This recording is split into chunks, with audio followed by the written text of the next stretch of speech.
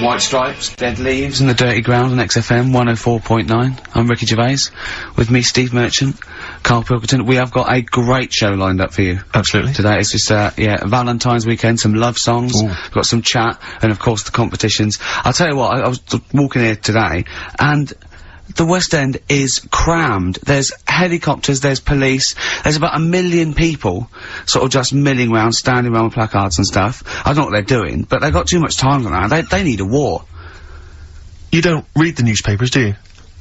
Boring. Ooh, those boys can rock there. That's the Guns with All Their Roses. And Sweet Child of Mine. On XFM 104.9. I enjoyed that. Yeah. That was good. It rocks. I hope the audience was playing it loud, like us. Yeah. Ricky Gervais, Steve Merchant, Karl Pilkington. Well, look at him yawning. How rude is that? Carl, what's wrong with you, man? Have you been up late? A little bit. Girlfriend was away, wasn't she, yesterday? Yeah, I always have a problem with that. I always have, because you don't go to bed, do you, early? Do you know what I mean? You sort of think, I just always find that thing that if, you know, you're used to living with someone. Yeah. One of you will go, let's go to bed, then you'll go, alright. But when you're on your own, you go, You just forget to go to bed. I just stay up. Okay, stop eating now, Karl. You've ate all the food, that's just a plate. Alright, okay. Yeah. No, I stayed up and watched, there was a thing on about Dracula. Right. What, Dracula? And I found a flaw in it. Go on. Not the fact that he's the living dead and and drinks blood to stay alive and he doesn't reflect. And he can turn into a mirrors. bat. Well, and you can, go on. The mirror thing, you can't look in mirrors. Can he? Well, he can look in mirrors, but he can't see himself in a mirror. Yeah. That still doesn't work. Go on. Go on. It doesn't work at all, Karl. It doesn't work Come anyway. on. Well, Centre parting's always really neat. His centre parting's always really how does he do it if he can't look in the mirror? Blood on the floor or something it was called. Rubbish. I love the flaw in the Dracula film is that his centre parting's too neat. How did he do it without a mirror? Was it a documentary about Dracula? No, Yeah, there was the real Dracula. Yeah, the real Dracula, the It's true just a film. It had blood on the floor or something. It's called. Yeah. It's rubbish. From 1970. Yeah. Right, but you stayed up and watched that. You know there aren't really that's vampires in that sense. Yeah. Yeah, but it still annoys you that his centre parting was too neat. Well, if you're going to do it, do you know what I mean? I'd like to see him with a fringe sort of pushed forward and maybe a hood up, alright? Come to suck your blood and that, alright? Yeah, just bits of tissue paper all over his face where he's cut himself shaving. I can't see it. Bloody mirrors annoy me, alright? I'd love to see that. A little mank Drac. That'd be great, wouldn't it? Well, that might be a film that we do in our movie. Mancula. Just getting onto that. Mancula. Count Mancula. Alright? You got any rave? You got any rave music, huh? Got any Oasis or that? That'd be brilliant. He came from Manchester. Please welcome Mancula. Alright? That'd be great, wouldn't it? His hair's a mess. Well, I can't see a mirror, can I? Well, we've got a show lined up for you. Sad news for Rockbusters fans. It is going to be the last Rockbusters. Does that mean that we are doing another one and it's the last one? Or We are we've doing scrapped another it one, altogether? and it's the last one. Oh, man. Got a bit of a special one, Steve. Have you? Yeah. It's just sort of done Oh, it on, makes sense. No, it's, First time only. no, it's done on accents, because I'm running out of, like, clues and that to use. Oh, is this as good as the Jamaican one? The D-Trout Spinners. The trout spinners. That doesn't work at all. A bit like that. Okay, so go on, what's the gist of this one? Well, it's just, I've been the sound effects bit, that didn't really work out. So there's 3 sort of cryptic clues. Yeah. And, Sort of cryptic, yeah. it's done on accents, and I've sort of worked down the country, so I've got a northern one, I've got a Brummie one, and I've got a Cockney one. Alright, Excellent. we'll look forward to we're that. doing We've that got later. quite a lot of competitions, haven't we? Because we've also got your film competition. He's appearing in The Shining this week, Steve. Excellent, okay. We've also got, chimpanzee that. More monkey news from around the world. Monkey news. Stay tuned for that. But there's one that I thought we could phase in as we phased out Rockbusters. It's an old favourite. Karl, was before your time. XFM Family Fortunes. XFM Family Fortunes, it's brilliant. Get a It couple owes of people nothing online. to TV show Family Fortunes. No, it's XFM Family Fortunes. You can't get him on that. So we'll be playing that a little bit later as well with 2 lucky people at the club, and we'll be giving away some great prizes, I imagine, Excellent. Steve. Yeah. Go through those a little bit later. Yeah. As it was Valentine's weekend, what about a lovely song by Lloyd Cole? Oh. Like lovers do. I'd love to hear it. Lloyd Cole, like lovers do on XFM 104.9. Is that for all the lovers out there? Yeah, I'm Ricky Gervais, with me Steve Merchant and little Karl Pilkington. Oh, we're having a laugh, aren't we? Little Karl with his sandwich and cheered that. up, hasn't he? I'm still bruised where you punched me in the shoulder, showing that you could box. Yeah, to be fair though, Rick, you do think that you're now a professional boxer because you've been on the telly boxing. Yeah. No, he does. I mean, he laughs about it, but he does walk around thinking, yeah, I could probably handle myself in a street brawl. In fact, I walk around handling myself. Yeah. A lot of the time, don't I, Karl? And often Karl. Yeah, yeah. Oh, I love it, because his little round head, I've got another mate that's got a little bald head, and I'd like to squeeze it. Like to see how far, do you know what I mean, like an egg, you can squeeze it that way, sort of sideways, and that hurts, but then squeeze it forward to back, it doesn't hurt so much, does it? Do you know what worries me though? I think if you ever actually did crack Karl's head, I think yolk would come out. Yeah, he was drawing, and I gave him a little karate chop on the back of the head, and he jumped. He spasmed. Sorry, you gave him a karate chop on the back of the head? Yeah. To be fair though, I think I'd spasm, Rick. If a man crept up behind me and karate chopped me in the neck, that's probably a natural reaction. Didn't I laugh, yeah, Karl? that's right, good laugh. Oh, so we got lots of little things to get through. I mean, look at his little face. You're right. We had a little lunch yesterday, didn't we? We did indeed. That was a nightmare. Yeah. I hate going out with you two. I was explaining to Karl, right? I like to excite Karl's imagination, right? And if it involves chimps or monkeys, all the better. Brains he likes, parts of the body, deformity. You know, I know where to, you know, what buttons to push.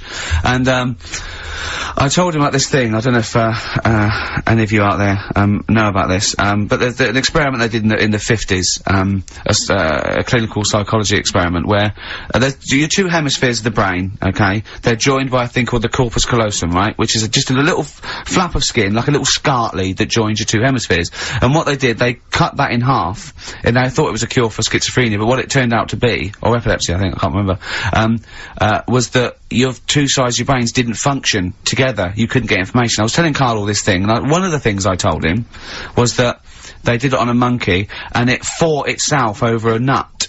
Like, its right arm was connected, you know, by its left lobe of the brain, and it was fighting over itself. And Karl went, instead of like thinking this is amazing experiment, he went, would it have been happy if you'd given it two nuts? Yeah, I know.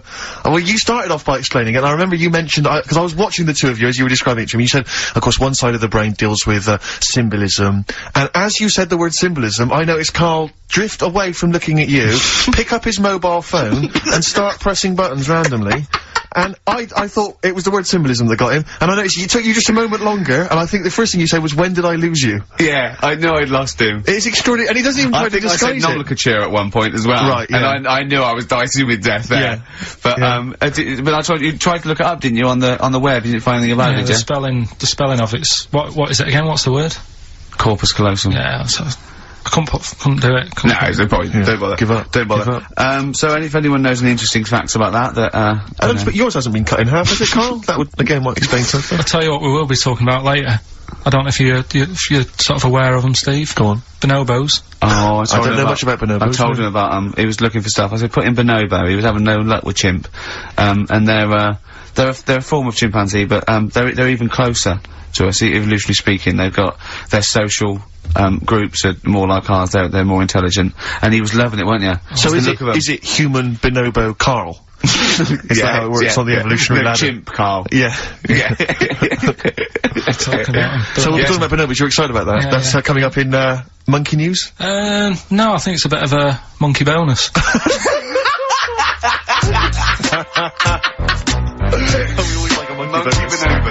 WC, featuring Snoop, The Streets on XFM 104.9, Ricky Gervais, Steve Merchant, Karl Pilkington. I think we should, kick off with a bit of a competition. I think we should get the listeners involved here. Phone up if you want to play XF Family Fortunes. Now, a lot of people, of course, won't be familiar with this because we played this in the very early days of XFM. Yeah. Do you want to explain the rules, or do you just want people to phone in? It's like Family Fortunes. We need two of you. I asked you. Do you remember we discussed this before? You can't say that. Yeah. And so get two on the line. You're competing against each other, and so it's fingers on the buzzers. Will you stop chewing, picking your teeth? I mean, even if the listeners can't hear it, it really annoys me. It is a bit like having a chimp in the room. Do you know what I mean, Karl? Right. Have you ever seen him eat hot food? No. Honestly, it is like a chimp.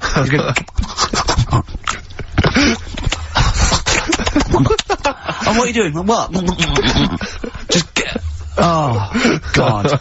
Or like the Cookie Monster.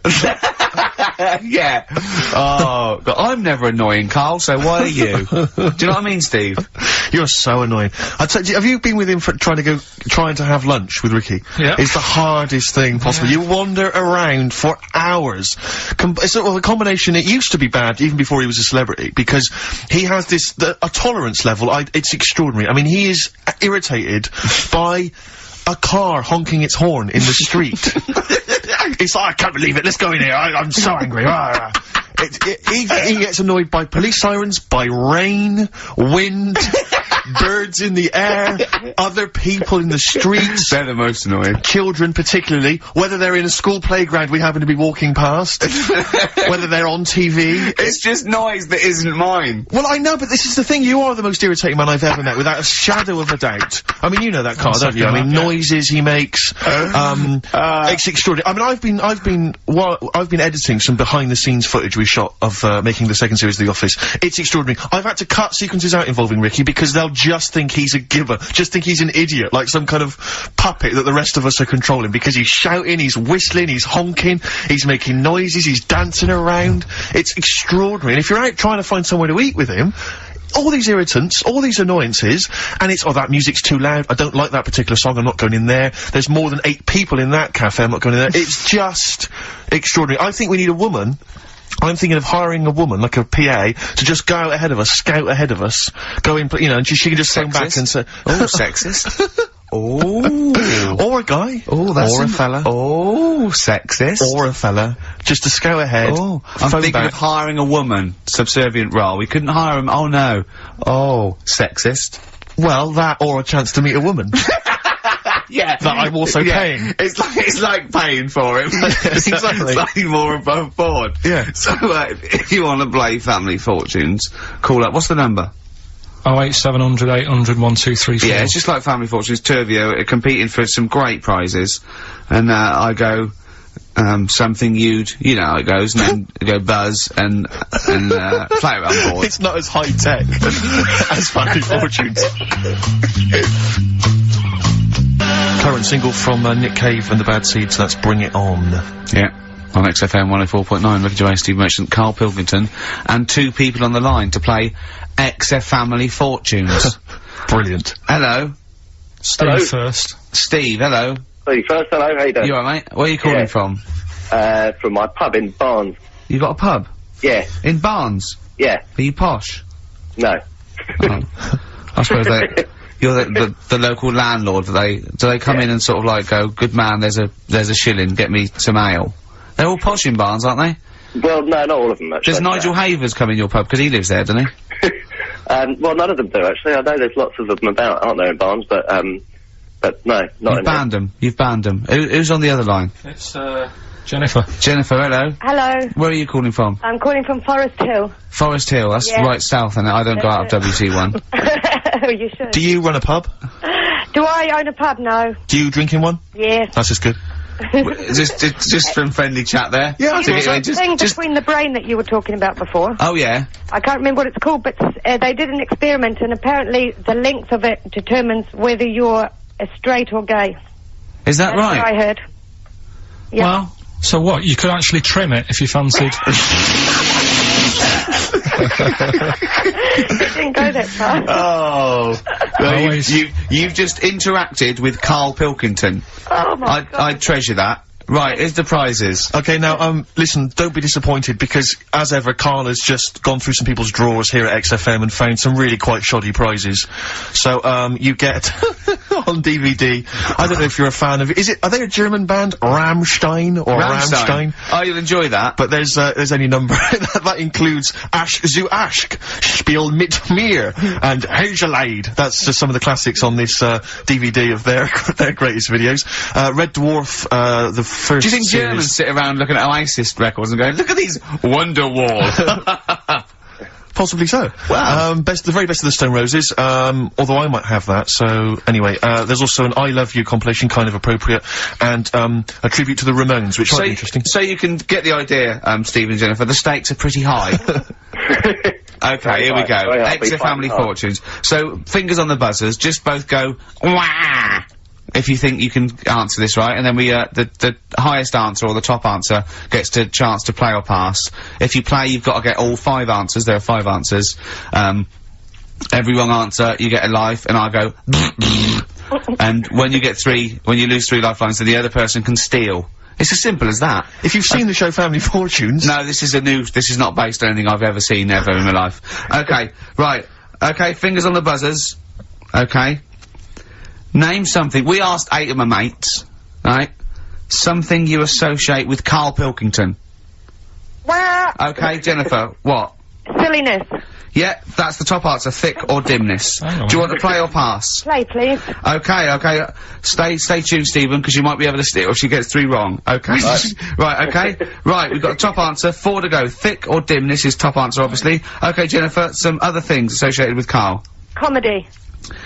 You'd think so, wouldn't you? Yeah. No. I don't even know who he is. You don't even know who he is? No, she does. She must do. And yet, bizarrely, she knows that silliness or stupidity is the top answer. Yeah, come on. Something else. The smelly eyebrows. One more wrong answer, and then Stephen gets a chance to steal. Okay. I don't know. People are screaming it at home. Very sensible. Oh, was that very sorry. sensible? Yeah. Okay, Stephen, can you think of one of the answers that Jennifer didn't get? Must be a mind for inane nonsense. Oh, well, I'm gonna give you that, because number 5 is even thicker. So, yeah, what you missed is, our top answer was thick or dim, second top answer was Manchester, third was Roundhead, 4th was airy Chinese kid, and 5 was, even thicker. So, I think Stephen's the winner there. Yeah, I think he's done well. Yeah. You enjoy, Rammstein, and you get, the Stone Roses and an I Love You CD. So that's the pilot for this show, okay? When Blockbuster's all over, we're gonna phase in XF Family Fortunes. Karl, thoughts? It's not that good, is it? Why? It's not that good. Just... I'm not that happy with it. Why? Why? Yeah. I'm just... What else? What? No. You're definitely right about that top answer. Well, thanks, right, so, Stephen wins all those prizes. Yeah. Stay on the line and we'll take your address. And we'll send something to Jennifer as well for even bothering to talk to Karl. So what's this, Karl? What are you playing now? That badly drawn boy. Yeah, excellent.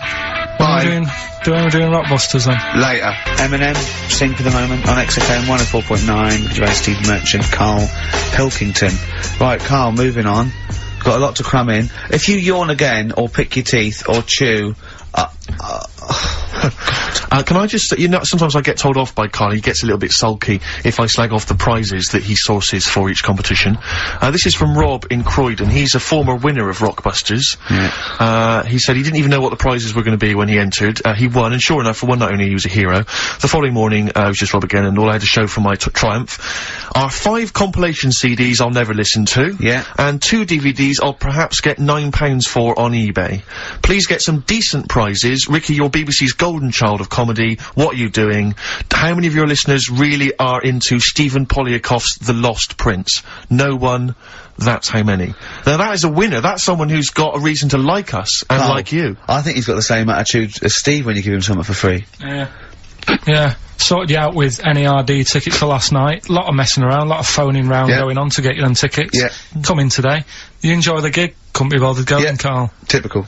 Yeah. I didn't say I couldn't be bothered going, Karl. You just assumed that was the case. You're right, but the point is this, Karl. Once you've given me the tickets, they are mine to do with as I see fit. The thing is, what annoys me is, right, I bet he hasn't even listened to them CDs. He might find something on there. That's his point, I think. Yeah, to be fair. But I don't want to give them stuff that's too good, because then they'll listen to CDs instead of XFM. Of course, there's always careful planning. So... You always got an answer. Oh, Karl, you're my hero. We don't care, do we, Karl? Well, I think the prizes are alright, considering what they've got to do. Do you know what I mean? Yeah. Right. It's just a bit of fun, for God's sake. So, Please do not blaspheme on air. something else we're giving away. Go on. The Shining. It's more throwing away, isn't it? Once again, Is it on video? Once again, it's on VHS. Just because you buy it out of your own money, Carl, stop being so mean. And I want to watch it tonight, 'cause it's one of those films that, So you're gonna watch this video, and then you're gonna send it to someone as a prize? yeah, it's one of them films that I'm sorry, what you just said yes to that without blinking. Oh, yeah. You don't think, like, Les Dennis doesn't have a quick go in the car on Family Fortune before he gives it away? It costs Jim Bowen has $5.99. a go at those his and her towel racks. It costs $5.99, Carl. Okay, this is Carl in the classic The Shining. And what's the question? Well, we might ask that afterwards. Okay, then.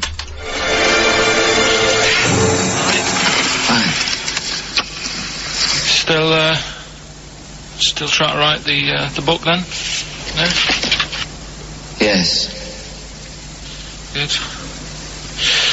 Funny, someone told me the other day, weird thing about a typewriter, the top row of letters, the longest word you can write is typewriter. I'll just show you, That's weird, isn't it? It's just the typewriter being... You're not in the mood, are you?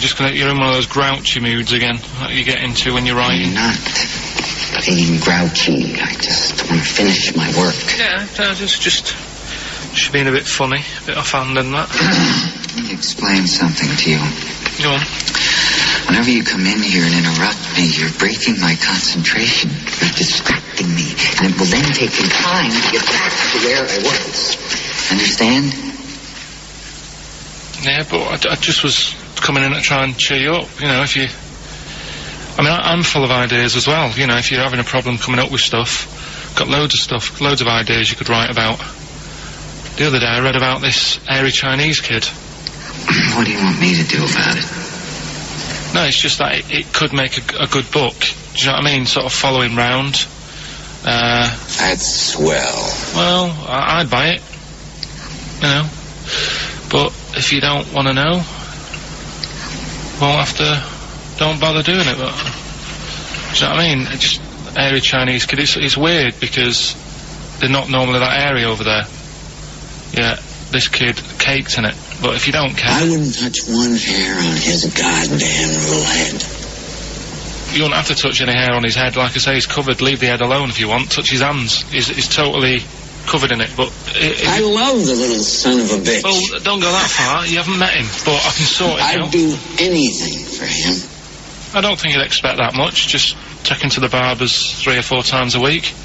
You know, he's a good little kid. In fact, I'll do it. I think I'll write a book on him. Yeah? How do you think you can handle that? Yeah? You're not too busy, are you? Well, yeah, I'm pretty busy. I've got to sort out some monkey facts for the show this Saturday, but I reckon I can still... Why don't you start right now and get out of here? Alright. I will. If you're going to be like that. Couldn't borrow a pen, could I? See you later. There you Haunting. go. Haunting stuff there. Karl Pilkington in The Shining. You know, in the film, Jack Nicholson goes crazy because the suggestion is he's maybe possessed by demons that maybe are in the hotel. But you know, if I was stranded in a desolate hotel, removed from all human contact with Karl, I'd go mental with an axe without being possessed by demons. That's more chilling to me, trying to get some work done and you keep wandering in. I'm trying to get Karl to spend a couple of days in the caravan with me. Just for the hell of it. And he won't. I've offered him money, won't I? I think it'd be a great laugh, wouldn't it, Karl? Oh, yeah, great. That would be terrifying. No, I want to film it. I just want to film it. Like a little video diary. There's Karl there, he's just waking up.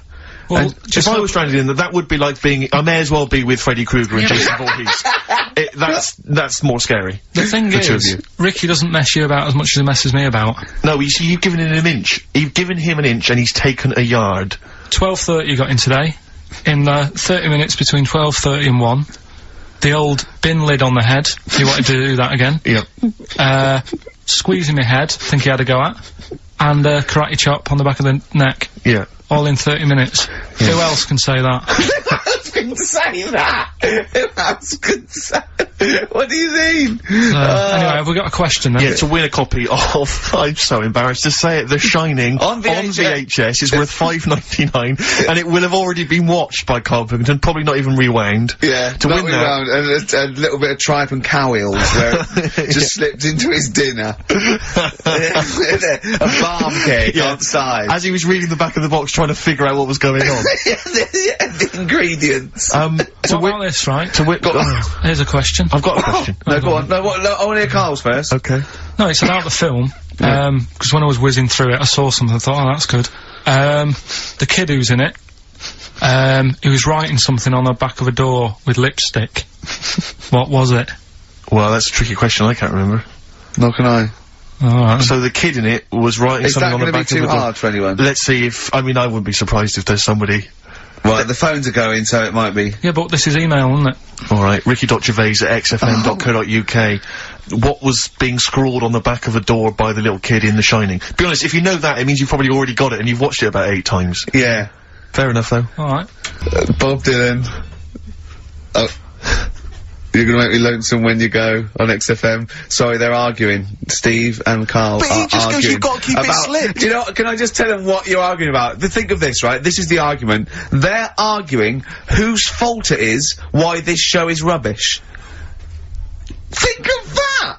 What? That's a perfect. I think that's a valid criticism. At least we're discussing it. You're just accepting that that's the case. You're not even trying to change it.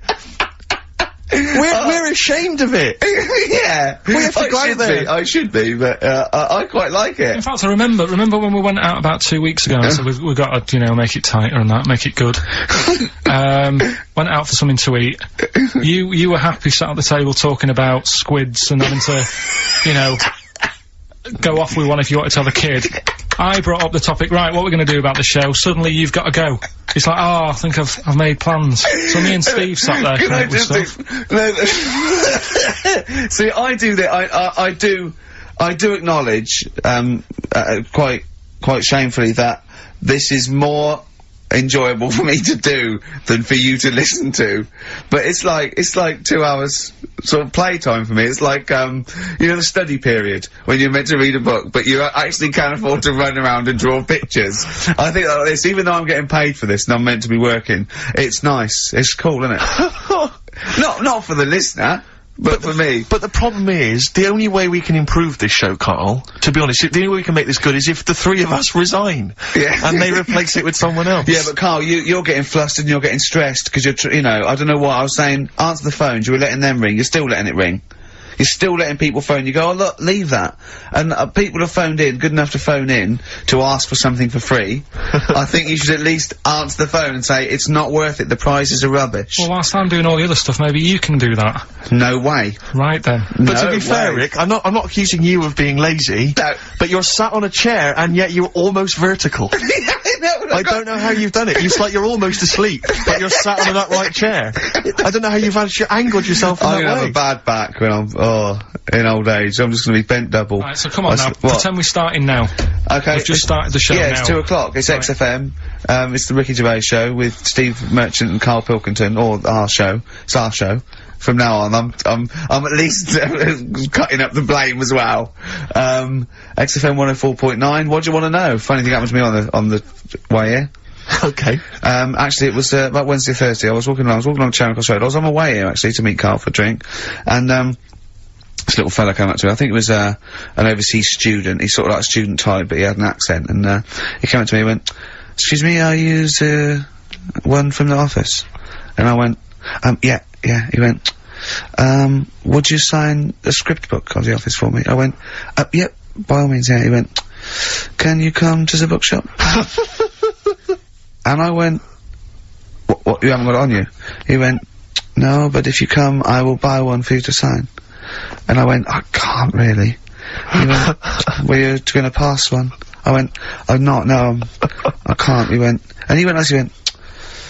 oh, I was just in Waterstones earlier, and I didn't phone. I went, oh, sorry. He went, you could just, I went, I can't. He went, okay.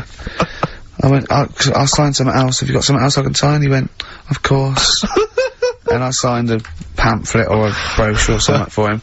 But I love the idea. Imagine me going with him and queuing up, and I'm in the queue. He's going, you going? Yeah, fine. Can you just hurry up? And he gets there, and his switch doesn't work, and he goes, "Can you lend me £10?" Yeah. I mean, imagine that. I'm a little bit annoyed you didn't go with him, frankly, because that would have been a sale of our book, and I get a little cut from that. Well, behind him was Salman Rushdie going, can we hurry up? Because I shouldn't be out. I'm getting a lot of funny looks. And, I really, you know, I don't feel comfortable. But I thought it was very odd the other day, was we were walking along, and Ricky often gets bothered for an autograph, and, some Japanese people who I think were tourists, they appeared from behind the corner, and I thought, this is odd, that, you know, they seemed like tourists, but they're obviously gonna ask for an autograph. And they just handed him a camera and said, "Excuse me, would you take a photo of us?" And they didn't recognise him. They didn't recognise him. I was laughing, I was thinking, right, so now Ricky's stood in the street, people are recognising him as he's taking a photo of three complete Japanese strangers, and I imagine them getting home and sort of saying, "And here's the one we had taken by Ricky Gervais." Taken with Ricky Gervais? No, taken by Ricky Gervais. From the office. Isn't that brilliant? Would you come to the bookshop with me? The life of a minor celebrity. Not really. Times like these, Foo Fighters and XFM 104.9. Carl, let's build up to Monkey News. Do you want to give the competition answer and winner? Yeah, we did the bit on The Shining, me acting out in that. Yeah. And the question was, the kid in the film The Shining, he, after, like, the devil had got in him and that. This isn't written out, is it? You're just winging this, aren't you? No, but I remember it. Well, you haven't seen the film, though, have you? No, but when I was whizzing through to get the clips to make that thing, right, I saw it and I thought, hang on a minute, I'll watch this bit. And that's why I want to take it home tonight and watch it. I meant more how you present in the competition. It's just like Jonathan Ross on Film 2003. Well, I'm just saying, right, so the kid's there in the bedroom, and he's got his mum's lipstick. Yeah. And he's saying... He doesn't run a mobile DJ. No. And he said, he wrote down red rum on the back of the door. And his mum wakes up and thinks, what's he doing? And she looks at him and she goes, oh. And then she looks in the mirror and sees red rum in the mirror. Right. Which is sort of... he's offering racing tips? It says murder in the mirror. Oh, clever. So, Kelly in Hounslow got that right, so... Excellent. After I've watched the film, I'll be whizzing that over to Hounslow. Brilliant. I mean, the one thing I do like about, this show, for all its faults, is the... honesty? Yeah. I mean, that can be good and bad. I mean, some people think it's sloppy, arrogance, laziness, you know, thoughtlessness. They'd be right. Yeah. But, I like to think it's honesty. It's like a peek into the mind and workings of Karl Pilkington. He just said to me, because he was shaking, because he said to me, and I quote, he said, he's just, wittering to himself, "I must remember to eat next time Suzanne's away." I know. I must remember to eat next time Suzanne's away. No, but you did. I mean, I wonder if I lived on my own if I'd still be about. Because I just neglect myself. Yeah. So, I mean, for all I've eaten A this lot of morning, self-abuse. Is that what you're saying? I had lasagna last night that I messed up, right? Why did you mess it up? Cooked it for too long. It was like a brick. Right? And she called up and said, "Have you eaten?" I went, "Yeah." She went, "Was it nice what you have?" I said, "Lasagna." "Was it nice?" I thought, I don't want her to worry, because she's probably been out and had a good meal with all the work people. Yeah. I didn't want to say, well, you know... And she went, "Okay, bye." And I go, "That can't go." "Yeah, I bet he cooked it like a brick." "I bet he threw it away." Anyway, gin and tonic. And I had Scotch pancakes for breakfast. That is all I've had. So I'm starving, I'm shaky. Plus I've got that restless leg syndrome still going on, which I can't get rid of. What's restless leg syndrome? I find, if I go to bed, right, my body's tired, but my legs aren't. Are you like Michael Flatley? You have to get up and do a bit of tap dancing. Do they just keep going even when you're asleep? Keep moving about, so I have to get up and stretch them or something. Or I've worked out that if I put a pillar on, like, the bedpost down at the other end, if I have my legs higher than my heart, it calms it down a bit. Is this why Suzanne works away so often? I don't know, it's weird. To get a decent night's sleep? I put it down to Smarties and that, it's like a sugar thing. But, stop eating them. Apparently Bob Mortimer's got it, as well. No, he's got arthritis. Was he? You told me in the week that you've mastered, moonwalking. Yeah. Yeah, I can do that. Is that one of the things you did, like, in the middle of the night? It's moon sleepwalking. Yeah. He just gets out, he finds himself walking backwards and wakes up and goes, oh God, I'm brilliant at this. Right, so listen, what we're doing now, we're getting a debate going about, actually, right? Go on. We're struggling, go on. No. You can help me out here, Carl, you've got an idea, I can see it in your eyes, he's got a brilliant idea, wait for it, go on. No. It's something, when I was looking on the web, found something out. Go on. It's a story about a woman who had a baby, What are you talking about? What?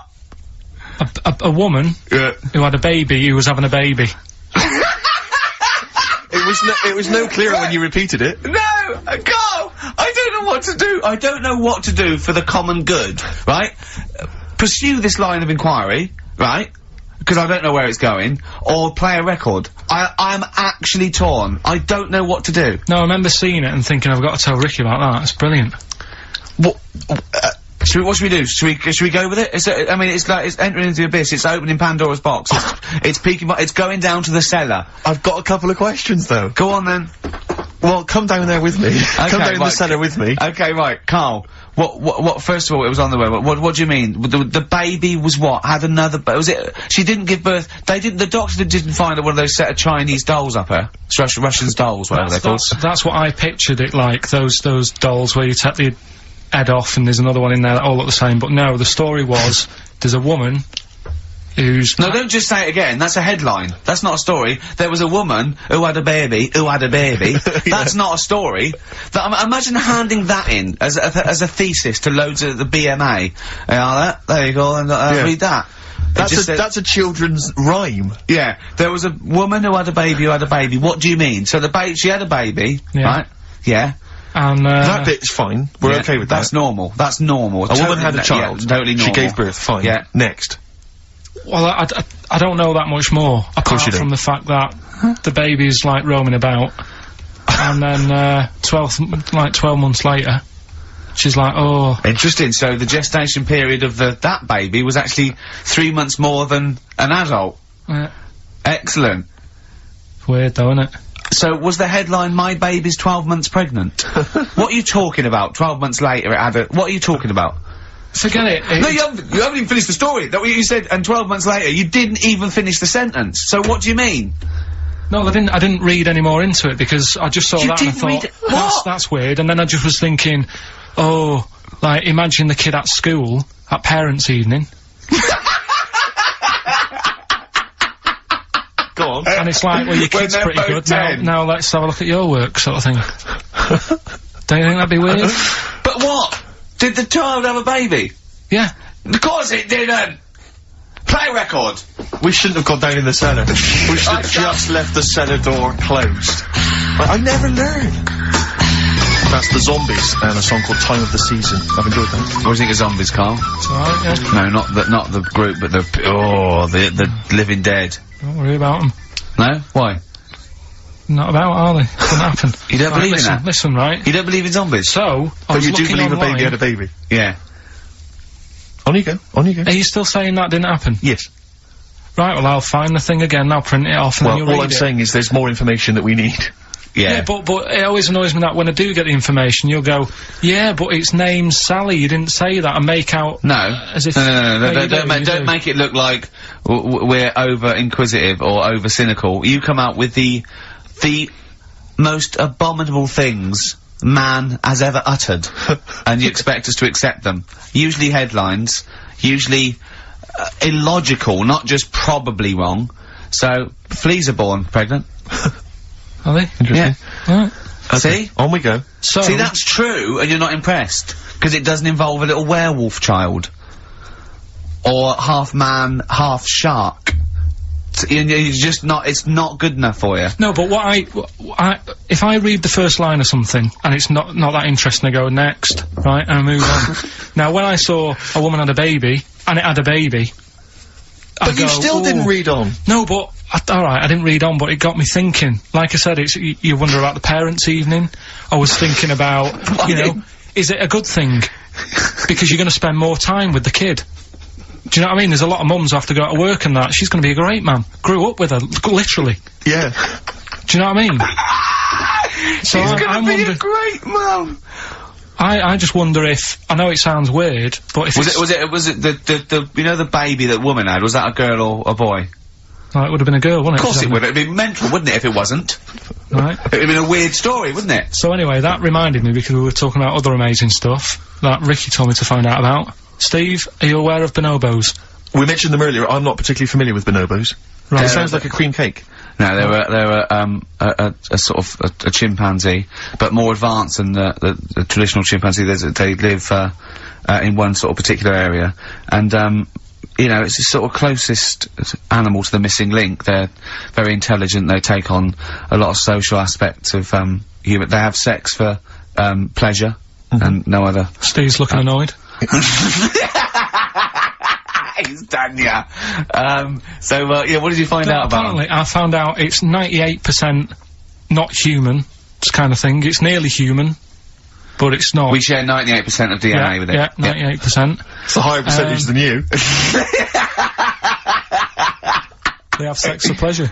They do look a bit like him, though. They've got a little round head, haven't they? But, and they're much more upright than the, you know, they've got a more flexible. I sort of get bored with animals that are, like, classed as being intelligent, right? So when you told me... I get bored with them. Because they're not doing enough, they're not playing Nintendo. Do you know, like, that people always rave on about dolphins, saying, oh, they're really bright and that? Yeah. You know, I was having an argument with Suzanne about it, and she goes, oh, yeah, dolphins are really intelligent. And I said, but what? What have they done? So she said, well, they use them in wars, they strap bombs to the back to go out to boats, to then blow up the boats. Yeah, they're trained, Well, that isn't that bright. If it was really bright, it'd go, I'm not doing that. Well, no, they leave them. They don't blow themselves up. They... anyway, but... Right, well... So anyway, so bonobos, really bright and that. Now, I was looking at them, and they are, you know, they're saying... you know, they're just like humans, basically, right? But what I was thinking is... I didn't have a chance to ask you. If you got a mentalist... Right. And put the bonobo in an exam... Okay, right, okay. What do you mean a mentalist? What do you mean? Well, you know, someone who's, you know, a little bit... just a little bit slower than me. And put them in an exam. What would happen? Right, okay, you've got to be clearer here, Carl. What are you saying? Are you saying pit the wits of a bonobo against... someone who's educationally subnormal? Yeah. What do you reckon? Again, I don't know where to start. No, but if they're that good, why aren't they being used in labour and stuff? Do you know what I mean? What in the what do you mean in the government? Like, you know, like some jobs that they could do. Why hasn't someone caught onto it and thought, well, hang on a minute. Sorry, I'm not familiar with the bonobo. Seriously, could it do a job of work? How advanced are these creatures? Lots of animals do job of work. I think Carl wants this bonobo to start going to work with an umbrella and a bowler hat and have sort of like rudimentary language skills like morning, morning. So I couldn't employ the bonobo to be my PA. It's not. I mean, how advanced are they? Could I teach you to go in the shops and collect something and bring it home? But you can teach a dog to do that. Yeah. It depends what you mean by intelligence, social interaction, also dexterity capability, you know. Could it produce this show? Yes! I'd have thought it could, randomly. Yeah. Just by pressing the buttons it could do a better job. It depends what you're asking, Carl. What you mean is, could a chimp beat a thick human at an intelligence test? Yeah, that's what I'm saying. But it depends on what the problem with the human is, doesn't it? Right. First of all, mental illness has nothing to do with intelligence. Let's get that straight. That's one thing. Mental people aren't necessarily less or intelligent than people. Now, is that the clinical term? Well, exactly. A mentalist. A mentalist. Sometimes I don't know what to do. I don't know whether to start with where he's going wrong with the question, to answer it, to find out what he really means, because... It's just that if that did happen, right... What could happen? You want the Planet of the Apes, don't you? Here we go. Go on. Right? I go to school. I go to a new school. Yeah. I go in the class. There's 3 bonobos sat on the back row. Yeah. right? I think it would make They're everybody... bad kids, are they? Everybody would work harder, because you go, well, I don't want a monkey beating me. Whereas when I went to you think school... they'd be an incentive? Yeah. Well, I think... Okay, they go, oh, go on, what do you mean? No, I would have loved it, because, I mean, one of the reasons I didn't like school is it's like, oh, I'm not bothered. You know, I'm not bothering going in today. I'd love it if I went in and someone said, right, you're gonna start coming again. Why is that? You've got 3 bonobos in your class. What if they didn't hang out together, like the 2 little, kids with the webbed hands and the big heads? What if they started bullying you? Stealing your pocket money? Well, maybe go in, I'd stop maybe going. copying you, maybe making you do their homework. Yeah. They did find out you... To be honest, it would probably be the other way round. And he'd score better. Yeah. Carl, have you been copying? Have you been copying the bonobos Have again? you been copying Boo Boo again? It'd be good though, wouldn't it? Well, it'd be great. I wish I could live in your mind for just a day. So it must be great when you walk around and see things. We were talking before, right, about, at school for some... I can't remember why it came up, the frog thing. But they did a... Oh, I'll tell you what it was. It's the march that's on today, right? And, you know, if people want to do that, it's fair enough, but I don't like going out in big crowds and what have you. Sure. He said, there's too many people to get anything done, right? He said, I wouldn't do anything with more than 5 people. Do you know what I mean, Steve? If you have a night out, if there's more than 5 of you, you can't talk to everyone. Who's in charge of the night? It makes it hard work if you want to nip into a restaurant, because you've got to get, like, a table for 6. Yeah. So if you're on that march today and you want a coffee... You've got to get a table for 20,000. 7 for 1 million protesters! No, but do you know what I mean? If they're Trying to walking work down the out the street... bill afterwards. Yeah. Who had a dessert. If they Let's just split it a million ways. Yeah. Should we just split it a million ways? Well, I didn't have a pass on starter. I need to pay with Switch. I didn't have a starter. Can I pay on Switch? Before you know, war breaks out. Forget it. They're fighting amongst themselves. Dubs, there goes the fear. We got a crack on here. XFM 104.9. We've got to get in Rockbusters and a couple more tracks. Ricky Gervais, Steve Merchant, Karl Pilkington. Karl, go for it. This is Rockbusters, the last ever Rockbusters.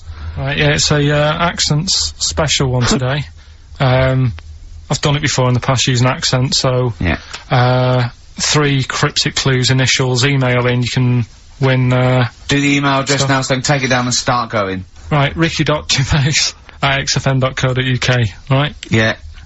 Right, first one, the northern lad remembers he had to tell his mum's daughter something. Oh, dearie me. The northern lad remembers he had to tell his mum's daughter something. That's O, the initial O there. Think of a band. Yeah, I've got it the already, initial, yeah, right? yeah. Okay, that's easy. Go on, next. Second one, the person from Birmingham got a C in their degree. Right? The person from Birmingham got a C in their degree. The initial there is T. You don't get A, B or C with your degree. Well, that's... And the final one, the Cockney fella isn't happy. Everything's going wrong. That's DH. The initials there, DH. So very quickly, the northern lad remembers he had to tell his mum's daughter something. God, they're not going to get the second one. O. Second one, the person from Birmingham got a C in their degree. Initial T. And the last one, the Cockney fella isn't happy. Everything's going wrong. DH. Email in, ricky.gervais@xfm.co.uk and win some stuff. Is it important that they bear in mind the accents? Does the will the accent really help them? Of course it will, yeah. Well, of course it will. Not necessarily, course. Yeah. So, Right, do that. Right, you the can, Valentine special, Letter to Hermione, one of the greatest love songs ever, and you've got a couple of minutes. Please do you know email the funny thing is, we haven't even done monkey news. Oh, God. Right? There's nudists going about, playing bowls, which we didn't get round to. Are there? Yeah. God. Why are they doing that? They got fed up with volleyball. I don't know, it annoyed me when I read it. But we'll leave that, maybe we can come back to What that. are they up to? Some They gotta be nudists. careful when they're smoking a pipe and bowling if they're nude. Do you know how, like, nudists annoy me? I saw it in the week that, Sorry, what was the monkey news? Quickly. No, we got to save monkey news. We'll have to do that when we, Is it quick? Is it quick? Going into the record. what, the monkey news, is it quick? Yeah. I can tell it to you quick. Quick then. Right. Jingle. Oh, chimpanzee that. Go. Shambles. Hurry up! There's a monkey in India, right? On a, railway station. Waiting for the train.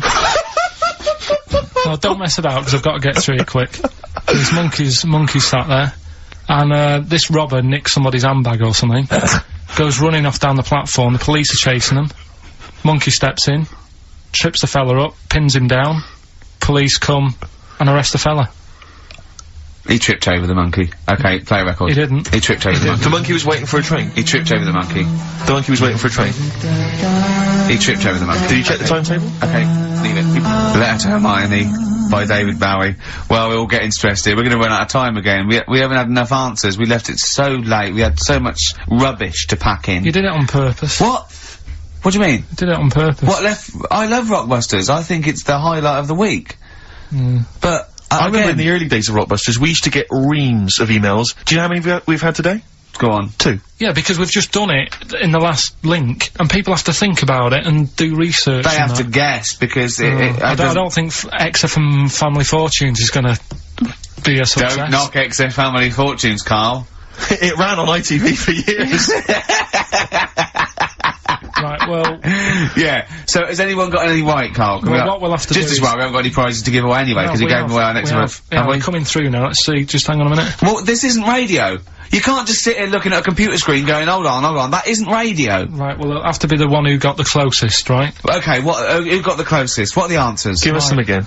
Right, the northern lad remembers he had to tell his mates, his mum's daughter something. I'm so glad this is the last one ever. This is the last, I promise it's the last Rockbuster ever. The northern lad remembers he had to tell his mum's daughter something. That was O. Yeah, I know that. What was it? Oasis.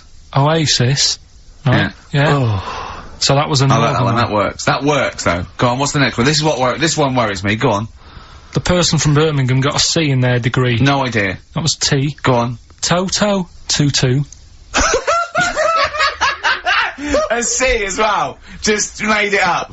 A C. 2-2. I love it. I love it. Toto. Well. Toto. Right, no, did anyone get Toto. that? Yeah. You are I just saw joking. it on an email. Right, Someone come on. got that. What's the last okay. one? That's extraordinary. Last one. The Cockney fella isn't happy. Everything is going wrong. Going back in time a bit. The initials DH. Going back in time a bit? Yeah, that for the song. It's not a sort of. Oh right, I remember. I thought I didn't hear that first time round. Cockney fella isn't happy. Everything's going wrong. The initials with DH. Yeah. That was Dan Hill. Dan Hill. Right. Dan Hill. Nobody got that one. That's a tricky one. But Steve, do you want to pick someone who got a couple? No. I mean, I imagine Dan Hill was on everyone's lips. I mean, I'm sorry, I think I know about music, but I don't know who Dan Hill is. Sometimes when we touch. Yeah, honestly, it's too much. It's Doesn't an really matter. awful ballad from about 1973. Yeah. Right? Well, no one would get Dan Hill. Did anyone get Dan Hill? Well, I don't know. Steve, you are just. I'm not gonna check, I can't be bothered. I just want to celebrate that it's over. I'm just pleased that we're finished with Rockbusters. What? Right. Did anyone get it? Hang on a minute. I've got to put check. that one back. I want to hear the answer again. What? Carl, leave the mouse alone and let me find that one.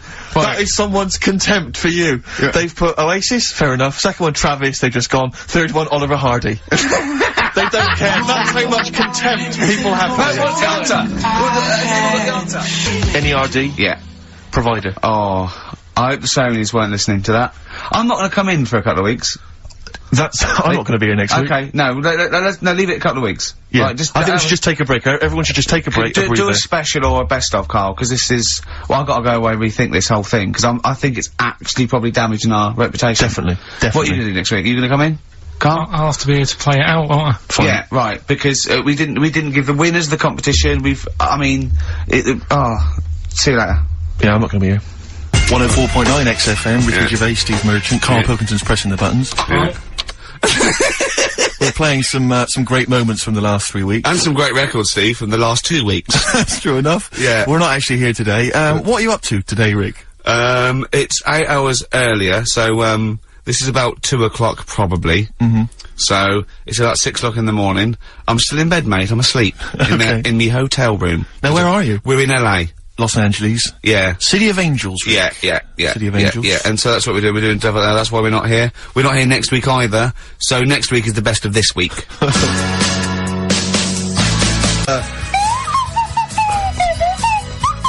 Someone's left one of those little things in here. It's brilliant, It's isn't it? amazing. What are they called, those things?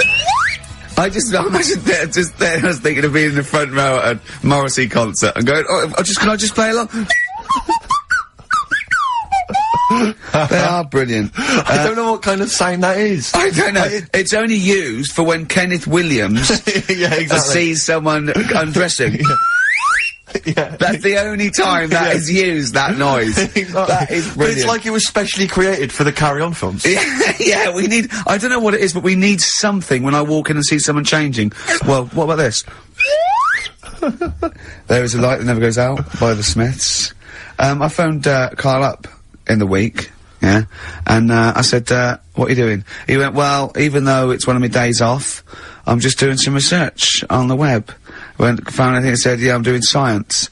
And then he said, you can get wigs for dogs in Tokyo. That's his scientific fact. And I went, what do you mean, dogs, if they need a wig? I said, if they need a wig, what, dogs going bald? And he went, like, this is fine to him, he went, it's a stressful city, Tokyo. The world's alright with Karl. He's always got an explanation. I've only ever seen him confused once. When, in Edinburgh, he looked out of his window one day and he saw a bloke putting a parking ticket on some rubbish. Yeah. And that genuinely confused him. Yeah. He couldn't work out, could you? It's a bit weird, isn't it? And the woman breastfeeding her 8-year-old child, you didn't like, did you? I don't like that. But, the what's the name? Animals with wigs. I kind of thought, after I put the phone down to you, I kind of thought about it, thought, yeah, it's a bit daft, that. Are you sure he's not the ageing pop group? No. The Animals? But when you think, have you ever seen, like, a bald pet? No. It's weird. What do you mean? Because my mum, we had a cat, we used to get through loads of cats because we lived on a... Oh, God, it started early today, innit? What do you mean you got through a lot of cats? Just because we What lived are you on... doing? No, Running a restaurant? We lived on... Oh, God, what do you mean? No, we lived on, like, a main road. Oh, yeah. Right? So Yeah. we used to get through a lot of them. My dad It was kept their saying, risk. you know, stop wasting money, you know, it's not good. Not wasting money, not wasting cats. Right, so, anyway, we had this cat that was ill all the time. And, It's just bag of nerves, probably. Yeah, malingerer. Yeah, I'm terrified. I'm going to which house? Rome. Oh, God, bloody hell. Rome. Don't let me go to the Pilkingtons. and it, for some reason, it kept being sick all the time. Yeah, that is nerves. That's definitely nerves. So my mum kind of thought, oh, I've had enough of this, and she shaved it. Whoa, whoa, whoa. Whoa. Now, I know you're not vets in your family, but what correlation did your mum think there was between it being sick and shaving it? Because it kept being sick, and it was a pain to wash, because it kept getting So caught she up. wanted a dry wipe cat. So, Why didn't she just varnish it? What? it's weird, So now he's cold and sick. No, but I mean, not all of it. She left sort of the back half, but sort of from its waist, sort of. I love that! Shave it because it's sick on itself! And That is it was genius. the weirdest looking thing. I mean, normally I like cats. I'm always like giving yours a stroke on the head and that. Yeah. As soon as she did that, it was like, oh, Yeah. can't touch it. And then So now it's sick, cold, and hated. Yeah. Karl. It must have, I mean, the other cats must have been taking the mick out of it constantly. It's just making things worse. Did it get, I'm hoping that it got run over and was put out of its misery. no, I think it got all right, that one. Or is that the? Yeah, it did get run over. It did. Oh, God. Oh, dear. How many cats do you say you got through? I'd say whilst I was living at home, I mean, it's still on the increase even though I'm not there. So whilst I was there, probably 5. God. Wow. Oh. Yeah. And were you upset each time, or you just got used to it? It's one of them things, isn't it? Like I've said before, when you first see something, it's a bit of a shock. Do you know what I mean? It's like the Elephant Man or whatever. Yeah. First time you see him, it's that sort of, oh, look at that. Do you remember the first time you saw Steve? No, I'm not being funny. Do you remember the first? Yeah, but I've said this before, it's always, then you get used to how people look, and you don't... No. I'm gonna burst. You have to play a record. No, but... Because I just see Steve's face. No, but I've got used to it. Shut up.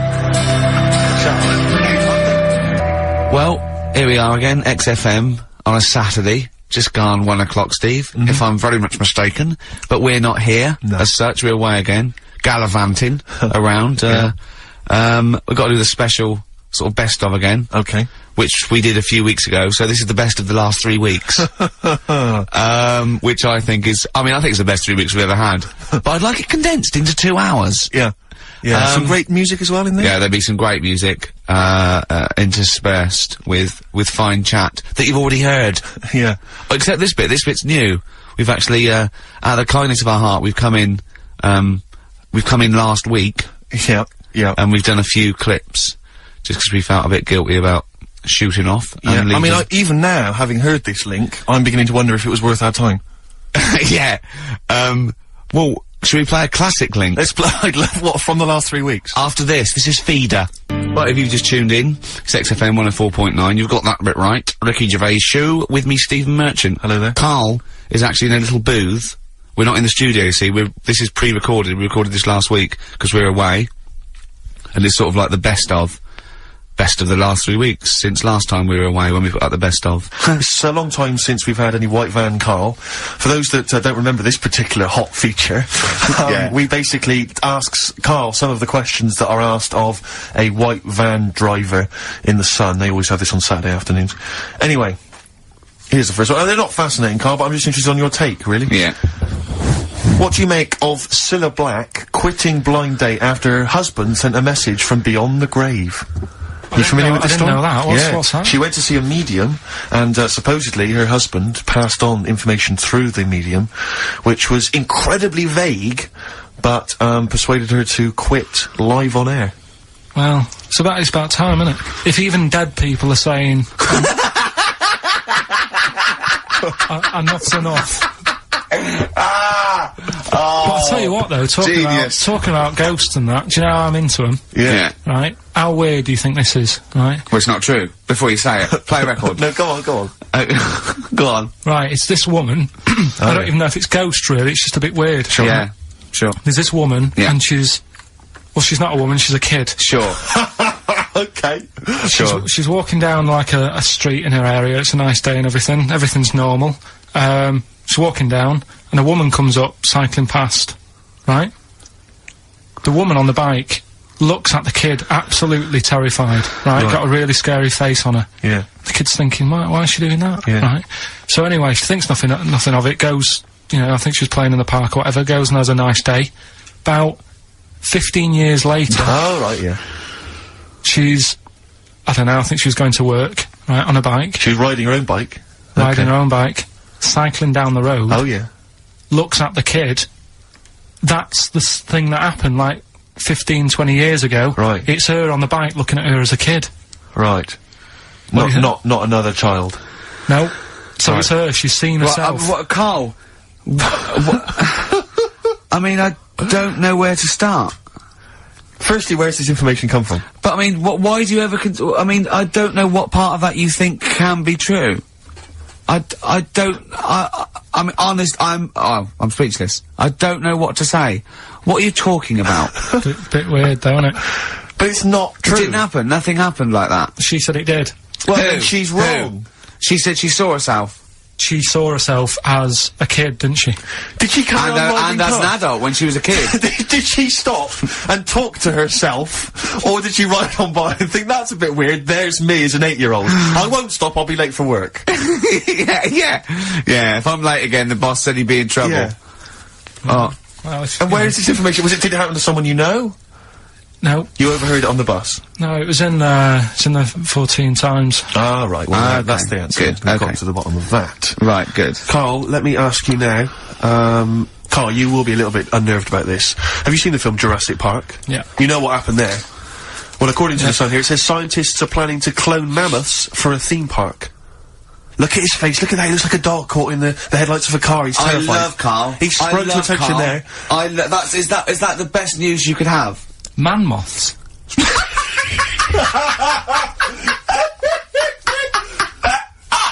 Right, yeah, man moths. I love the fact that that's why he was so excited that they bred a man moth. What is this? Yeah, it's a human being that hides in your wardrobe and eats an entire jacket in a day. Yeah. What do you mean, man moths? Mammoths! Mammoth! The big hairy cow from the Ice Age. I mean, elephant. You're not so excited about that, then? You can take or leave bringing back mammoths to life, but a man moth... A man moth is a different matter. Oh. If we'd have never brought that up, he'd have gone and told someone now, you know, they've bred an half man, half moth. This is what we mean. That's how things start. This is what we mean when you hear these ghost stories. Are you slightly deaf? Is that it? When you hear these stories, is it... Carl, is English your first language?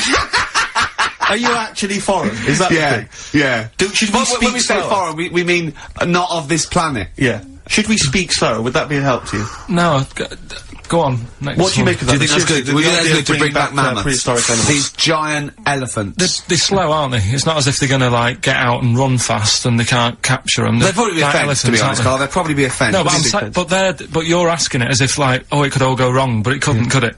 Well, really? but the point was about Jurassic Park is they thought it wouldn't go wrong. They thought they had it all under control. Have you learned nothing from Jurassic Park, Carl? Dinosaurs would say, oh, think about it before you do it.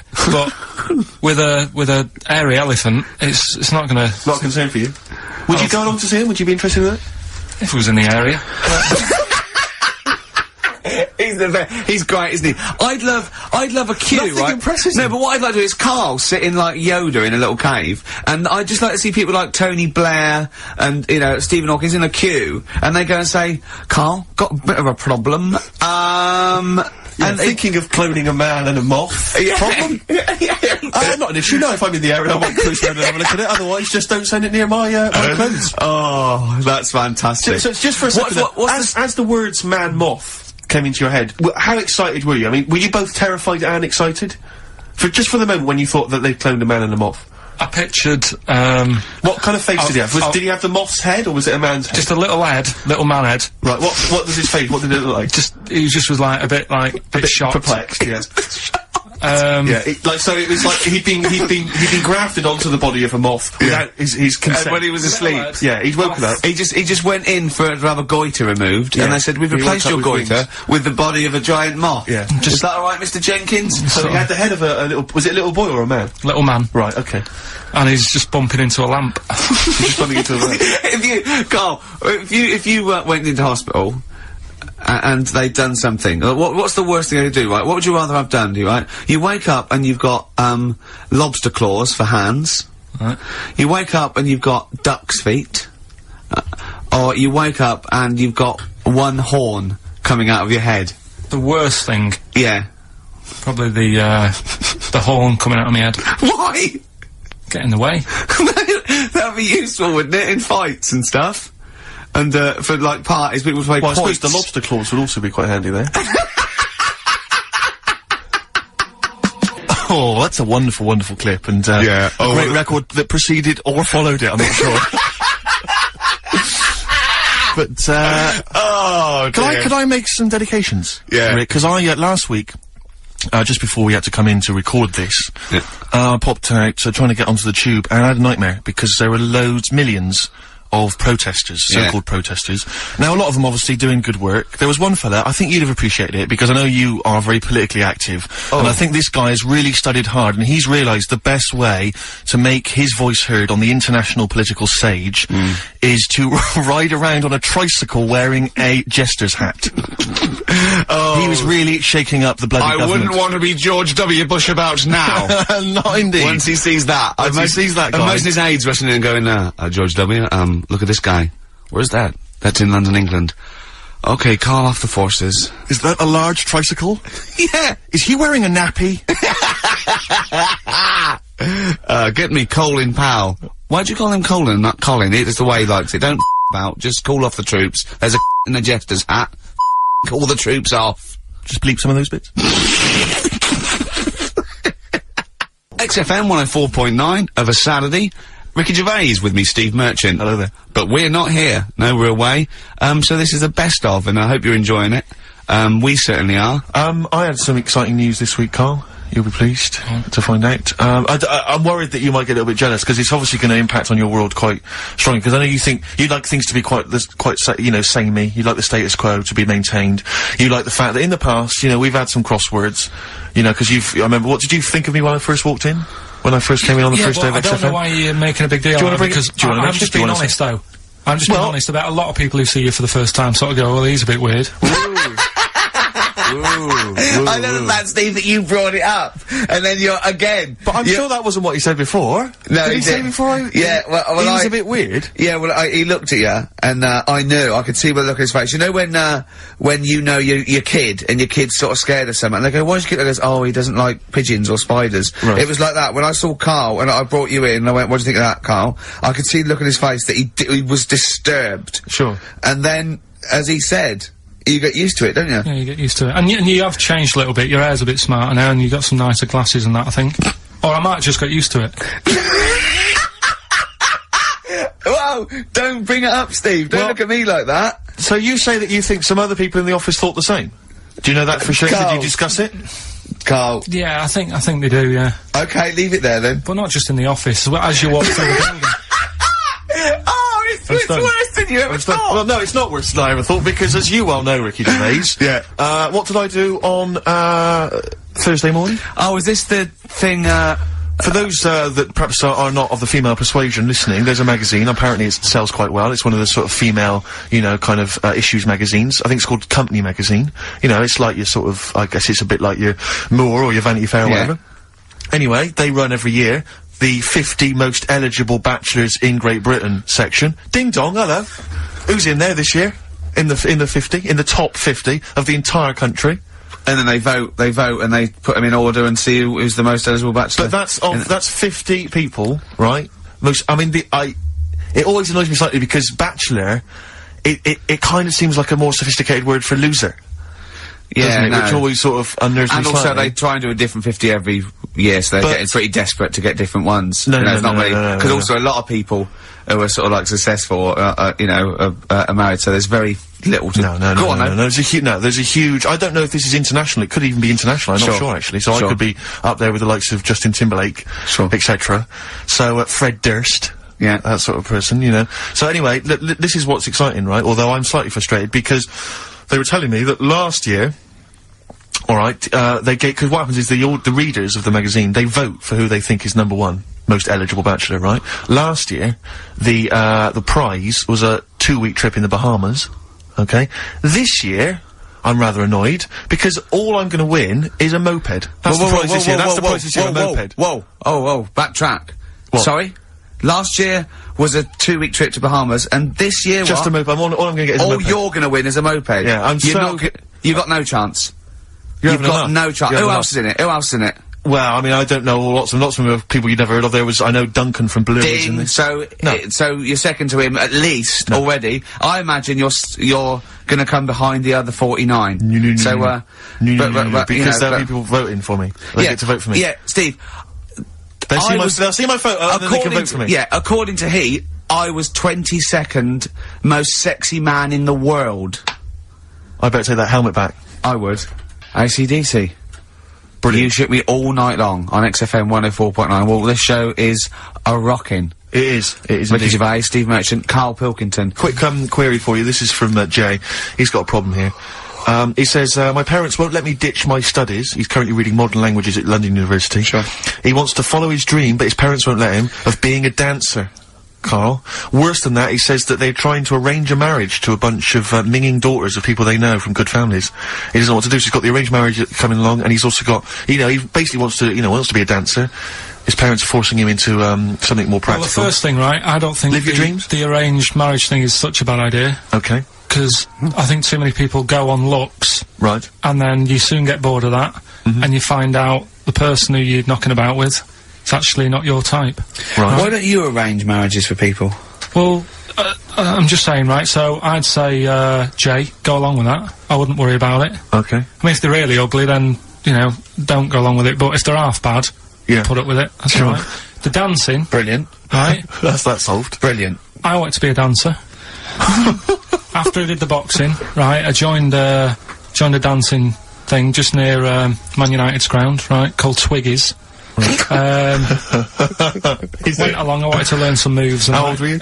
Well, it was when Michael Jackson was, like, pretty big, so about 83, 84, 85, something like that, around there.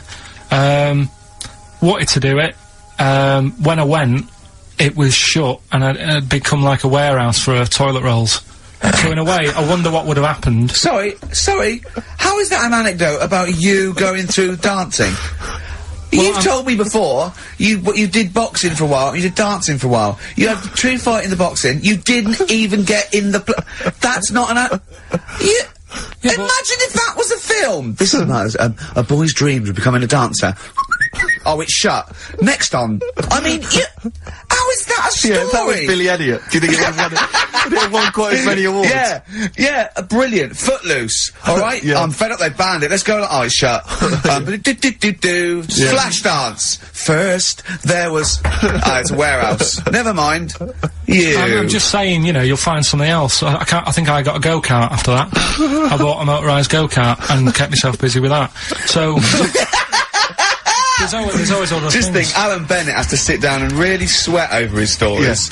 Yeah. He just opens his mouth. You are a living Alan Bennett character. So that's that's solved. Well, Jay, don't worry about that. There's no emotional problems I can foresee if you follow that advice. So the advice there is do an arranged marriage. If she's not ugly. minging, she's not completely minging. Yeah. And don't worry about dancing. Get a go-kart. Cheers. Great. XFM 104.9. We're not here. This next clip is one of my favourite clips. Look, it needs no introduction. Here it is. What should we do next? It's too much. We, do we need them out of the way? Do we need them out of the way? Yeah, just, let's explain it again. If you're new, I'm sort of on a bit of a mission to find out, you know, we've got a lot of animals and insects in the world and stuff. Yeah. Do we need them all? It still amuses me. So we've found out we've got to keep jellyfish. We've done octopus. She said we've got to keep them. This week, snails. Do we need them?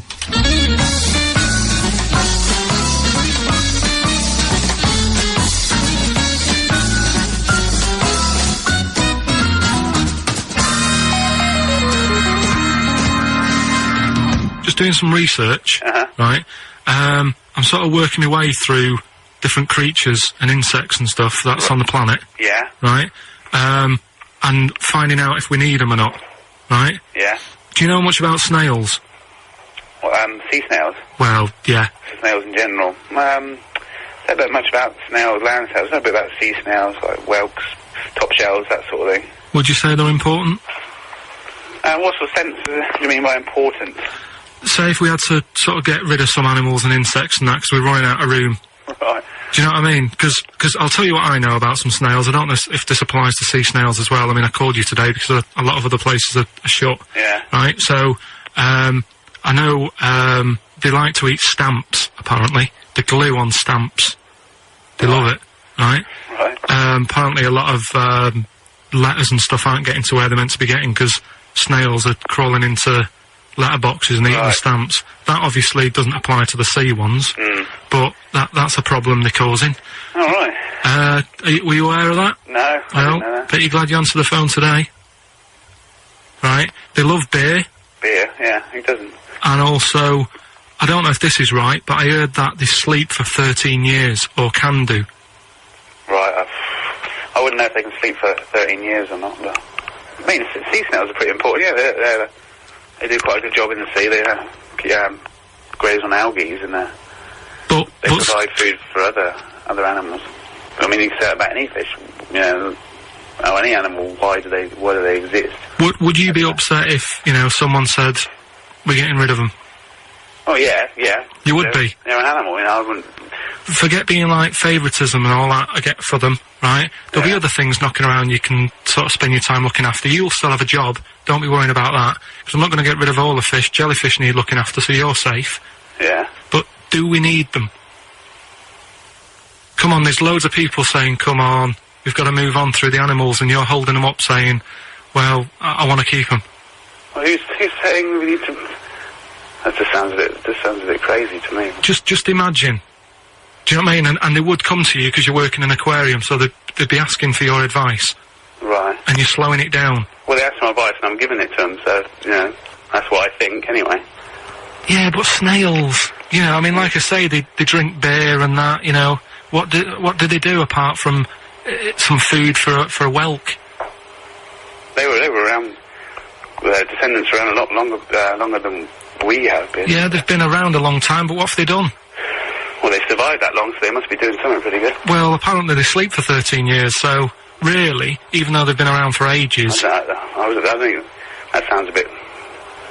I don't think they sleep for 13 years. Not all of them, just the tired ones. So, snails, do we need them? Well, yeah, I just think they've got to, just as, you know, it's not for us to say, do we need them or not, we can't. So you think we should keep them? Yeah, definitely.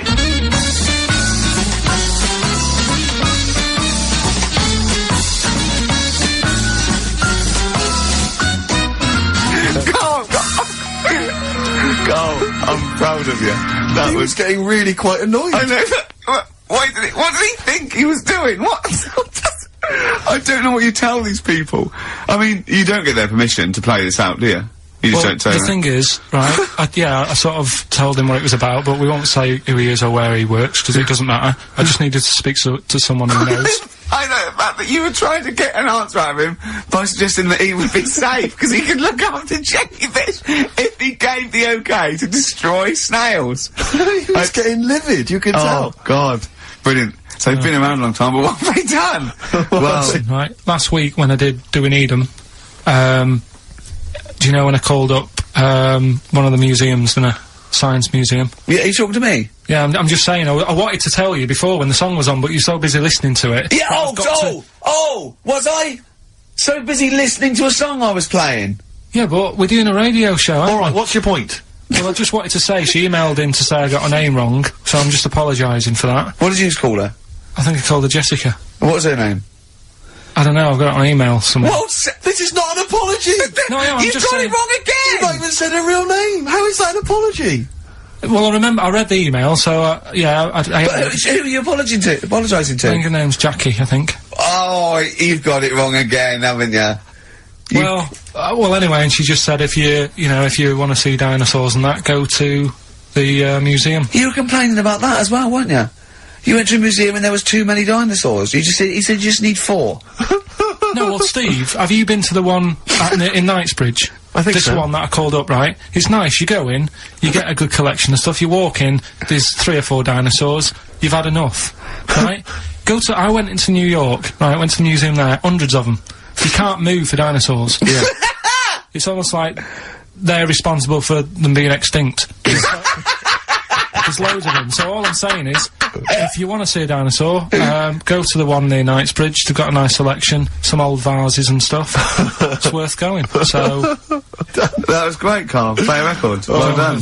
Bit of Amy Man. Oh, I'm obsessed with this song, Red Vines. It's brilliant. XFM 104.9, Ricky Gervais show with Steve Merchant. Hello there. Yep. And we're not here this week. We're off jetting around the world, so we've pre-recorded these links. The time is currently somewhere between 1 and 3 o'clock. So, a time check there from Steve Merchant. No problem. Yeah, and, what about this weather?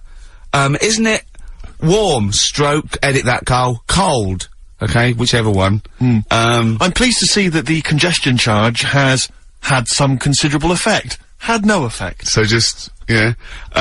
Wasn't that great on telly last night, the film?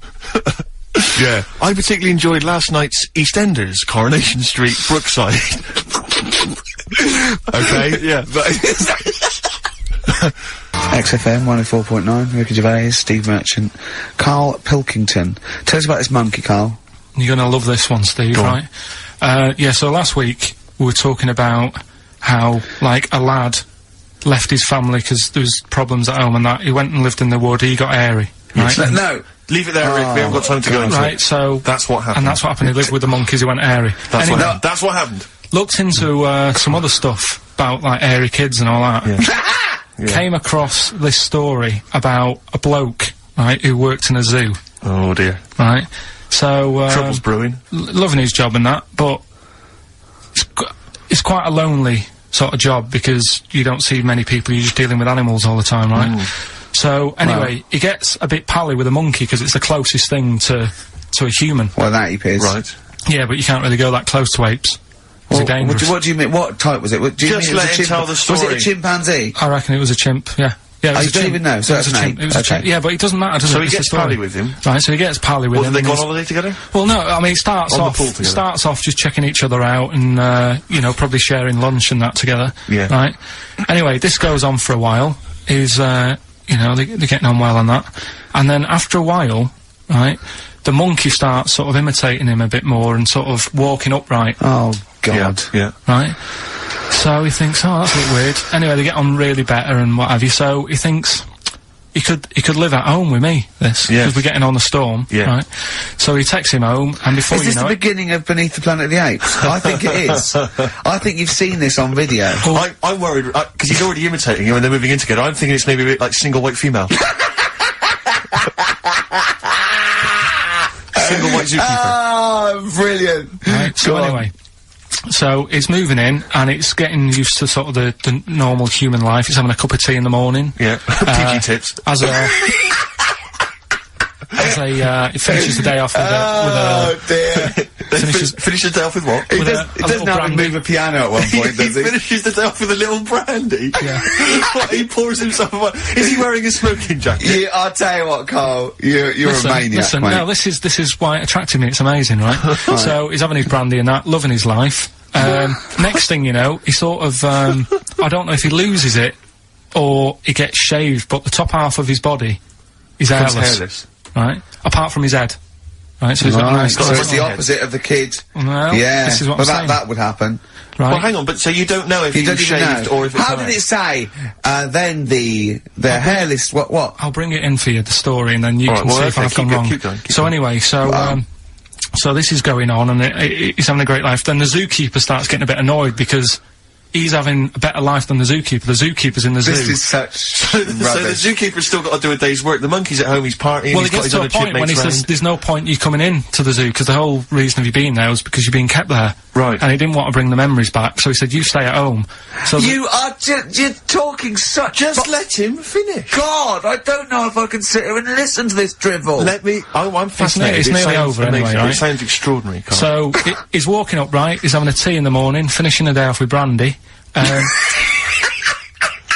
Gets a bit out of hand, only tries it on with the zookeeper's wife.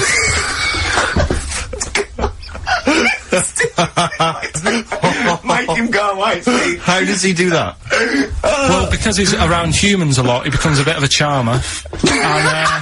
And, But what is it that he could do to seduce her? Pick fleas out of her? he didn't say. He's but- built. He was built. Yeah, it's well done. So what about that? Wait, what do you mean, what about it, Carl? It's obviously not true. I don't understand how the I monkey- love the fact he becomes a charmer. He's got better taste in brandy. Exactly. And he, What was it that he was doing that seduced her?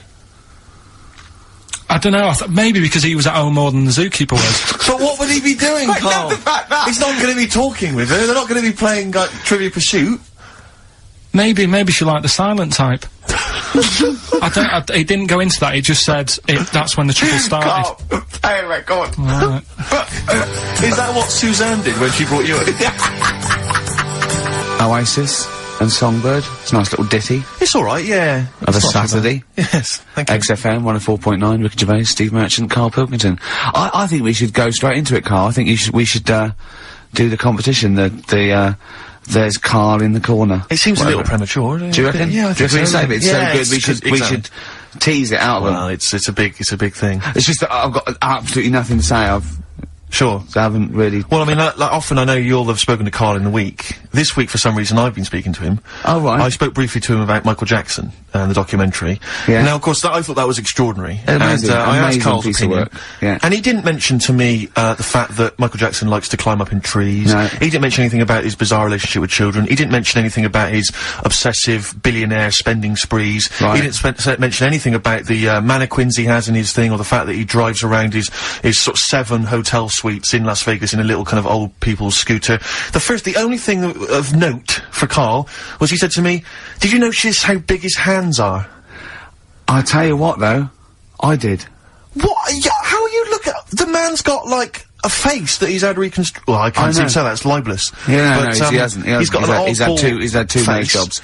Yeah, And you're but- looking at his hands. But I think it's because you look at him and he looks a bit like there's a bit of androgyny there, but it's sort of like it is quite petite sort of old lady's face in a way, but then you see these labourers' hands come out. That's always the way with a tranny, isn't it? You know what I mean? What, you can't accuse him of being a tranny? No, he's not. No, he's not. What are you saying? No, I know he's got enough issues, now you're accusing him of being a tranny? I like him. I thought he came out that brilliant. I thought it was really, I really felt sorry for him. No, I think he cleared up a few things, as far as I'm concerned. I thought it was a fascinating piece of work. But, I did like the shopping spree. That was great. Extraordinary, because just going around just pointing. I know it was bad taste, wasn't it? It was like one of those bazaar shops. Yeah. You know what I mean? There's anything, sort of a gift shop, but they're trying to make it look like Ming. But if it's sprayed gold. If he'd been living in a trailer park, he'd have been ordering, you know, one of those, porcelain dolls dressed like a Harley Davidson bike rider, or, you know, an Elvis commemorative plate. It was the kind of billionaire equivalent of that. But the hands were a giveaway. It's the same as those sort of transvestites. Well, it's like you get what was it about his hands? You know when you get like a cab driver or something, right? And he decides to turn transvestite about 60, and he goes on Kilroy.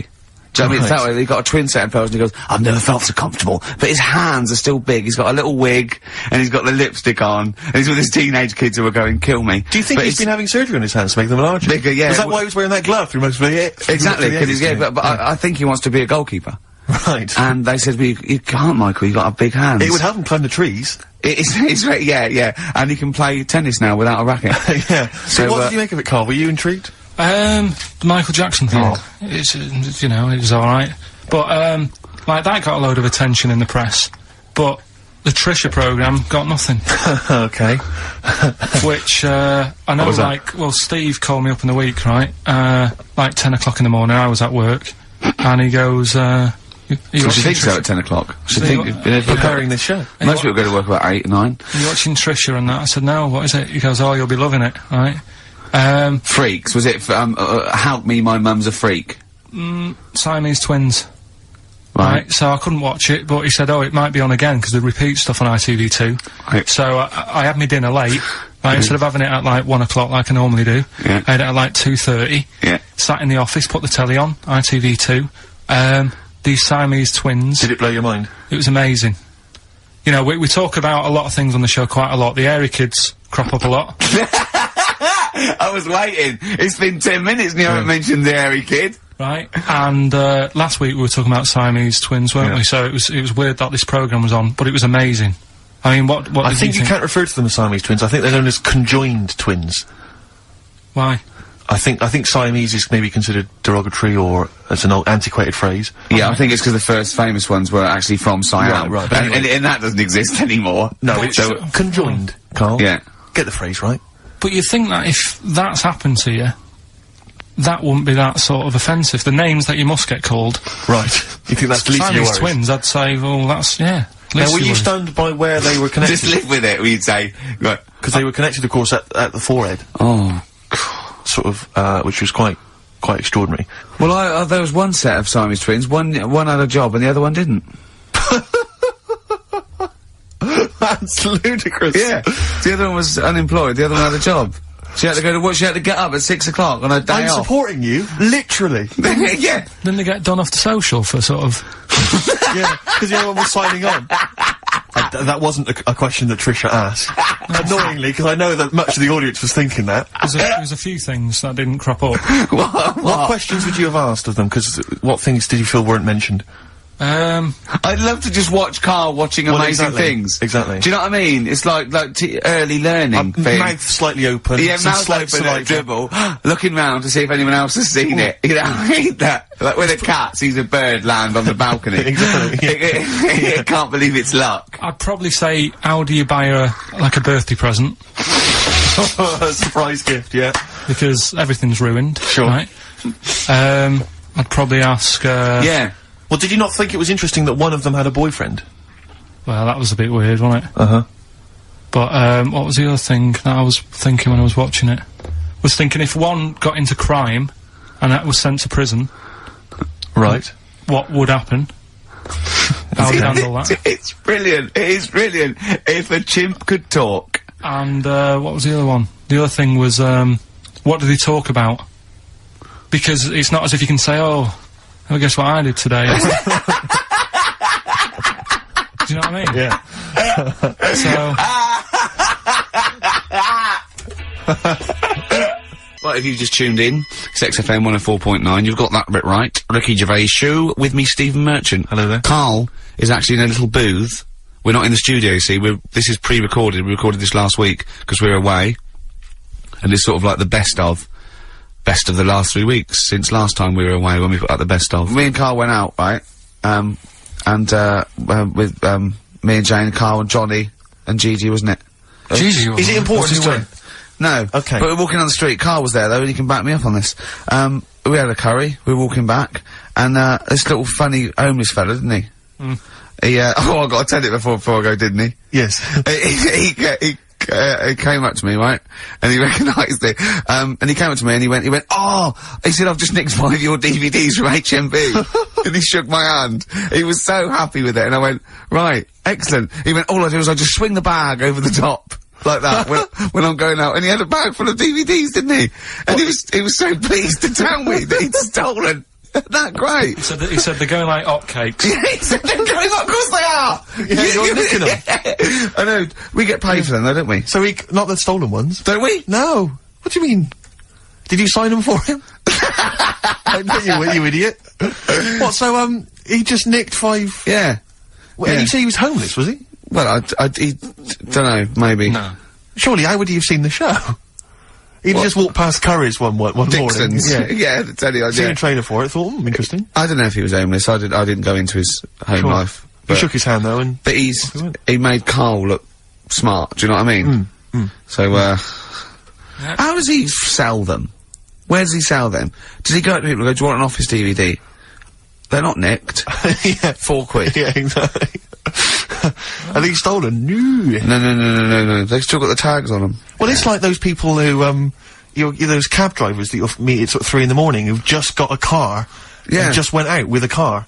Yeah. And just, I'll pick people up and charge them. Yeah. I got in one once, I said to him, a guy just pulled up, I said, he said, I was in like, East London, going back to, North London. I said, yeah, going to, Swiss Cottage. He went, sure, hop in. We set off. He went, do you know the way? I said, well, not really, no. I thought you'd know the way. You're in a cabbie. And he went, no, don't really know the way there. I said, have you got an A to Z? He went, no. I thought, well, if you're gonna go out just on the, just winging it as a cab driver, two things. Take a map and a torch. He didn't have either. He said, well, I'll probably get to Camden.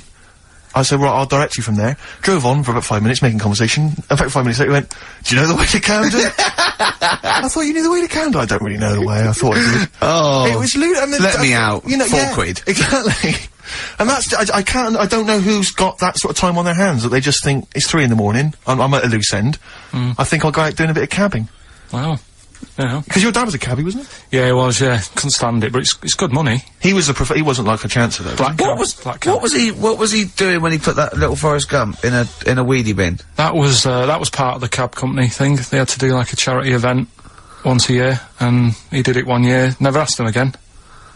Tell us the story again. I'd rather not, because we got a few sort of complaints about it. Why? Why did you get complaints about it? Because he put a kid in a bin, and it's not the thing to do. So. But we could use it as a sort of sobering lesson for people. Yeah, tell it like a, you shouldn't do it. No, yeah, but that's how I did it last time, but people still didn't like it. All the stuff I tell you, we don't take the mickey out of people on purpose. No. It's real life, innit? And that goes on in life. Yeah. My dad was saying that in hospital, though. Do you know I was in hospital? Yeah. He did some jokes about old people and that, and he said at the end of the day, if something makes you laugh, it's funny. And if it makes you laugh, you can't help laughing, can you? Do you know what I mean? So, what are you meant to do? And laughing's good for you. Yeah. So, but being laughed at isn't as good for you, is it?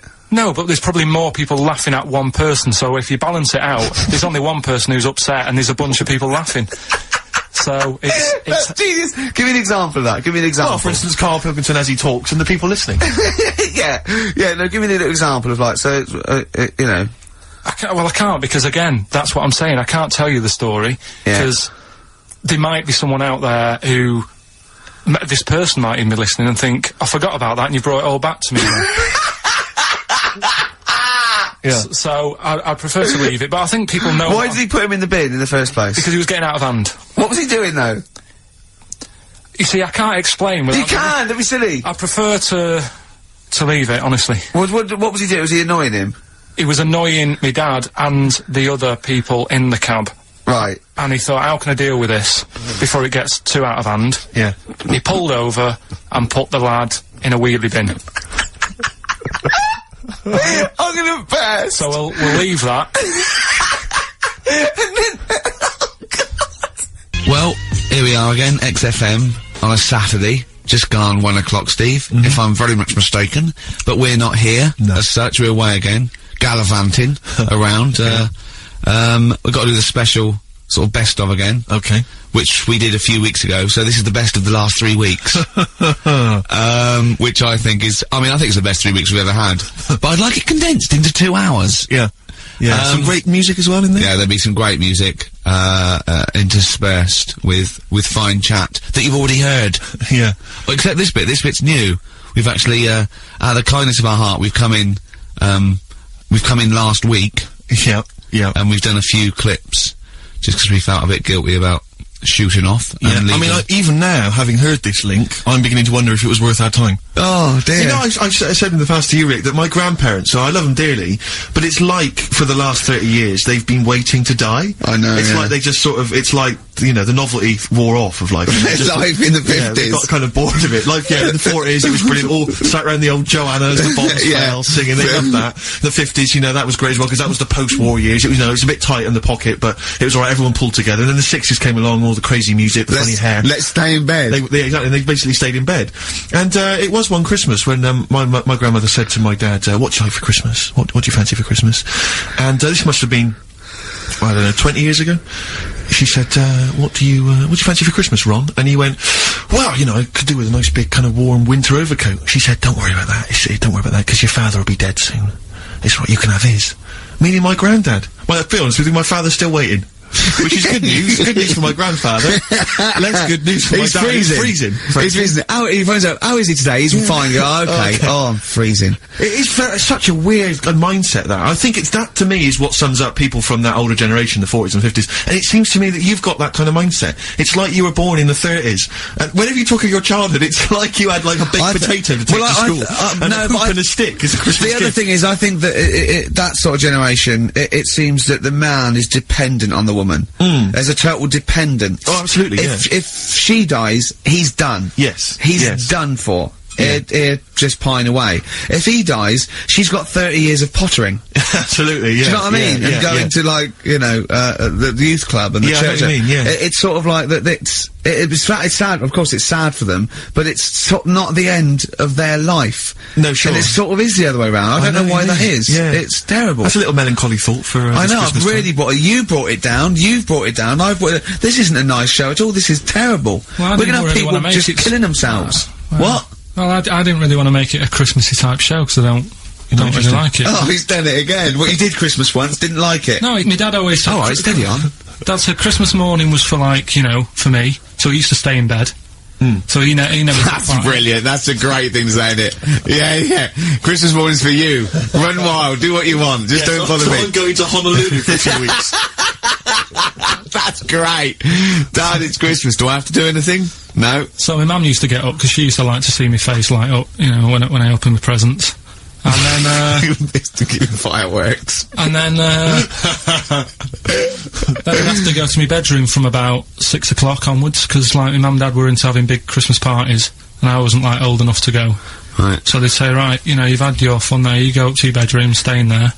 Really? Yeah, I remember one year, right, I got a train set, that's what I wanted. Yeah. Right? It's brilliant. Playing with it all day. I thought, I don't mind about the party, I'm happy staying up here, playing with this. Brother comes in, he's had a few, right, he's going, yeah, give us a go on your train. How old is he? He's a bit older than me, so he might have been like, let's see. Well, let him be 18. Yeah, probably about 18, 19, and how old were you? Like that. I had a train set, so, I don't know, about 14. Something like that. Yeah. Right, so I'm playing on that, loving it and stuff. And then he comes in and goes, oh, gives a go. He turns the transformer up to, like, 14. He went really fast for about 5 seconds, broke it, and then he went back downstairs.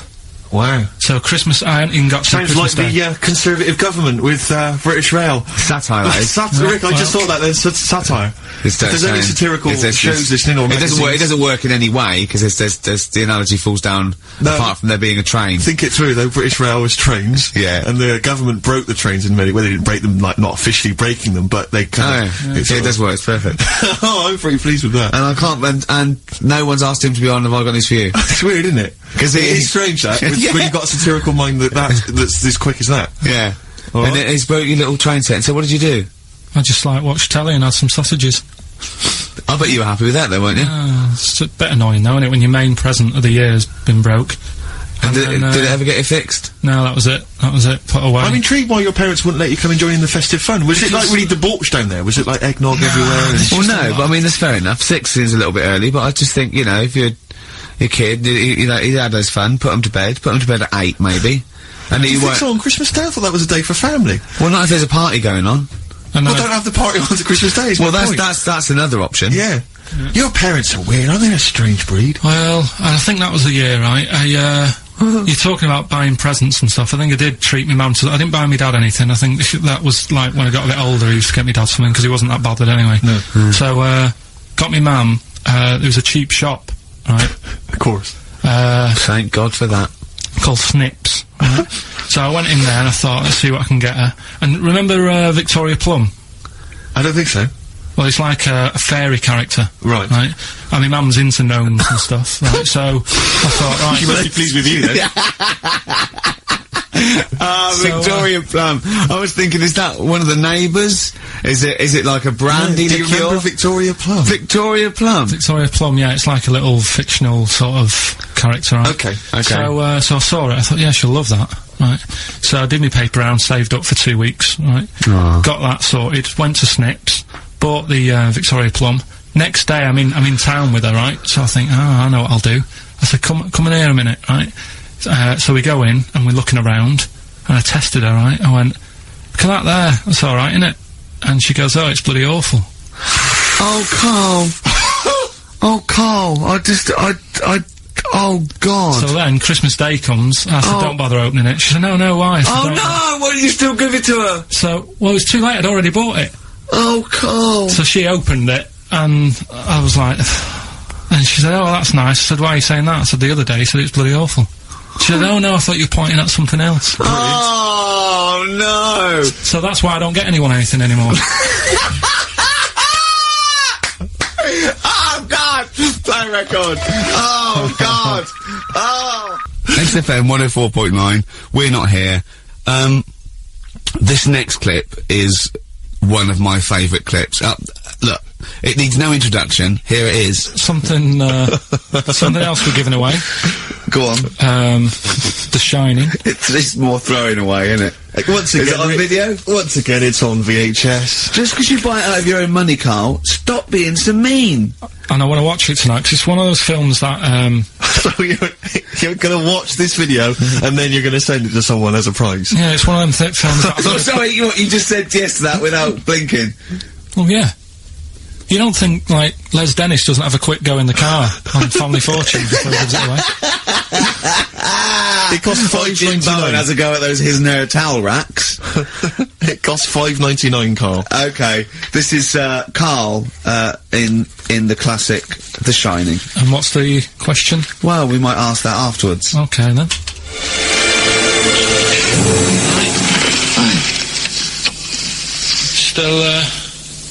Still trying to write the book then? No?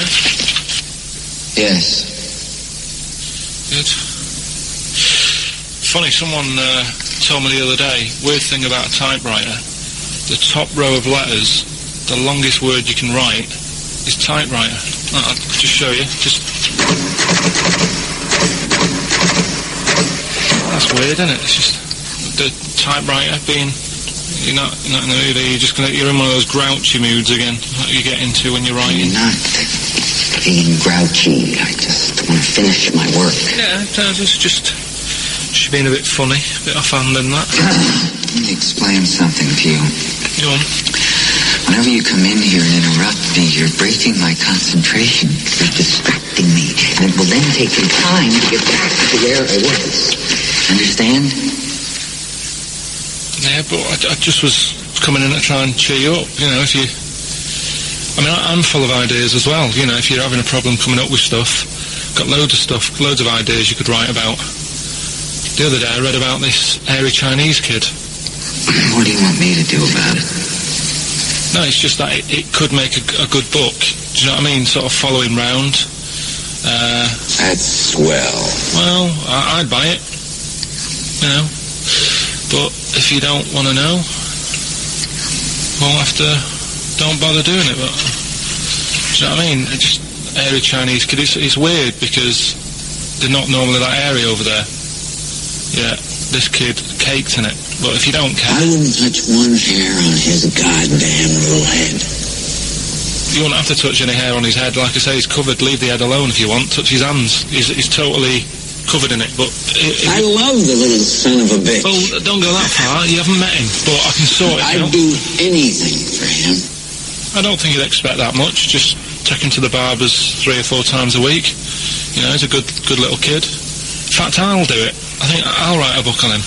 Yeah? Do you think you can handle that? Yeah. You're not too busy, are you? Well, yeah, I'm pretty busy. I've got to sort out some monkey facts for the show this Saturday, but I reckon I can still... Why don't you start right now and get out of here? Alright. I will. If you're going to be like that. Couldn't borrow a pen, could I? See you later. There you Haunting. go. Haunting stuff there. Karl Pilkington in The Shining. You know, in the film, Jack Nicholson goes crazy because the suggestion is he's maybe possessed by demons that maybe are in the hotel. But you know, if I was stranded in a desolate hotel, removed from all human contact with Karl, I'd go mental with an axe without being possessed by demons. That's more chilling to me, trying to get some work done and you keep wandering in. I'm trying to get Karl to spend a couple of days in the caravan with me. Just for the head of it. And he won't. I've offered him money, won't I? I think it'd be a great laugh, wouldn't it, Karl? Oh yeah, great. That would be terrifying. No, I want to film it. I just want to film it. Like a little video diary. There's Karl there, he's just waking up. Well, if I was stranded in that would be like being... I may as well be with Freddy Krueger and Jason Voorhees. That's more scary. The thing is, Ricky doesn't mess you about as much as he messes me about. No, you've given him an inch. You've given him an inch and he's taken a yard. 12:30 you got in today. In 30 minutes between 12:30 and 1. The old bin lid on the head. He wanted to do that again. Yep. Squeezing my head, think he had a go at.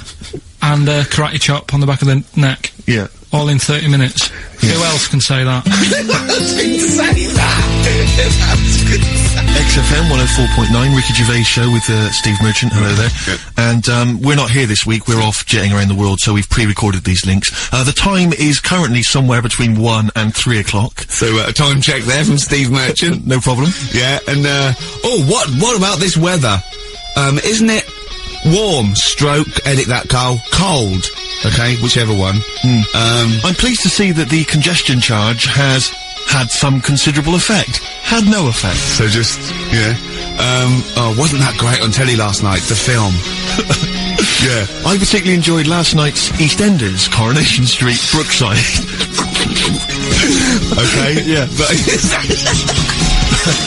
ooh, those boys can rock there. That's the Guns with All Their Roses. And Sweet Child of Mine. On XFM 104.9. I enjoyed that. Yeah. That was good. It rocks. I hope the audience was playing it loud, like us. Yeah. Ricky Gervais, Steve Merchant, Karl Pilkington. Well, look at him yawning. How rude is that? Karl, what's wrong with you, man? Have you been up late? A little bit.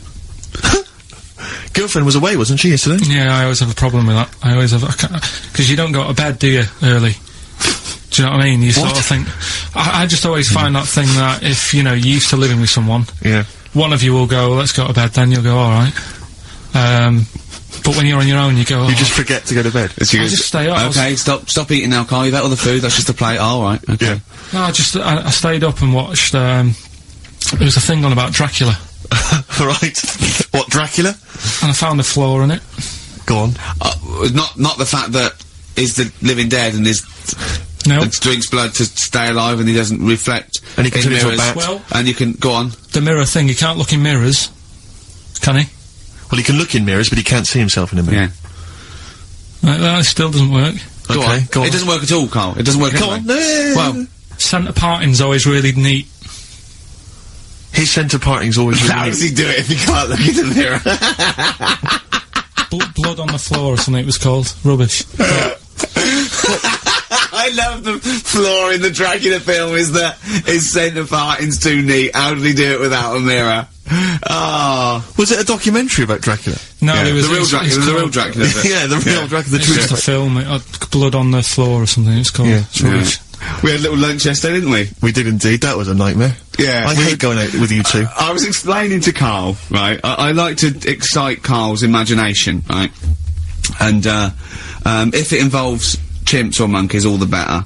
Brains he likes, parts of the body, deformity. You know, I know where to, you know, what buttons to push. And I told him about this thing. I don't know if any of you out there know about this, but there's an experiment they did in the 50s, a clinical psychology experiment where there's your two hemispheres of the brain, okay? They're joined by a thing called the corpus callosum, right? Which is just a little flap of skin, like a little scarlet lead that joins your two hemispheres. And what they did, they cut that in half, and they thought it was a cure for schizophrenia, but what it turned out to be, or epilepsy, I think, I can't remember, was that your two sides of your brains didn't function together. You couldn't get information. I was telling Karl all this thing, and one of the things I told him was that they did it on a monkey, and it fought itself over a nut.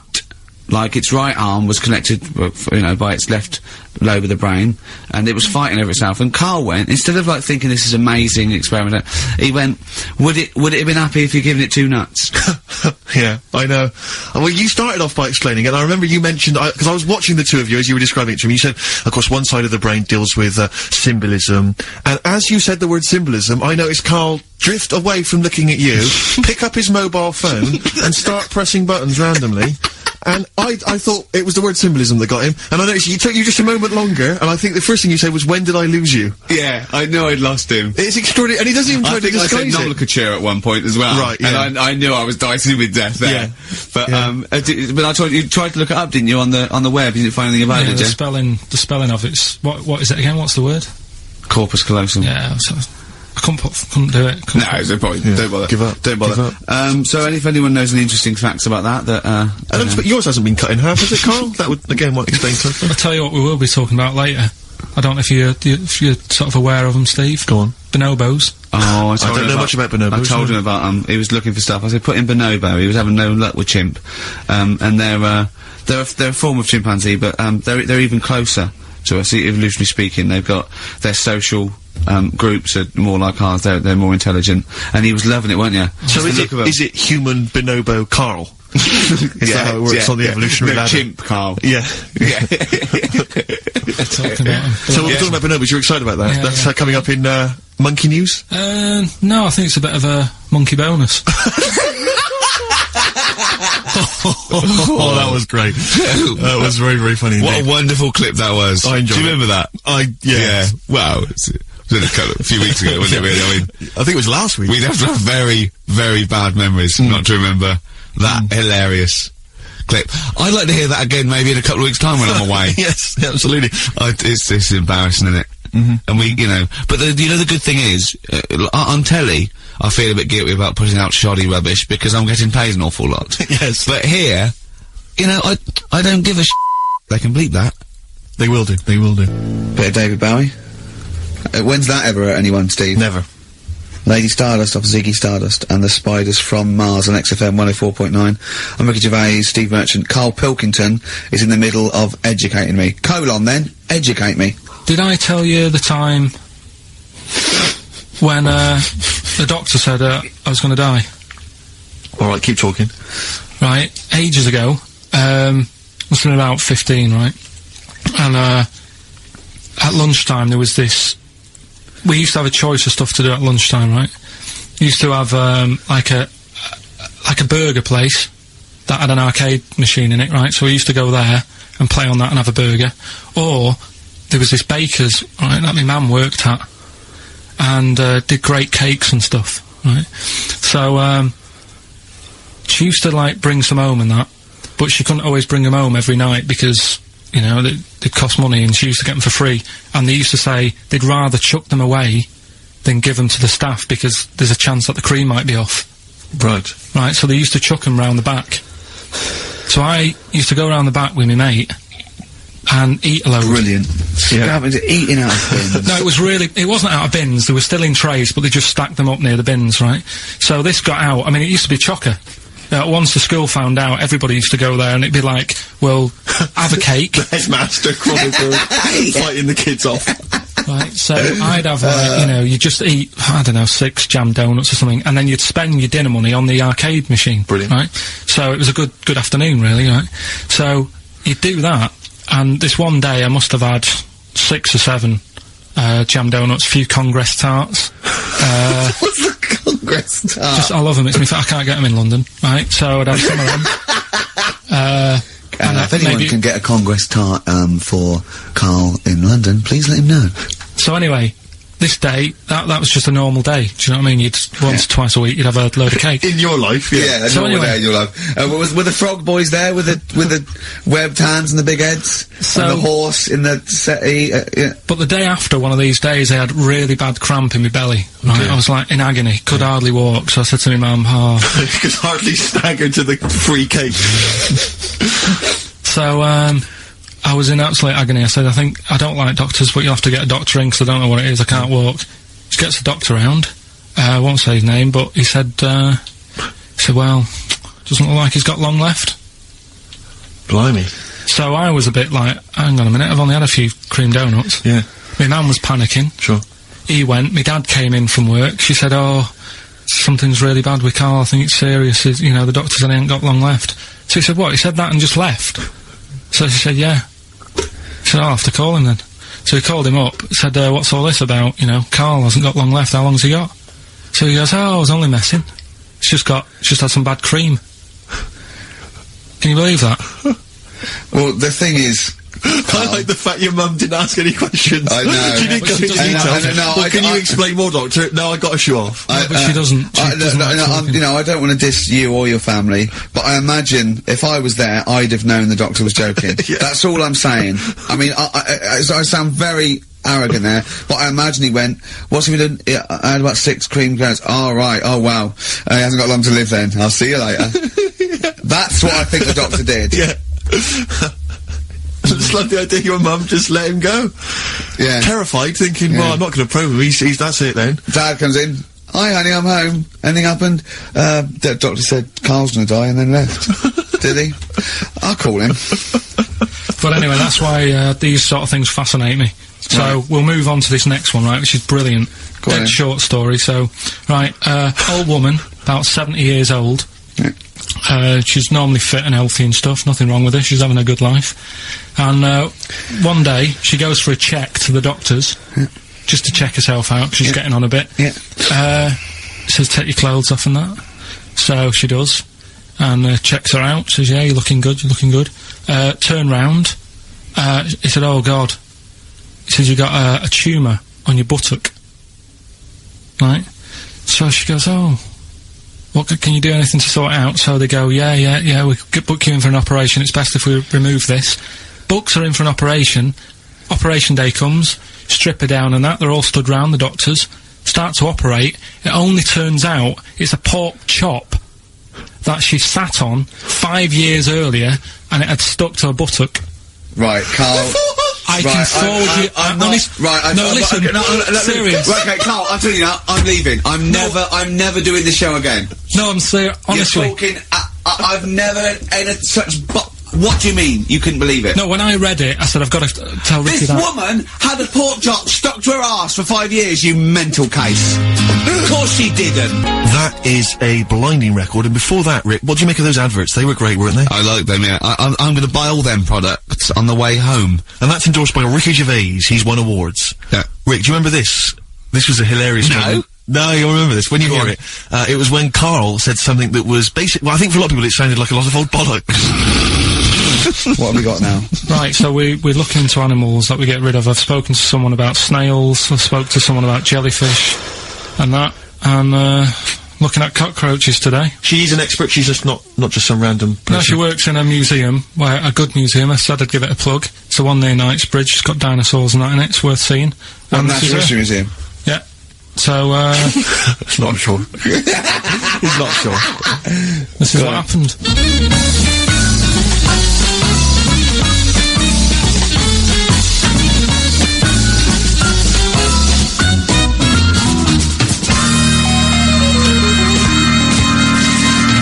Now, what I'll do, I'll tell you as much as I know, and then you can fill me in if I'm right or wrong.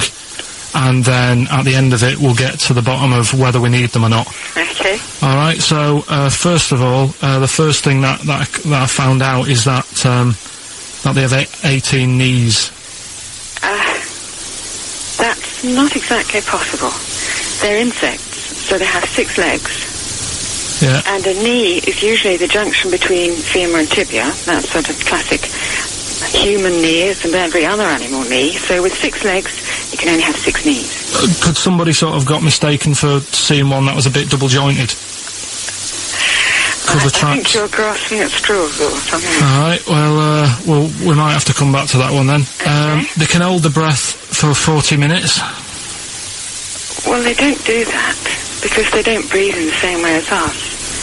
They breathe through little spiracles, holes down the side of the body, so, no, they're not a very apt simile, because the method of breathing is so different. What do you mean? Because insects have a totally different system. They don't have lungs in the way that we do, and just breathing through one part of the body. They're actually breathing through every segment of the body all of the time. So even though they've got their mouth shut, they might be able to slide. Nothing to do with breathing. So only just feeding. So you see, maybe that's where someone's gone wrong. Someone's got hold of one and sort of taped its mouth up or something, and got bored after 40 minutes and said, "Well, we'll call it right." Pretty unkind thing to do to an insect, even to a cockroach. Yeah, but it's all. You can't do that. Yeah, but No. Pretty unkind thing to do anything, even a cockroach. something else I found out. Yeah. They can live for a week without an head. Well, that's true if they don't bleed to death in the process. But the weird thing is, when I told you that they had 18 knees, you seemed a bit sort of like, don't talk ridiculous. But then we're talking about an animal that can live without an head. So there's a little bit of truth in that one, yeah? Yes. Why, when it was invented, has it got that facility? Say if someone said to humans, we could do that with humans, and, you know, if you lose your head in some accident, it gives you a bit of time to sort of go back to your family and maybe write them a note. You won't be able to have a chat, but write them a note saying, it was my own fault, and it was nice knowing you. Well, that would be a useful facility, I agree, but cockroaches are great survivors. I mean, they've been around for over 300 million years. They're one of the most primitive insects. Right. Well, I've also, is it true that they do a lot of resting? Apparently they can sort of rest for 75% of the time. Rest? Yeah, they just sit about doing nothing. It's probably true of a vast proportion of the world's fauna. Well, I mean, maybe the 25% that they are working, they're really giving it some, so it might make up. They're probably searching out food, and yeah, they can slow down considerably. You can chill insects in the fridge, and they'll become very, very quiet. You might think they're dead. Yeah, but I'm sure, you know, if we were sat in a fridge, you know, we'd go a bit quiet, wouldn't we? You know. Well, you might not know much about it, of course. Yeah, but You're not quite reading the right sources. Well, I've been using the internet. I'm sure there are many useful sources that you could find there, but some of those seem to have been a little misleading to you. So you don't agree with a lot of what I've told you there? No. So, cockroaches, can we get rid of them? No. So we're keeping them then? I would say so, yes.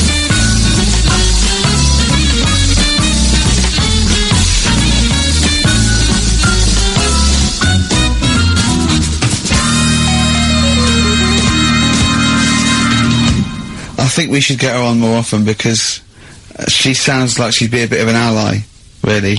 Because she knew immediately that you were talking nonsense. She even said, I think you should be more concerned about your sources, which I've been trying to tell you for a year, right?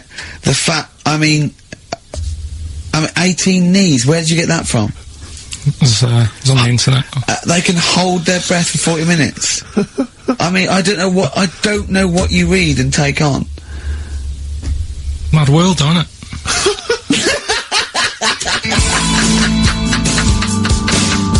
if you've just tuned in, it's XFM 104.9, you've got that bit right. Ricky Gervais show with me, Stephen Merchant. Hello there. Karl is actually in a little booth. We're not in the studio, you see, this is pre-recorded, we recorded this last week, because we're away. And it's sort of like the best of the last 3 weeks, since last time we were away, when we put out the best of. Okay, what's the next one? What's the educating well, Ricky? I don't know, see, like I say, I was looking around, and there's stuff that is interesting, right? I was looking on the web. But there's no point. Well, it's just that I found one about, what's the point? About a lad who, 8 years old, yeah. But he's still breastfed. Now, I don't know if you can get anything out of that. Is that what his mum said?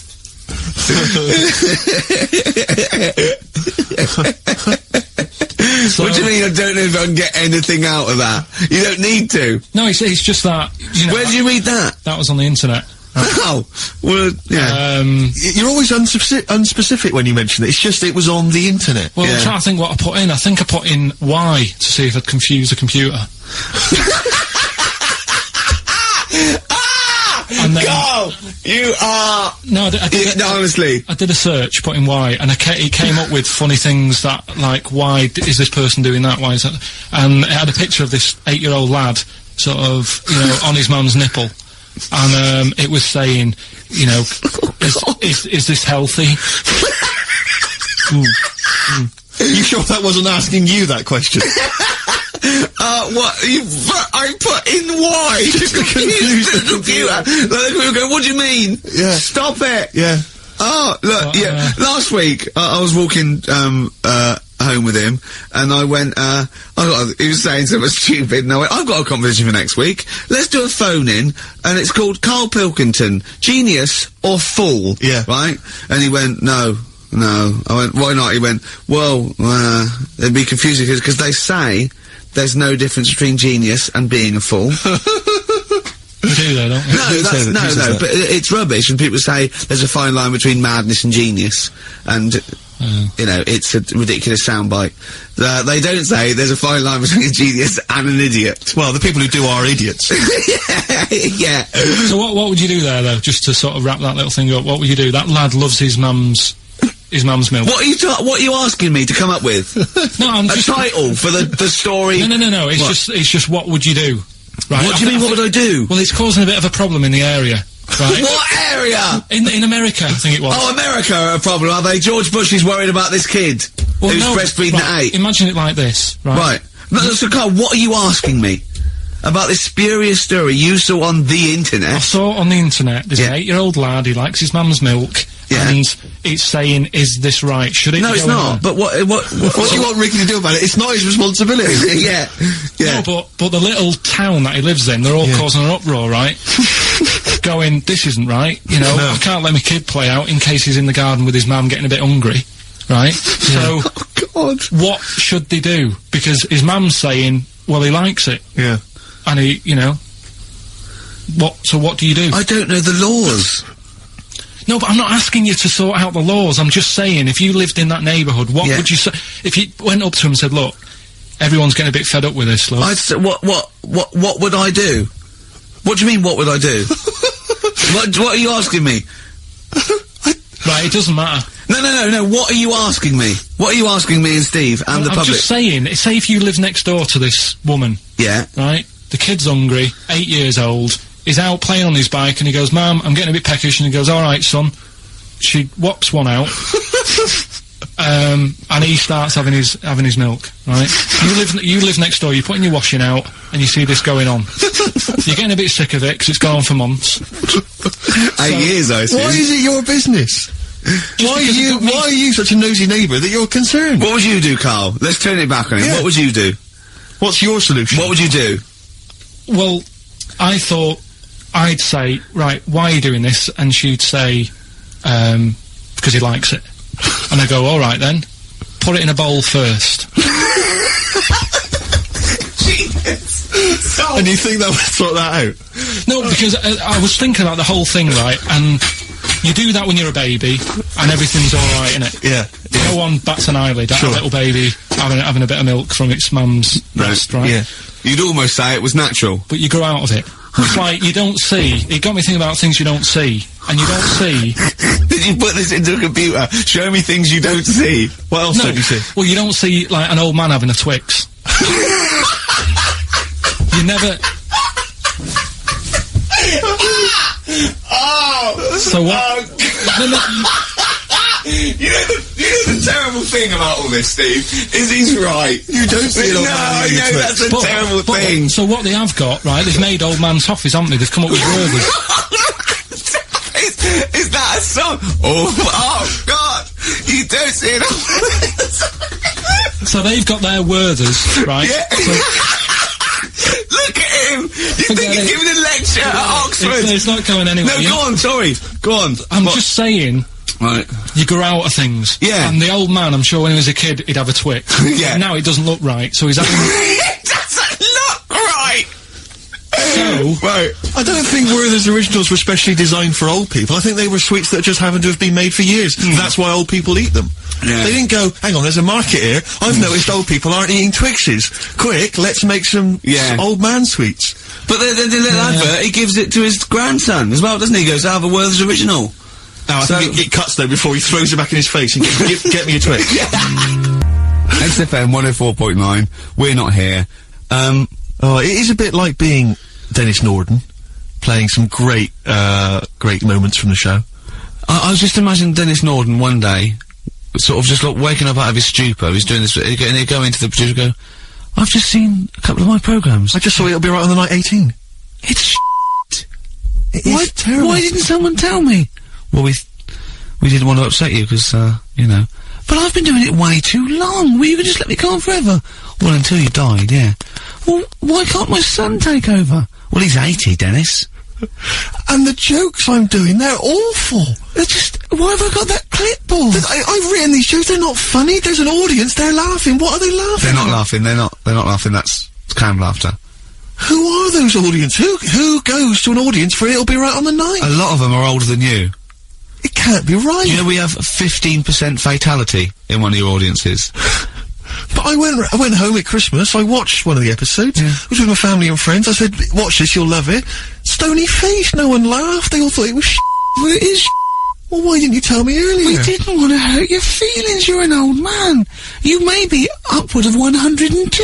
I didn't realise. Yeah. Here's a problem that someone's emailed in.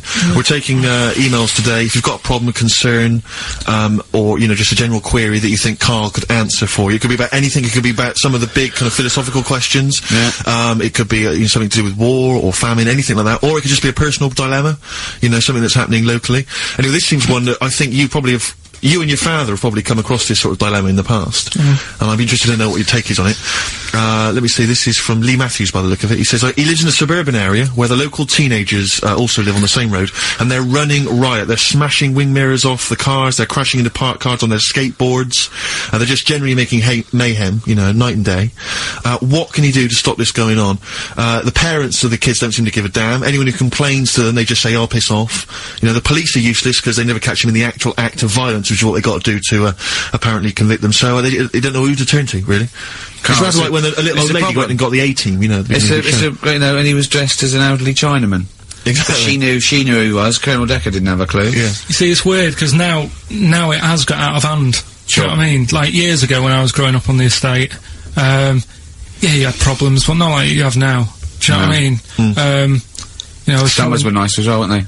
Well, right, and... Police are getting shorter and younger. But you yourself kind of admitted in the past that you were something of a tearaway. You didn't do anything like these kids here, the thing is, I was scared that if I got caught doing it, my dad would go mad. Yes. And I remember smashing a car window by accident and legging it in the lounge and sort of pretending to go asleep on the settee. Right? Genius. And I heard a knock at the door. He chloroformed himself, just to be unconscious when his dad came home. And there was a knock on the door, and I thought, oh god, this is a fella who saw me. I was chucking a stone in the air, seeing how high I could throw it. Of course you were. Did it keep landing on your head?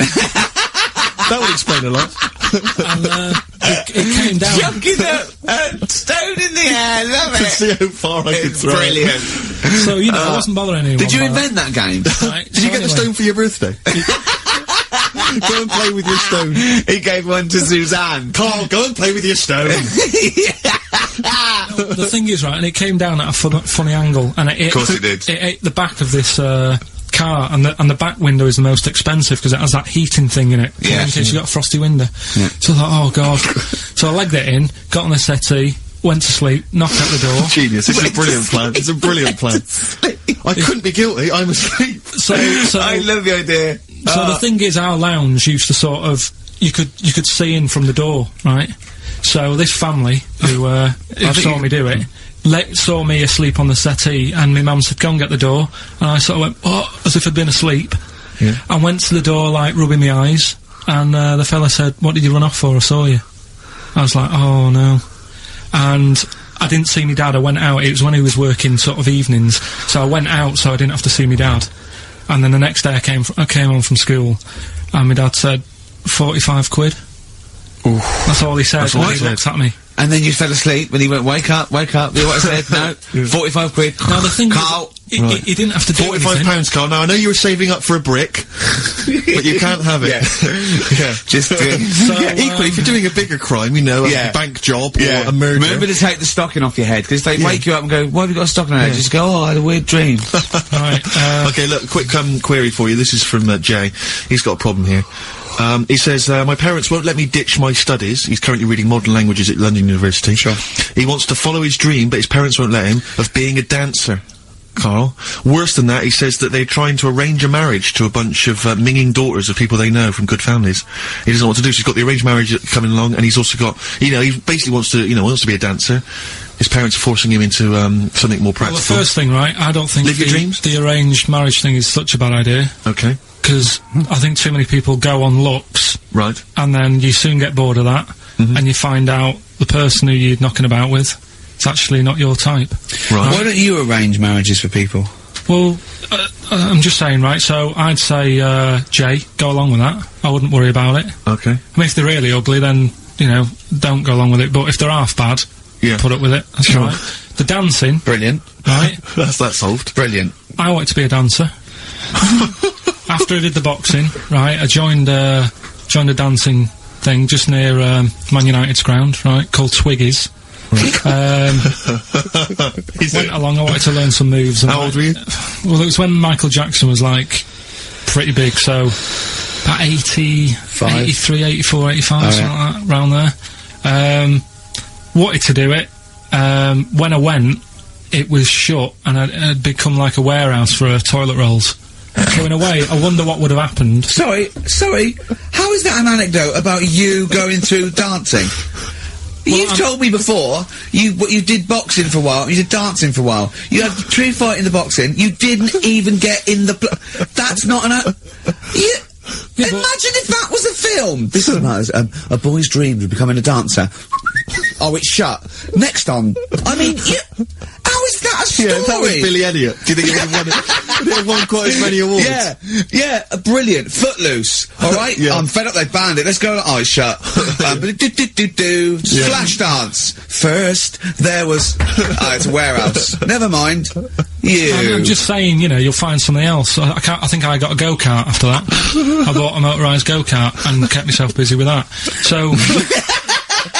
There's always other things. Just think, Alan Bennett has to sit down and really sweat over his stories.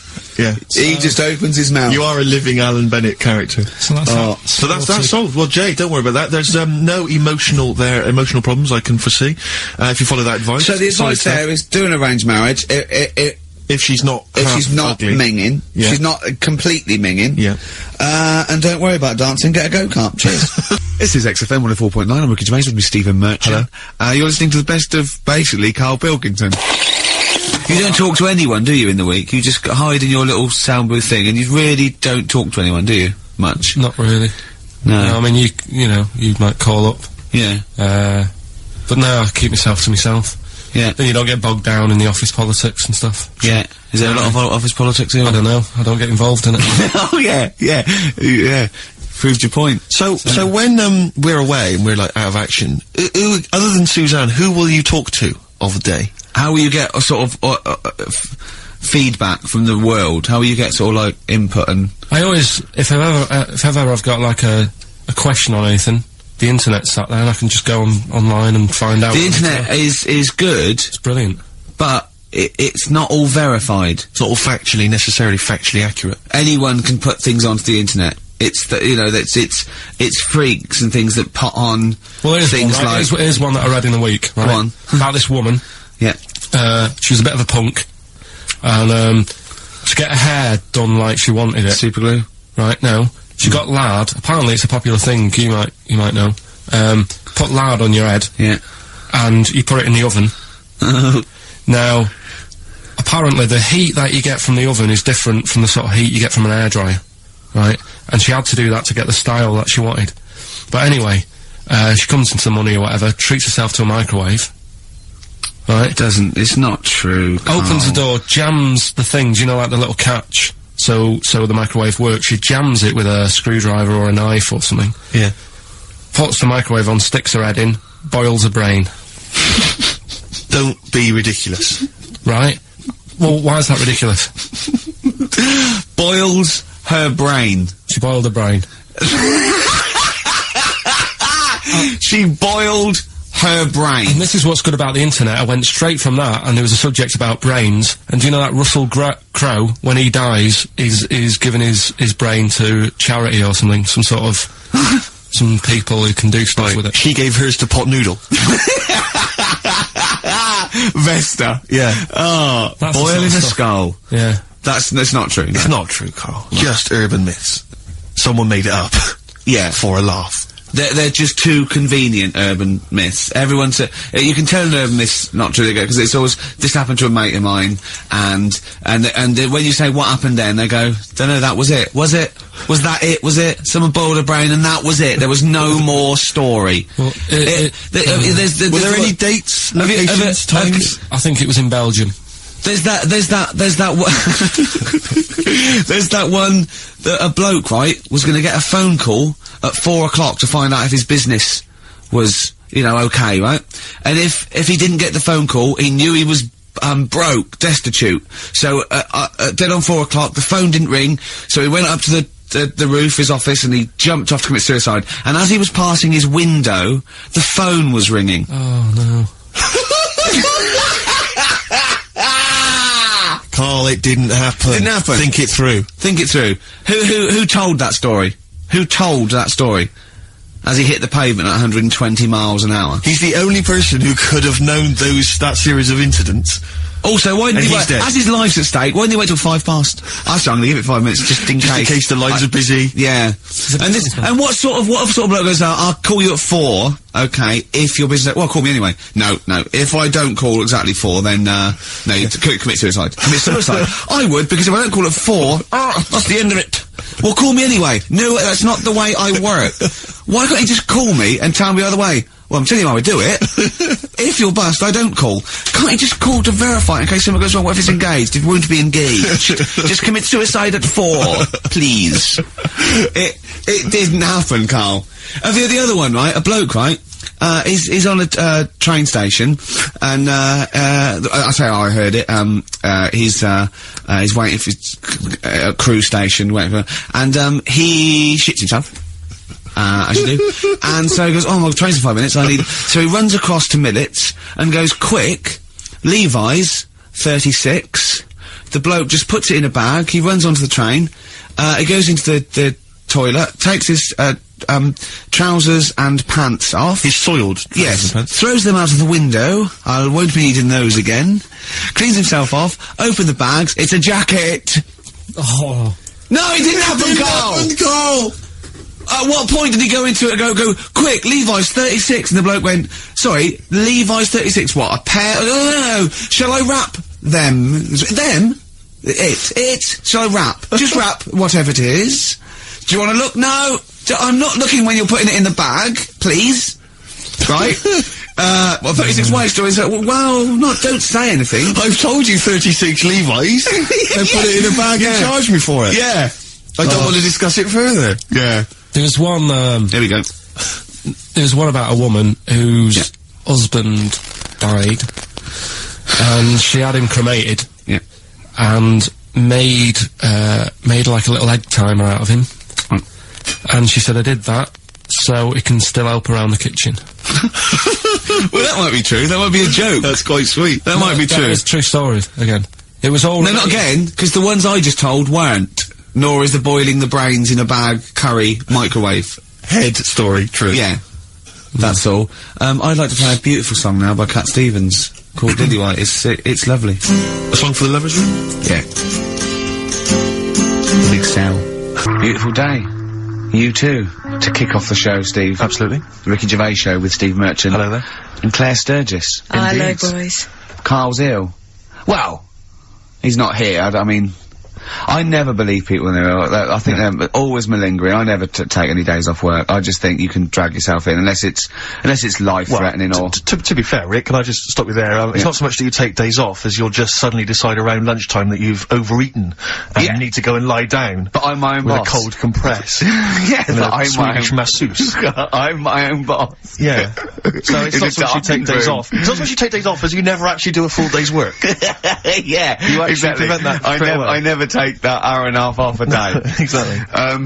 XFM 104.9. So what's the story, Claire? Do you know anything about Karl? Do you know what his illness is? I think he's got this this sort of cold virus that's going around. He phoned me yesterday. He did sound poorly in his defence. Poorly. Croaky. Well, I'll tell you what. He coughed a bit. I'm not being funny. He better be in hospital. To miss this show. To miss this show. Flagship show of the week on XFM. Do you know, you are right, because, and you've been away, haven't you? Been away 2 weeks. We had the best of again. But let's put out the best of. Yeah. Let's put out the best of the last 2 weeks, shall we? Yeah.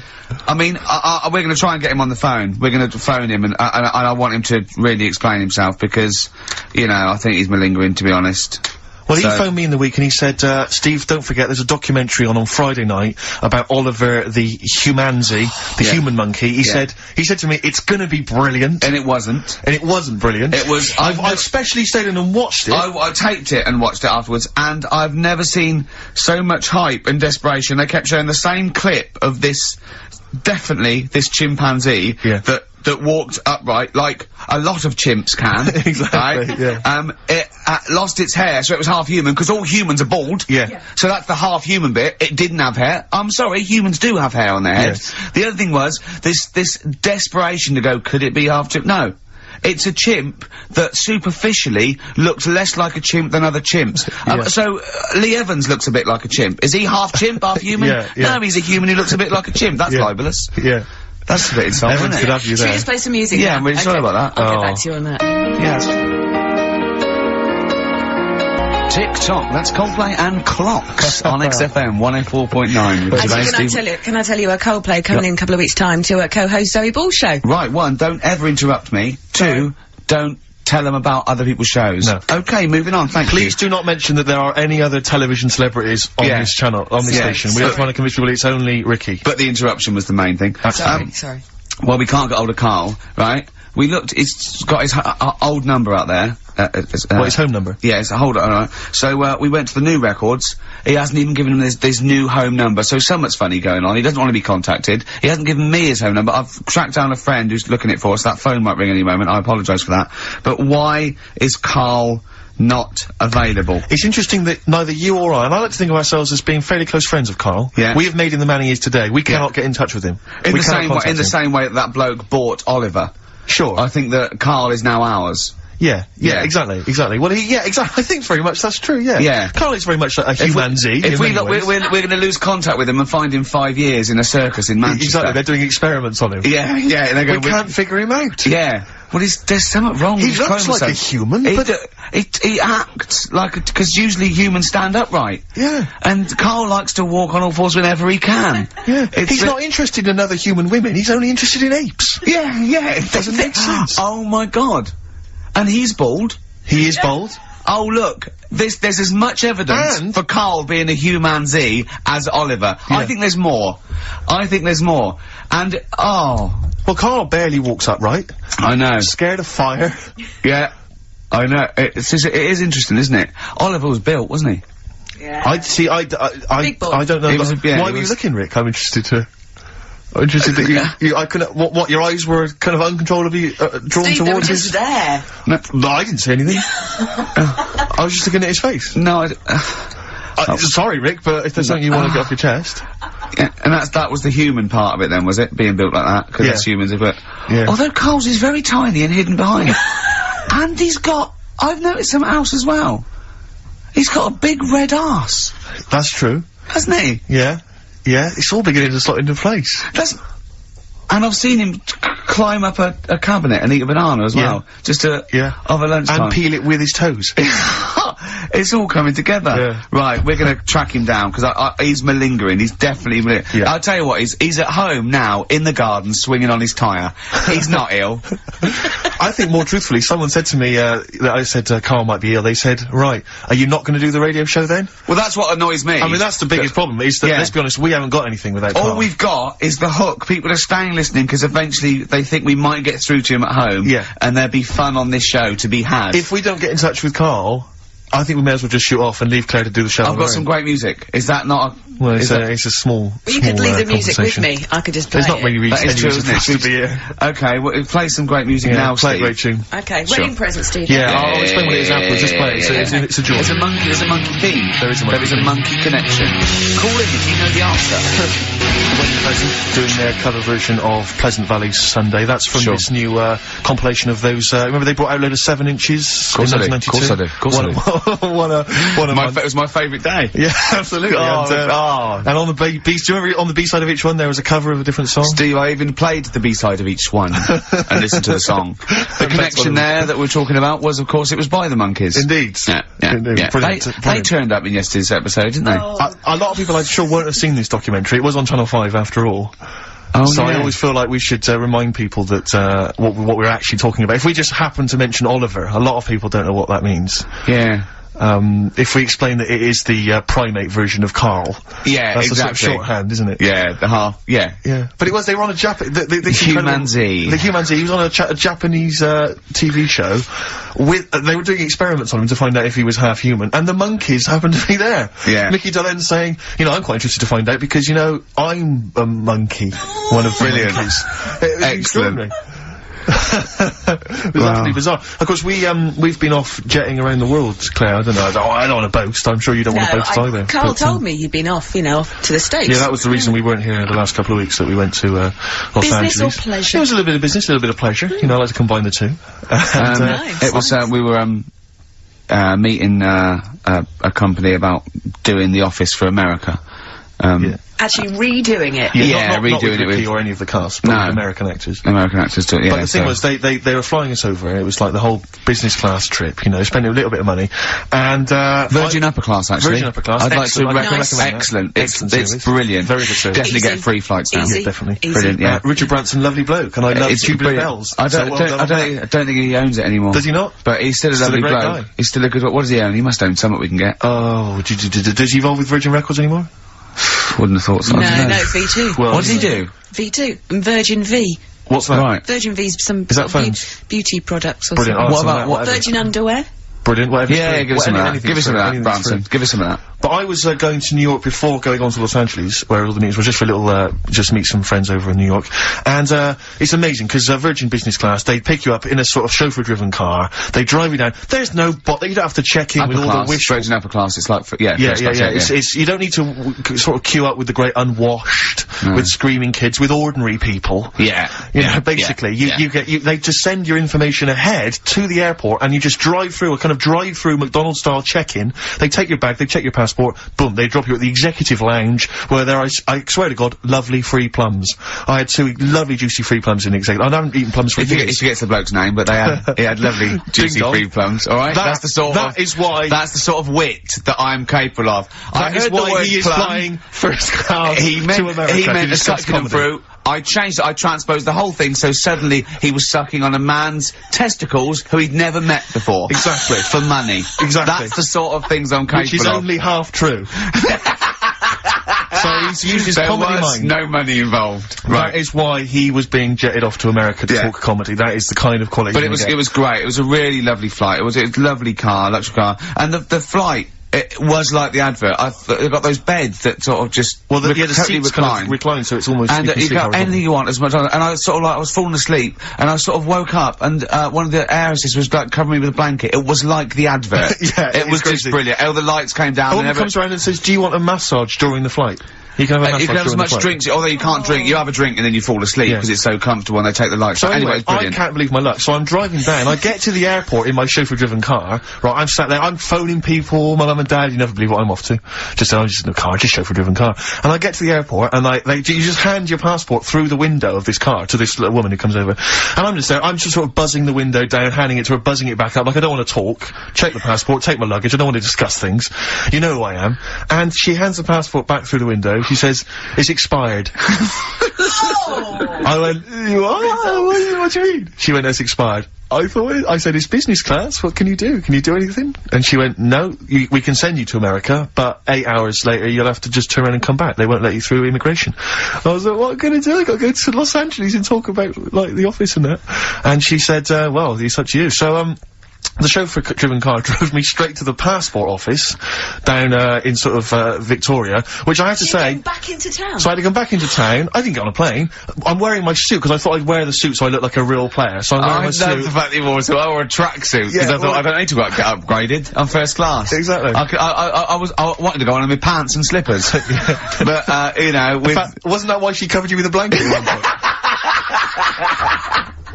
But, so they take me back down to, the passport. I don't know if you've had to go down and get your passport changed, but they treat you like you are an illegal immigrant, sneaking into the country. I'm wearing a suit, I've got luggage, you know, I'm clearly a dignified kind of guy, that's obvious. I'm speaking with a certain eloquence, I've got certain pennies. I've just been working on it in the car. Oh, right, okay. And, and they said, "You've got to come back that night," so I had to come back, I had to get my passport photos done, I had to buy a sandwich, I had enough change for the machine, because it was an absolute nightmare. I began the day in a chauffeur-driven car on my way to Los Angeles to discuss business with Universal Television Pictures, and I ended the day on the tube, in a suit, with my luggage, stood next to one of the posters advertising this radio show, which was just embarrassing, because people kept pointing and staring and laughing. He called me, he said, "Rick, I've really much," I go, "Go on," he went, "My passport expired," I went, "Oh, so what are you gonna do?" He said, right, I quote, he went, "I didn't know passports expired." Yeah. I went, "What do you mean?" He went, "Well, your driving licence doesn't." I went, "What are you talking about?" He said, "How old do you have to be to know that?" He said, "When will I know all these things?" Yeah. When will I know all these things? I want to just come and hug you. But you know what I mean? Did you know that? Did you genuinely know that your passport expired? I did, because my passport expired because she's alive. years ago. Because she's alive in the world. There is so much stuff that I don't know because I don't think I've reached a certain age yet. I remember you walking down the street once and you said there were some roadworks, and you said, they're probably doing those roadworks because it's the end of the financial year and they've got to spend their money. Yeah. I thought, well, how do you know that information? Can I just tell you? Yeah, exactly. But I don't talk to cabs. I'm in chauffeur-driven cars. I put the little window up so they don't talk to me. How old are you? 28. Are you old enough yet to help a long-distance lorry driver back into a car park? Definitely not. Oh, you're an idiot. Play a record. And I'm also, I'm not old enough yet to be able to say, can I have a pint of lager, please, Chief? In a pub. One day I want to get to that age. No, you're a long way off. Another classic there from Oasis, Supersonic on XFM 104.9, Ricky Gervais, Steve Merchant, Claire Sturgis standing in for Karl. But where is Karl? Where is Karl? So we've failed to get in touch with him at home. Well, look, he doesn't want to be contacted. He's turned up every phone off. He hasn't given the XFM his new home phone number. He doesn't want to be contacted. I can't believe he's not listening, to be honest. So you think he's listening now? Yeah, he listened in Manchester. If he's not listening, he's out and about. I mean, has anyone spotted Karl? What's your message to him, Rick, if he's listening? Call up. Anything else more sort of... Call up or you're fired. Okay. Any bad language you want to use? Obviously you can't really swear. I can't really say it. What sort of words? I mean, the F word, would you say? I'd say the F word. I'd call him a twat. Would you use the P word? I'm thinking of prick. Prick, yeah. Definitely use that. not on air, but I'd call him a stupid little prick. Would you just say you're a tit? Yeah. Okay. Yeah. Okay. You stupid little bag of tits, I'd say to him. I mean, privately. What about the MF word? Because that's pretty intense, that's pretty hardcore. Do you think that this is not appropriate now? Do you think that would be too extreme? I'm worried if I use that, and he was genuinely ill, sure. I'd feel a bit of a C word. Cop, sure. Yeah. Cop. Yeah. Because I wasn't thinking of that. I mean a male bird. Sure, because we've got into trouble with that before. Meaning penis, and we don't mean that. Yeah, we don't mean penis.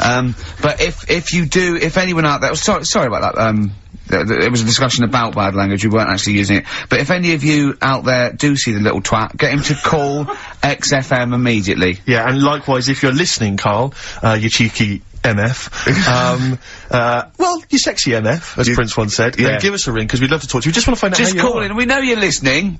Little shit. Amy Man, Red Vines. Brilliant. Lovely track.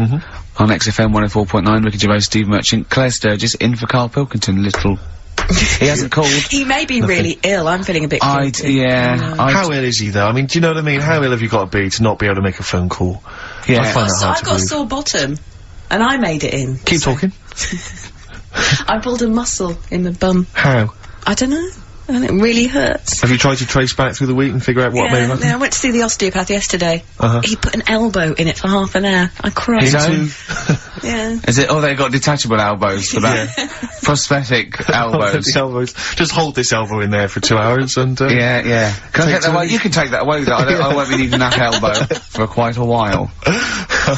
We had an email about Oliver the Humanzi. For those that didn't watch it, there was a documentary last night about a chimp that was supposedly a human or was half human or might seem programme ever. Yeah. For a week, Karl has been saying it's gonna be brilliant. I wish he was here and he's not here to discuss it, sadly, but Lee Cranston has emailed in and says, I thought the best part of the Oliver programme was the guy Vincent Pace, the camp fella at the piano, telling how he first met Oliver. Quote, he grabbed his female owner, turned her around and bent her over and went to mount her. I made her an offer to buy him the next day. Vincent was then shown in a very nostalgic mood playing melancholic music. He obviously wanted some monkey action. He really, that's I mean, it is potentially liable. That's liable. It's a joke there. But I don't take any responsibility for what Lee Cranston says, or indeed the fact that he puts at the end, did he want to turn Oliver into a gay pansy? Question mark. That's Lee's thoughts and opinions, they don't necessarily reflect those of XFM. He sees the chimp mount a human and go, I've got to have that chimp. I must have that chimp. Oh, poor Karl. Where is he? As you mentioned earlier, he was very well endowed, apparently. I didn't see it myself. It was a big boy. Chimp. Big. Sure. A big half boy. A big half boy, half chimp. Okay. Honestly, Juan on XFM 104.9. Right, I just called Karl again. I've been calling him all the time, trying to get through to him, right? He's changed his message, so he is listening, and I've got proof. So, can you just call the number, Claire? Yeah. Right, call this number. Now, listen to this. This is really annoying. We should tell you now that this is not an amusing sketch or setup. No. What's happening there, Claire? Not quite happening for you? No, it's alright. We'll try that again. Try that again, Claire. Yeah. I'm livid now. I'm genuinely annoyed, because you'll see, when you hear the message, you'll realise why. Right. Okay, right. Let's try again. I don't know who he thinks he is now. I'm beginning to wonder if his minor celebrity is going to his head. All this nice write-up in Heat magazine. Yeah. It's changed him.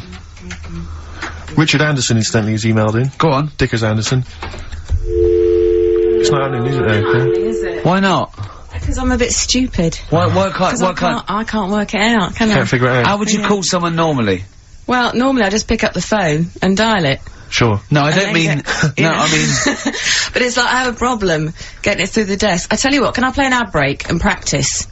I'll pretend this didn't happen, and then come back in a weird way, it's like having Karl. It's like having Karl play the ads. I'll get back to you. Bit of Snoop, never. And when did a bit of Snoop ever hurt anyone, Steve? Absolutely, never. Right. I don't think. Okay, Karl's away.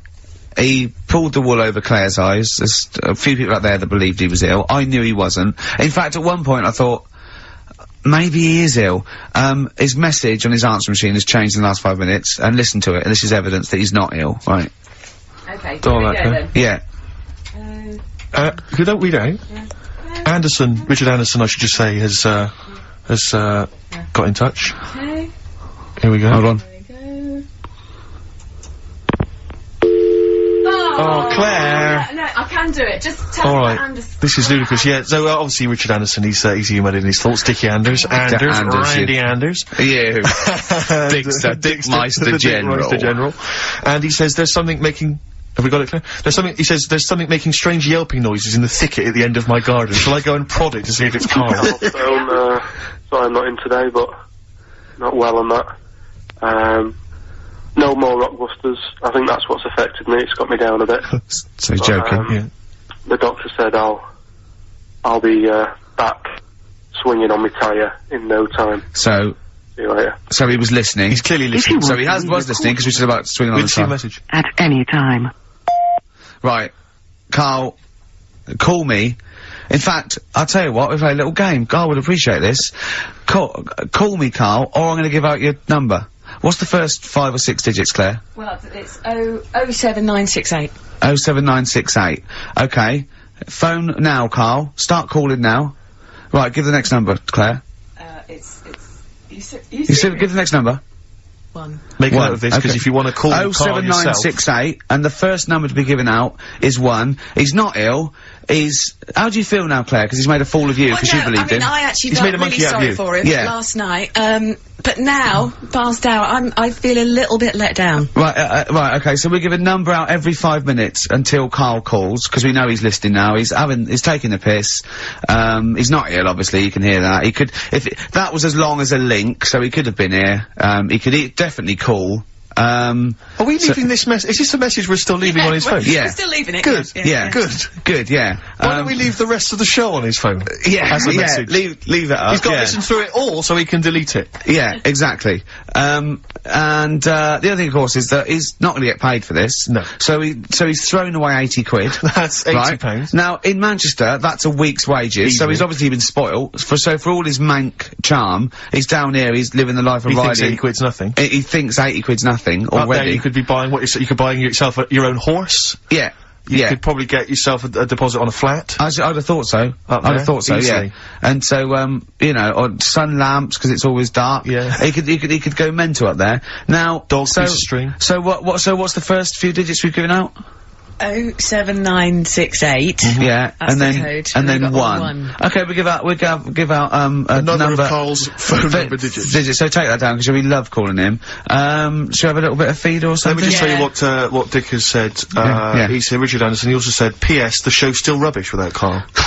Still rubbish without Karl. Now is that a compliment? It's still rubbish without Karl, which suggests he thought it might be better without Karl. No, I think he means it's equally rubbish. Right. Brilliant. Nothing changes. Thanks, Dickers. Yeah, he's nothing Dick Meister. That's Feeder. Just the way I'm feeling on XFM 104.9. Ricky Gervais, Steve Merchant, Claire Sturgis. Well, he's defying me. He's not calling in. We're going to give out his number, and he's not calling in. That's even more annoying. Who does he think he is? I don't know who he thinks he is. I'll tell you I'll tell you who he is. Yeah. He is a little bold Mancunian. Let's never let him forget that. I don't know who he thinks he is, but there's the fact. Just, Karl, call in, because you're annoying me and Steve. He's been slagging you off as well, Steve. Well, go on. In the week, you know, he was slagging you off. I mean, in the week, I was joining in and laughing along, but now I'm thinking but now I'm thinking that you're more on my side than he is. Thanks very much, Rick. I'm glad to see you come round. He said, I was in the pub with him and, Johnny. Oh, right, so there's a little audience, good. And he went, have you seen Men in Black 2? I went, no. He said, have you, Johnny? He went, no. He went, there's a thing in it that looks just like Steve. And I went, what? He went, it's a thing, he's got really gangly arms and bulbous eyes, and it just works really fast in the, Aliens registration thing. And I went, alright. I said, we'll bring that up Saturday, since he's not here, you know. What do you think of that? Well, the reason is, I think the problem I have is this, that if I was to say things like that about Karl, I'd destroy him. He'd be a broken man after I'd finished with him. Call in, Karl, or Steve's gonna say a few things about you. I'm gonna get a couple of home truths out there. I can't believe it. I cannot believe it. Yeah, we were, you know, at the time I was joining it, we were having, you know, slagging you off on other things as well. Sure. But now I'm thinking, maybe maybe you were wrong. Maybe I was taking the mickey out of the wrong person behind their back. Because the Night from Patti Smith, co-written, of course, with Bruce Springsteen. Oh, it was a co-write, was it? I thought he wrote it. Wow, there you go, learning something on XFM 104.9. Ricky Gervais, Steve Merchant, Claire Sturgis. No Karl. Well, Karl's annoyed me. He's not playing. He's not ill. Another digit from the number? Yeah, just do one more digit, Claire. You serious? Yeah. Yeah. 5. Yeah. 5. Good. 5, so 1 5. Okay, great. We'll keep doing that. But I'll tell you what, the best revenge is living well. Indeed. Why don't we just do a brilliant remaining 50 minutes of show, and show the people that we don't need Carl. High five. Let's do it. You don't need Carl. Right, let's go. Starting now. Some brilliant stuff. Oh.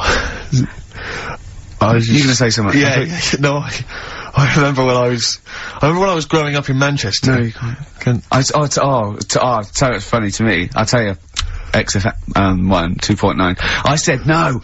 I saw a weird thing. I saw we're in Leicester Square. I was coming through China. I saw a hairy Chinese kid. No, I don't. It was weird because they're not usually hairy, are they? Did I tell you about me Auntie Flora? Is that supposed to be Manchester? Did I as like? Did I tell thee about me Auntie Flora who shot herself for 3 hours once? Did I tell you? I don't... there was a woman born Carl, once... you have to phone us, we've got nothing! Oh, God, he's so annoying. Little twat. That's the, new one from Blur. Out of time. Only 3 now. Probably had a sort of Carl equivalent who sort of thought, well, I can't be bothered. Graham Coxon there, probably at home, listening to that. Exactly. Playing guitar, and they called him and said, well, you could play along. He went, no, I'm ill. Yeah. Oh, I'm ill. Come on, Graham, if you're playing, I can hear you playing guitar now. No, I'm ill. Yeah. Have they replaced Coxon? No. They haven't replaced him? No. Oh, right. Well, they probably will do when they go on tour, but I think they are essentially. Well, I play guitar, I don't know. That's true enough, you're pretty hot on the, if, Diamond, you want someone to, Oh, actually, Steve, in answer to your question, for the live dates, is one of the blokes from the Verve. Ex-Verve, remember? Did she interrupt me again? I think so. I'm a fear in it. God, I can't think I was talking. Yeah, I don't know if you were... You know, I might be mental, but I think I was talking. Claire, when's your radio show on? Normally, when do you host a radio show? Am I allowed to plug it? Go on, go on. Just tell us. Monday to Thursday, 9 PM. Right, maybe we'll come along and start talking over you. No, I'm just wondering, Rick, who's listening at that time? We've got a prime time, which everyone is sat at home listening on a Saturday afternoon, Claire. Yeah. It's one of the best radio slots no one's in the going business. to football matches or shopping or anything like that. No. I want a piece of the action, I need it. Yes. I need it. Well, you've got it. And they're playing a few dates here and there, old Blur. Good. And that's off their new album probably, with all the other songs and that. Rick, I was watching TV last night. I think it might have been during the Monkey Show, actually, I'm not sure, but there's an advert, and it reminded me of a little crush that I just felt I should express, because I wonder if, I've often used the platform in the past to just express my feelings for people. Yeah. And I realised now, for many, many years, I've had a big crush on the Scottish Widow. From the Scottish Widow adverts. I just want to say to her, Is it because she's sort of mysterious and hooded? Partly that, it's also because I guarantee she's available. Because she's just lost her husband. She's a widow. Yeah. And I just think it's time to stop grieving. I think you've been grieving too long. I want to say to her, you're a beautiful lady. She's probably got a big lump sum. I'm thinking she's probably got a sizable amount of cash. Yeah. She's obviously got a lot of spare time on her hands, not working or raising kids because she's wandering across the moorlands most of the time. Her kids are probably grown up. I'm thinking it's time. Or they turn to crack or something. But I'm just saying this. I think it's just time to say, yes, he was a great man. He was a good man. He was a lovely guy. He worked hard all his life. It's time to move on. He wouldn't want to see you like this. No. Still grieving after 25 years. No, he'd want to see her being humped by a big lanky thing with steamed up glasses, I reckon. I'll be honest with you, he hasn't got much say in the matter. He's dead. Well, alright, don't get nasty. And frankly, she's still not over it. She is squandering that money. She could be out, she could be in Europe, she could be in Barbados or Hawaii, she could be spending that cash, she could lose the hooded short and maybe slip into a nice bikini. Do you know what? I think she's kept herself in shape. I reckon she's wearing nothing under that. That's shroud. What I'm thinking. Dirty slut. And I'm assuming as she's Scottish, that he was a little bit thrifty. She couldn't wait for him to go. She couldn't wait for the poor bloke to go. He was obviously, I bet he was a little bit thrifty. He's probably got quite a lot stashed away that she's slowly working her way through. Yeah. And I want to find out. I want to find out how he died. Yeah, I'm intrigued. Because if I find it's like, there was a roller skate on the top of the stairs, exactly. I'm going to reopen the investigation. If it was in any way suspicious. Yeah. Questions. So, your husband's dead, and she went, oh no, where's the money? Yeah. Steve Merchant's outside. Exactly. Yeah. Built like a donkey. Yeah. He's built like he's built like Oliver the chimpanzee. Yeah, and he wants to get at it. Yes. He's bought his tandem. Yeah, hop on the back. We're going off to the moors. Yeah. He's gonna fly executive class. Yeah. His passport is valid. I know he that. knows that much. He's got another 10 years on the passport. Well, I'll tell you what, the boys from Blur, they don't rock. Sure. Should we show them how to rock with a bit of Bad Company? Do it. It's a classic. Turn it up, Claire. Bad Company. Can't get enough of your love. I'm in a rock mood because Carl's made my blood boil. Yeah. Really. I might even play a song, you're probably too young, called Spirit of the Radio by Rush. It's sort of like, for rockers, and people like that, it's like the ultimate sort of pomp, rock, progressive pop song ever. It's classic. Yeah, you might hate it, or you'll love it, or you listen to it ironically. I love it. Well, you know, I was listening to Led Zeppelin recently. I never really understood the rock phenomenon before, but I just understand it now. It just gets in your blood. It's extraordinary. Crank it up loud, and it is just visceral and amazing. And, I wish I could play the guitar. Sure. Do you know what I feel like doing? What? Writing a little sort of hymn or a ballad. About to Karl? To Karl. Yeah. We've tried threatening him. That's not worked. Give that one more digit. We got half hour to go. Right, because they're 3 digits, so it's what is it? 07968. Yeah. 15. Next digit, please. 7. Okay, 157. Right. I hope you're making a note of that. You'll be able to phone Karl, leave messages, tell him what you think of him. Unless he phones. He can stop this at any time by just simply calling here in the studio. You can just call and say, okay, don't... you can just call and say, please don't give my number out. And I'll go... As I always do when I'm winding him up and I'm slapping his head and I'm sort of like spitting on him and stuff. Eventually he goes, shouts, stop it, and I go, well, you only had to ask. Exactly. So if he calls, I'll go, you only had to ask. Yeah. Flaming Lips on XFM 104.9. Well, we got through it without Karl. I think so, yeah, I've enjoyed myself. Didn't mention him much, did we? No, I don't think so. I don't think we need him. I always quite enjoy it when he's absent, actually. I know, because we can have a nice chat as opposed to him just going, remember when I had Chinese hair and there were old woman eating her own legs and my dad put a Forrest Gump in a wheelie bin. Yeah. Claire brings a certain kind of level of class to it, dare I say that, you know. She's inept in her own way. In her own way, yeah. I mean, there's no one, there's no one any good working there. I mean, no, there's no, like, proper, the only proper DJ is probably Camfield, I'd have thought, because he's nearly 13 now, and he's been in the, he's been in the radio 12.5 years. See, he took, they tested him, and he's half human, half Vance. Which is quite... Yeah, he's got quite a lot of... I think he's got the 48 chromosomes that Tommy Vance has got. Yeah, that makes one Tommy Vance. Yeah, Tommy Vance, and a little bit extra. Yeah, because one of those chromosomes is pure Jack Daniels. Well, it's just Jack Daniels chromosome. It corresponds exactly to a Jack Daniels. There's some Lemmy genes, I think you'll find... In there as well. In there. But, although, I'll tell you what, I share with Camfield a couple of loves. I agree that one of the greatest programmes of all time is Columbo. Columbo is brilliant. It is amazing. Yeah. And they're showing them all. There's so many channels showing them now. I think Granada Plus show them. I think BBC show them. I think everyone's got a bit of it. I think he's made 18,000 episodes, apparently. Are they still making them, though? I think they keep turning up. No, they did in the 90s. They're not quite as good, but I think the original ones, they're great. He's got this great character, and I share that with him. You know, I do like a bit of rock. Should we play Rush? It's just Spirit of the Radio. I mean, we get canned by people who like new metal and Blur and that and those trendy bands, all that, the kids bands and that. But you think this is pure? Yeah, I don't think this would feature in X-Ray magazine.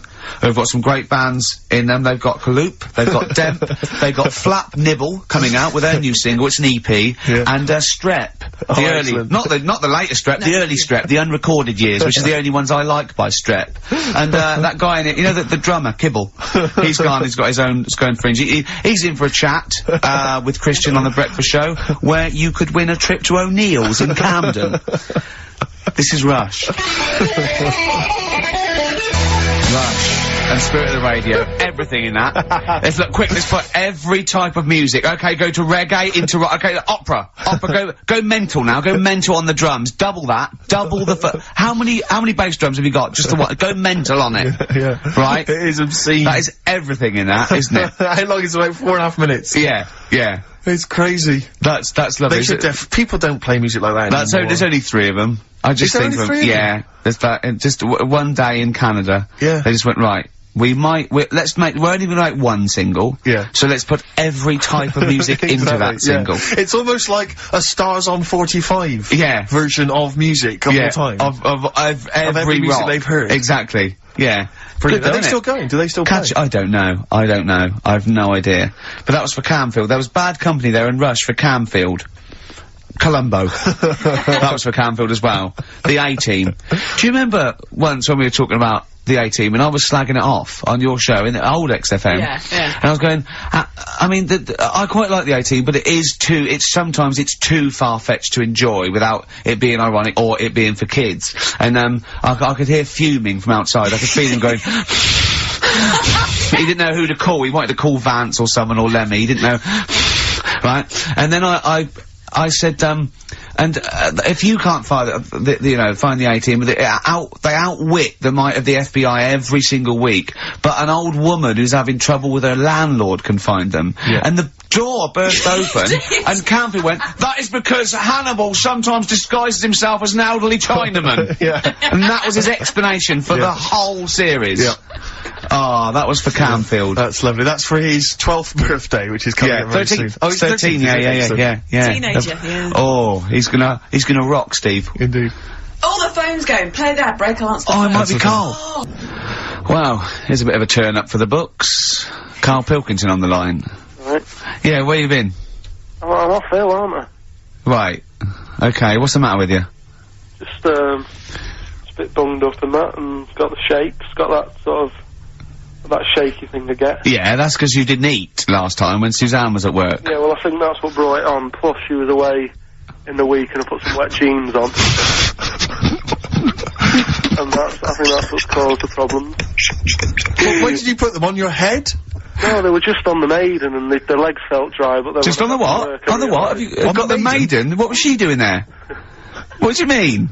On the Maiden that you put clothes on. What? Your clothes horse. Maiden. Your clothes horse. Well, yeah. Right, okay, so you put wet jeans on, yeah?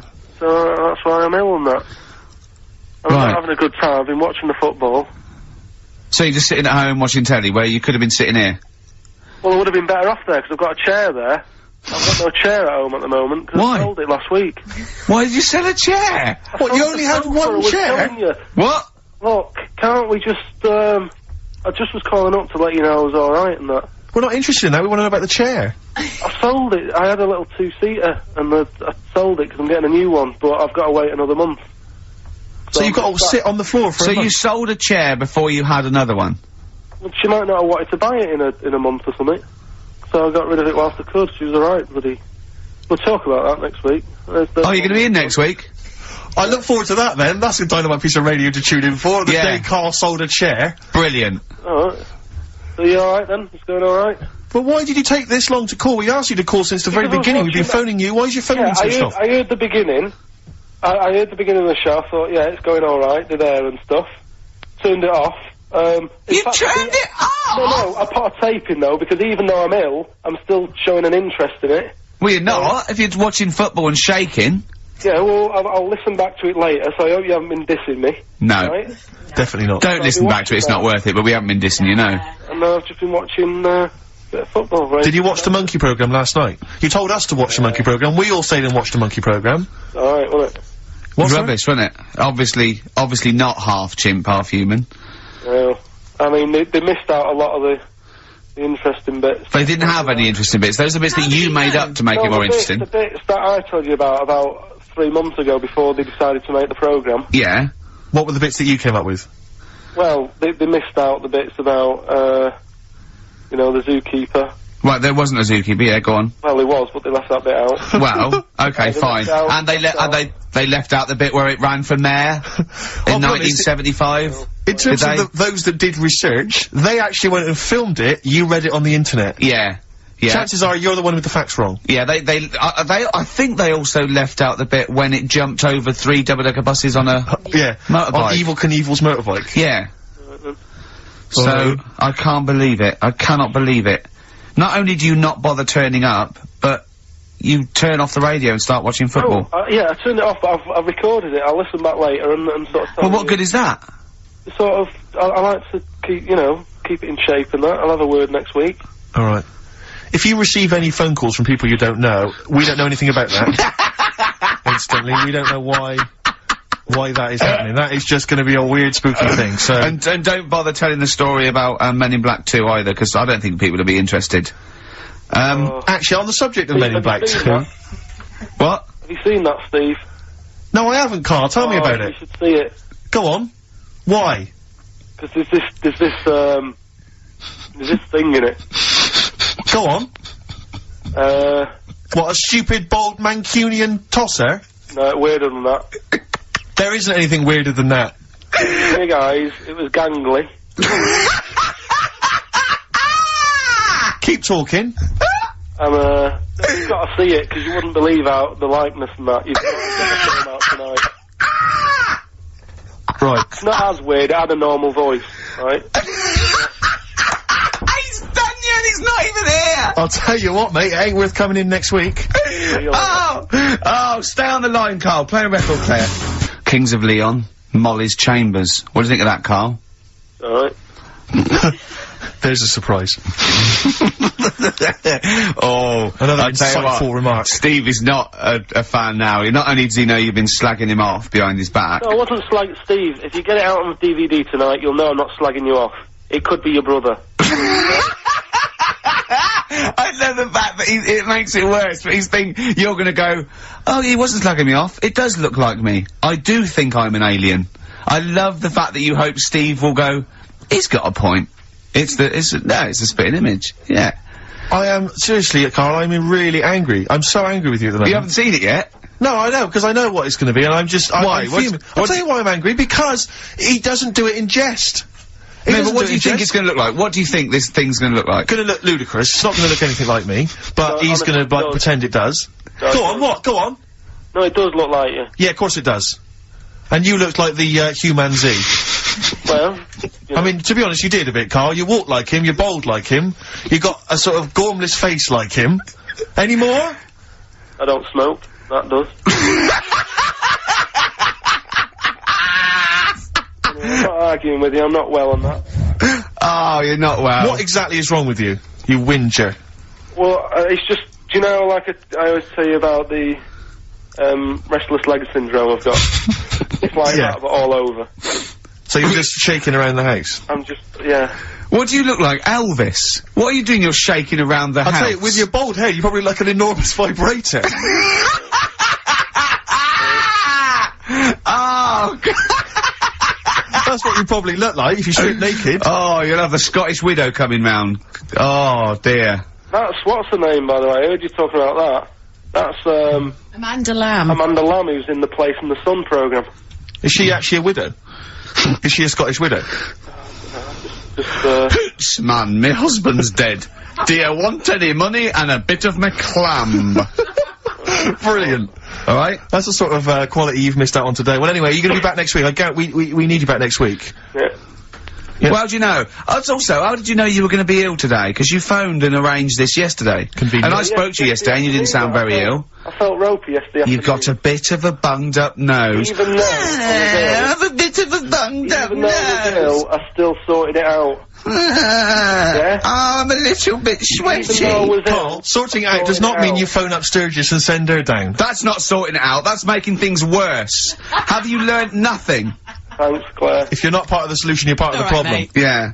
Oh, my leg's a little bit achy. Oh, wearing wet jeans. Oh, I put wet jeans on again. My lasagna it was frozen. Can you hear the venom and hatred in our voices today? We genuinely are upset and angry with you. Yeah. Can't believe it. I cannot believe that I mean, oh. Right, well, the thing is, we'll be back to normal next week, right? We've got Billy Elliot doing the film next week. Right. Any prizes? got some good stuff. Have you got any films with Burt Reynolds in to give away on VHS? And well, I'll see you then. Great, we're looking forward to it already. I'll see you later. See you later. Hot heat, bandages, XFM, we're off, innit? That's it, it's all over. Yeah. Back next week. Yeah. Thanks, Claire. Bye. Total respect. Yeah, Yes. nice Keep it real. one. See ya. Clocks from the Coldplay on XFM 104.9. I'm Ricky Gervais with me, Steve Merchant, and back, Karl Pilkington. Hey. He's raring to go. It's nice when you have a bit of time off, isn't it? Yeah, how long have you had off now About then, 3 Carl? weeks. About About 3 3 weeks, yeah. We can't do that because we're sort of self-employed and we'd be letting people down. But it's different when you know, you get paid anyway whether you turn up or not. But good to have you back. Good to I'm have never you. off ill. No, It's the good- first time I've No, ever I been just- off ill like Well, XFM. no, I mean, just you're off 2 weeks and then you're off. No, I just wish I was the kind of person who could let down an audience I of, know, of regular really, yeah. listeners. Yeah, but like I say, Well, no, we spoke to you. You weren't that bad. A cold, you don't go home for a cold. We were discussing this last night in the pub, and you know, you don't go home for a cold. Okay, then, so moving on. What have we got then? We got some great cold, songs. though. I've brought in the Smiths. I've brought in Buzzcocks. I've brought in Neil Young. I know Steve's got some hip hop. Some great hip-hop. I've got Hooray! some great Elvis Costello. It's going to be great. Carl, come on, concentrate. You've been away for 3 it's weeks. just annoys. No, stop saying that. What? Because you're annoying me now. Why? Oh, Is that what you do? Go home ill? Oh, he's annoyed me. Oh, has he? Yeah, I got working and I'm a little bit annoyed. Can I have some time off but still get paid? Yes, of course you can, Steve, Carl. right? He called me up, winding me up about this, and right, I'm 30, right? I'm 30 now. I can only remember being off 2 times. Oh, his memory's going as well. You'll have some time off. And both of them were when I was at school. School? What's school? One when it was windy. Why did you have time off? Because it was windy. But to be honest, Carl, that lasted for wait. 7 years. Your time wait, off at school. Why did you have time off? Because it was windy. Were you windy, or was it windy outside? No, it was like when Your auntie wasn't out the window, was she? when the winds were bad in the 70s, and my mum said, "Oh." What do you, whoa. What? I remember space operas and flares. I don't remember the winds being bad in the 70s. Well, my mum just said, "You might get blown into the road, so don't." Go." She had so much faith in you, didn't she? As a human being. Is that why she got fired from the pie shop? I'm not coming in today, I might get blown into the road. Oh, God. The funny thing it was, right, Steve, they had this thing going at school, because a lot of people used to wag it back then. Used to what? Wag it, sort of not go in. Right. Right? And, they sort of tried to make it interesting for you by giving you An education. a certificate if you did a full week. Reward for the rest of your life with yeah. achievement. That sort of carrot. And also, like, let you go home at 3 o'clock on a Friday. Right. If you'd done a full week and that. Yeah. So it was lovely weather all week. Then it just sort of changed on a Friday. And I got up and it was all windy. It's always My mum windy said, for Friday on 7, isn't it? don't, you know, if you don't want, don't go in, because, you know, you might get blown into the road and that. So I said, alright, then I'll stay off. And, so why did you, told you to hold on to a fence or walk you there? What's this don't go out? Immediately give up. I love this getting blown into the road. Is that based on your cats that kept getting blown into the road? Well, so I got to school on the Monday, right? And the teacher said, Took you a right, long time. today, to punish you, you're the only one who wrecked the whole week, right? Everyone else came in, you didn't. So everyone else is going home at 3 o'clock today. But you're not. Brilliant. Serves you right, and I wasn't bothered though, it was great, because I said, well, you'll have to stay with me, won't you? And it was great. So all I did for half an hour was doodle and stuff. It was great that afternoon. Yeah. And that was ages ago. That was like when I was about 8. And that's one of the times I was off ill. Yeah. So it was, but that wasn't even ill, that was wind. Yeah. Yeah. So, Yeah, it's a bit different when you're to be honest with you, world though, Carl. You can't just not turn up because you've got a bit of a cold or you're a bit fed up. I mean, we had an appointment 4 o'clock Thursday, wasn't it? And he had to call it because I cancelled it. Meeting went on a bit late. Yeah. Time management. Get things done. If it was important, you'd get it done. Play a record, Carl. Pull your finger out, please. Elvis Costello, Alison. What a great track that is. Beautiful. Well, Carl, we better tell them all the new great features we've come up with in the time you were off. Right, well, we've got the film thing still going. Okay. Yeah. That's where you take a lead role or a major role in a Hollywood blockbuster, which we then give away on VHS worth $6.99. And something new we're trying out, because Rockbusters He's dead, thankfully, yes. is it's gone for a bit. It's over. Crosswords. Crosswords. Oh, this sounds intriguing. Where'd you get the idea from? What's the basic format of this? Right, what I've done is I've take like a popular saying from the show. A popular what? A popular saying, something that crops up quite a lot in the show. In our show? Yeah. Yeah. First thing that sprang to mind was there's this hairy Chinese kid. Oh, classic. But more commonly it would be something like, Karl, you're an idiot. Yeah, play Karl, record, you you're idiot. a fool. Karl, you're a fool. Oh, what did you mean you let us down again? Yeah, You Karl, should've where have you here. been? Yeah, you've got a headache, have you, Karl? Yeah. You better have a lie down. Typical phrases like that, Yeah, sure. typical phrases like that, yeah. Karl, you're a loser. Yeah. Oh, yeah. Right. And what I've done, I've got a load of different songs and took words from the different songs and then joined them together to make There's This Hairy Chinese Kid. And then people have to email in and say what the 5 songs were. It sounds like the most complicated game ever. I'm looking forward to it. Have you heard any of this, Rick? Because I've not heard this at all. I'm not familiar with this. Well, all it is, it'd go like, "Hey, Chinese kid," and it's from sort of 4 different songs, and you've got to identify the songs. Right. Wow. How many songs in this, Karl? 5. There's this hairy Chinese kid. Okay. Right. So. And what are the prizes for that? Are these the prizes? Yeah. Alright, well let me tell you what they are. They're not too bad actually. We've got Live Forever, which I assume is a CD that ties in with this new film. Think of that! A well-known phrase from the show, and it's hairy Chinese kid. Yeah. What other? Where would you There hear is no that other radio show in the life? world. This is. Go on. If you've just tuned in, I mean, what are you thinking? Think if you've just tuned in? You're going well-known phrase from Shaw, hairy Chinese kid. Oh yeah, classic. They'll be playing that in charades this Christmas. So yeah, this is a CD that ties in with this new film Live Forever, which is all about Britpop, and so there's stuff on there from Oasis, Blur, Pulp, etc. We've also got another Red Dwarf DVD, Marion and Jeff, the first series of that, excellent. That's on VHS sadly, but never mind. And also the very best of Led Zeppelin, a 2 CD set there with all the classics on. So that's not bad prizes actually. Karl, you've done yourself proud. We've upped it. We're getting serious now. We're playing in the the bigger league. We've upped the stakes. We want Heat magazine not to lose touch with us just because Rockbusters is gone. Yeah. I think they're still behind us. So we've got film. You appear in a film. We've got crosswords. How is that to do with the crossword? Because I've got words and sort of cross them. Okay. Right, you don't really cross them. But, good. So words. We're playing a game called Words. Word Song. Hello and welcome to Word Song. And obviously I imagine there'll be some more great music. But we've got a new feature, haven't we? Which one's this? Are we doing, within the Monkey News, the new feature? Oh, Steve. I'm excited. You know Monkey News is my favourite feature, so what have you added to it? Explain it. Right, well, there's been loads of stuff going on in the past few weeks, right? But for the times when I struggle, when sort of monkeys have had a quiet week, and there isn't that much news going on, right? Come up with this thing. I sort of speak to an expert. I've spoke to him already. You spoke to an expert? A monkey expert? Yeah. Uh-huh. And I asked him a question. Wow. Right? The feature, it's got a good name. That's the way I work. Yep. Cheapest chimps. Right? Okay. And what I do, I asked them a question about, how much does it cost to, keep one? How much does it cost to, feed one for a week? Yeah. All this sort of stuff. So I give out like a monkey story, and if that isn't enough for people, they'll also learn something else at the end of it. Right. Yeah. So like... It sounds fascinating, can I say right now? Yeah. That's just some of the things that we've come up with. Play a record, Karl. Please still continue to listen there. Yeah. Richard Ashcroft. Buy it in bottles on XFM 104.9. Ricky Gervais, Steve Merchant, Karl Pilkington. Karl, I need the phone number of your girlfriend. Let me explain why. I was lucky enough, once again, to be on your quiz team this week. Ricky... Still to beat me. He's still to beat me with his team, yeah.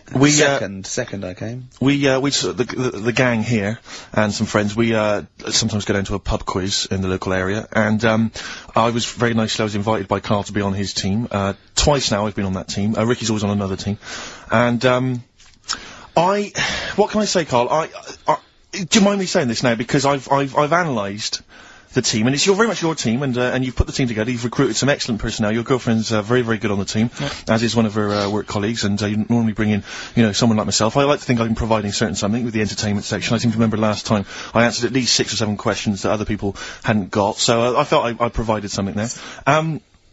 Karl, I rather like John Harvey Jones, who used to be called in to sort of troubleshoot companies. I see why you are not winning ever, and it's a rather pricey contest, isn't it? It costs a tenner to enter per person, and unless you get in the top 3, you're not going to get to see your money back. So I think you're going to maybe need to step down from the team, because Karl, I am not sure. You consider yourself a kind of player manager, but frankly, I'm not sure you're providing enough. Right. See, this is funny, because as bad as I imagine you are, I don't think Steve would make it into my team, so he's getting a bit cocky here. I want to know what your opinion of him, because he's told me he's great on it. Well, you bang out of order, first of all. Okay. Do you have a good night when you're with us? I tell you what, I wish I hadn't lost a tenner every time I've come down. That would have improved it. You point out there about the football analogy. Mm-hmm. Alex Ferguson, when did he score a goal? Right. He doesn't. He tells the others how to do it. Yeah. Right? That's he my doesn't role take in up there. one of the 11, though, does he? No, exactly. It's not like you can only field 10. Yeah. Because, we only got 10 again. I want to be in the 11. Exactly. He's not running around in midfield, falling over. Yeah, shouting, oh, what have I told you? Yeah. No. Right. I'll admit, And right? there's a limit of 5 players. We should explain that. That's the point. Yeah, there's only 5 players on the team. Yeah, but it was pretty tricky on Tuesday, though, wasn't it? It was one of the tougher... Tell everyone the one question you got right. It was something about, Well, tell us the answer. The 2 words you had to say to get the answer. Danny Minogue. Danny Minogue. That was what you provided, Danny Minogue. Is this valuable? Well, no, not really, because because there was at least 2 of us who also knew the answer. Oh, well, we gave him. He didn't provide anything. No, exactly. We gave it to Karl. We massaged his ego. Oh, but dear. I just feel Karl. Do you know what? I feel a bit bad now, because I just sort of had a crushed face. Then. Can I just tell you right now? He just can't believe this. Can I just tell you right now? I think the problem is this. I think there's that precious 5th position that is not being filled at the moment, I think, consistently enough by a decent player, right? You've got a solid team. I'm thinking if you want to remain on the team, you are going to have to pull your finger out and find a 5th member that is going to provide, and I'll tell you where the weaknesses are. I can tell you right now, mate. The weaknesses are natural history and science. Something which Ricky Gervais is scoring on week in, week out on his team. There is a few. Now, if he was available for a transfer, we could be fine. But we've got to find someone to fill in that space. Otherwise, I'm either going to quit, or you're going to have to step down. Because I don't think I can be on a team where there is these obvious deficiencies. There are visible deficiencies in the team. And, you know, the £10. That's £10. I'm not made of money. That's once a month. I've seen him depressed for 2 hours when he lost £20 at a casino after Don't bring 5 it back. hours Don't bring that back. Don't bring up that again. Yeah. That story. He doesn't like wasting money, Karl. You know that. What do you think? What's the solution? We've got to think proactively now. We've got to sort this out. See, there's always other things going on in my mind when I'm in that pub quiz. For me, it's just a little bit of fun. Sure. It's a night out. Do you know what I mean? Suzanne enjoys it. Yeah.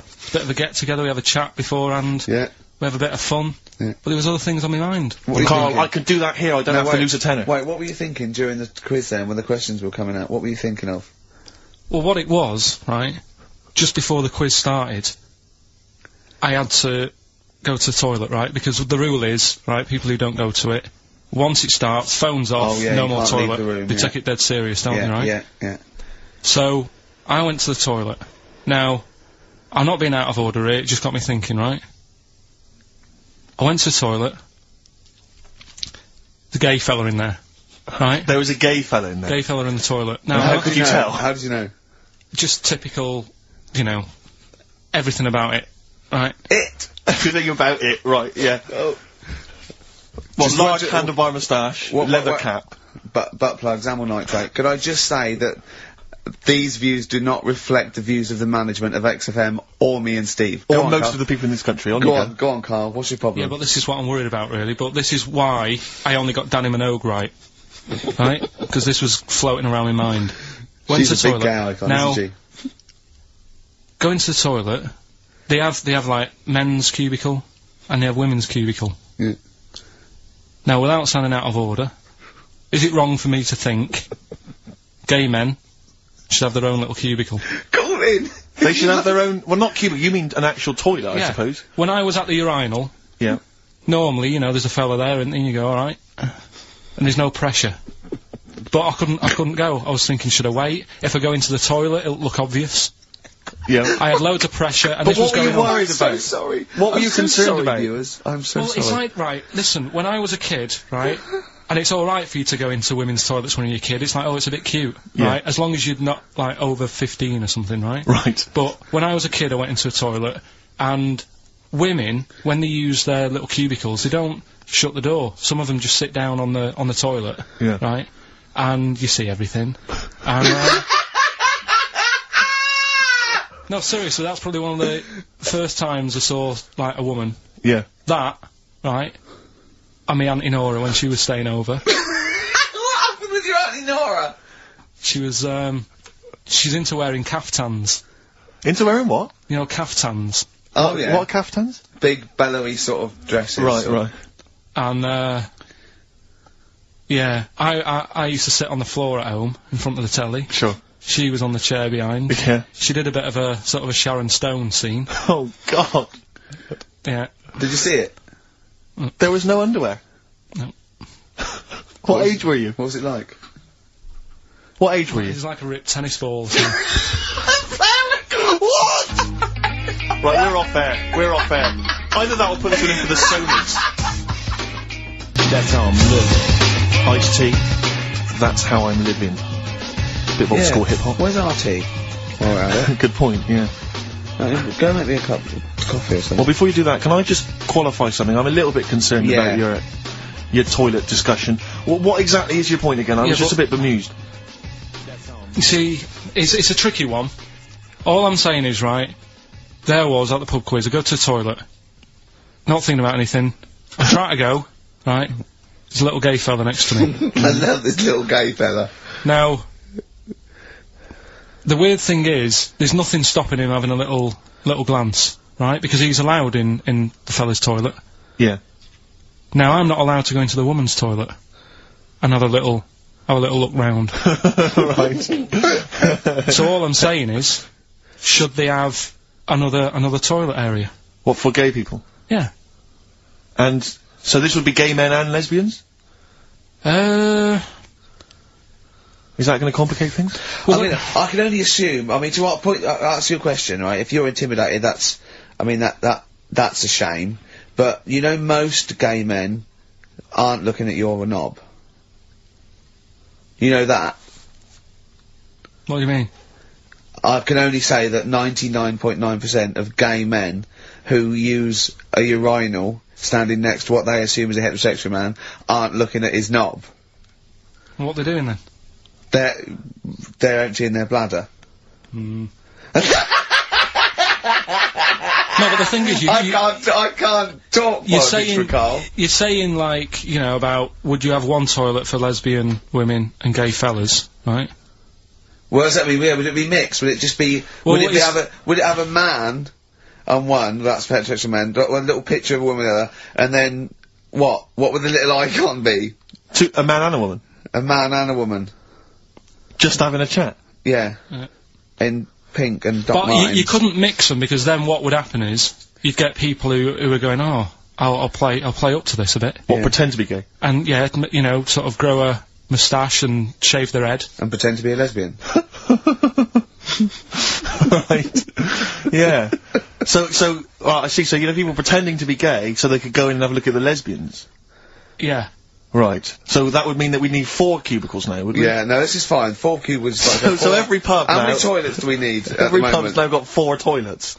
Oh, Karl, bisexuals. Yeah, no, interesting. Bisexuals, how many toilets do we need now? Call the council. Do you use any? Huh? No. No, because they're interested in everything, aren't they? Because the little bisexual fellow will be looking at your knob. Right, with them, what you do, you just have a door, you open it, and there's one urinal there, so you can't get a queue.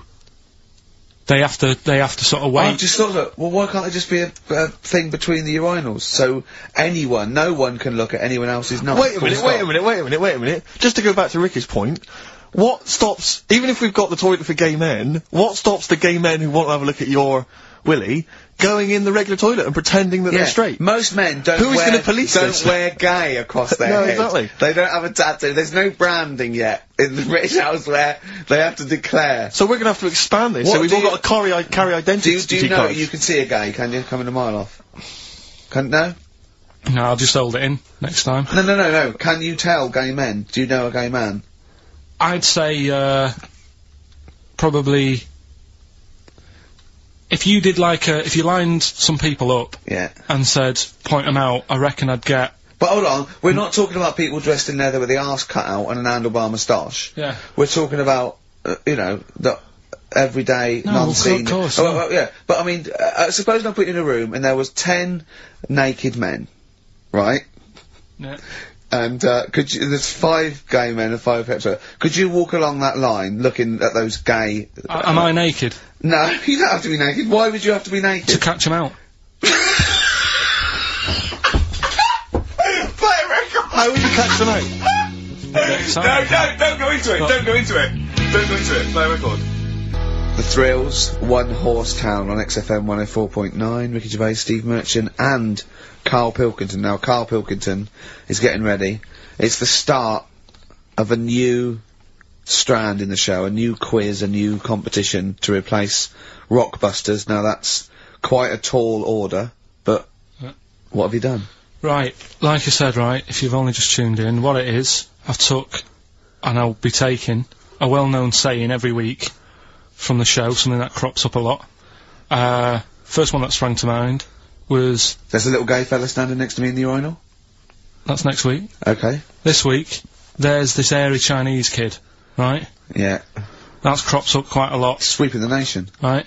So what I've done, I've got 5 songs. Yeah. And I've edited them together to make that saying. You've got words from songs where any part of that sentence occurs to recreate it. Yeah. Now, what do they need to do? Do they need to say what the song is? Just the 5 songs? I mean, I was gonna say song and artist, but if you want, just a song. So there's 5 things there, and if someone doesn't get all 5, it's still worth emailing in, because we might give it to the one who's got the most, and then... Yeah.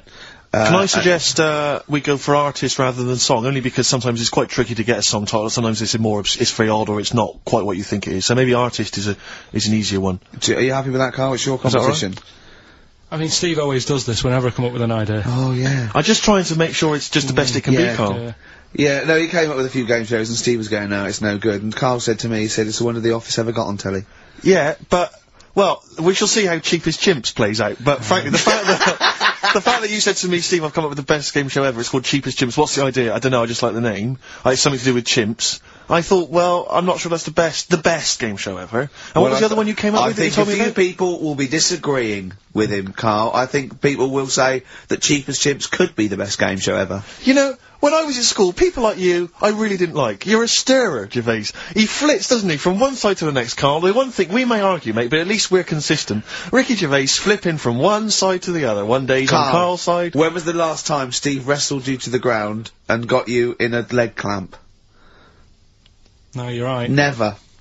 What, is that supposed to be a good thing? Well, did you see us? Yeah, I saw you struggling in Karl's office earlier. He was punching my legs to release me. We were on the floor, and I was squeezing him with my mighty legs, wasn't I, Karl? Right. It was like, I imagine that's what a crab feels like when an octopus has got it. We were playing that, weren't we? So anyway... So, I'll play you this clip now, it's 10 seconds long, we'll play it a couple of times, because you'll need to take it in. So here it is then. What are we saying? We're saying artists? Let's go with artists. Artists, so email in ricky.gervais@xfm.co.uk, name the 5 artists it has taken to make up the saying, Give there's that this email airy address Chinese again. kid. Give that email address again. ricky.gervais@xfm.co.uk. There's this airy Chinese kid. Here we go.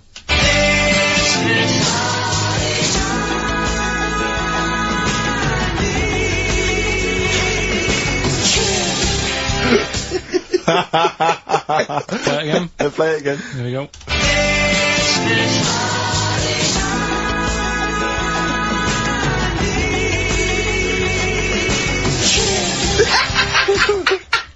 I think you better play it once more. Oh, I've got them. Have you got them all? Yeah. That's nice work. Here we go.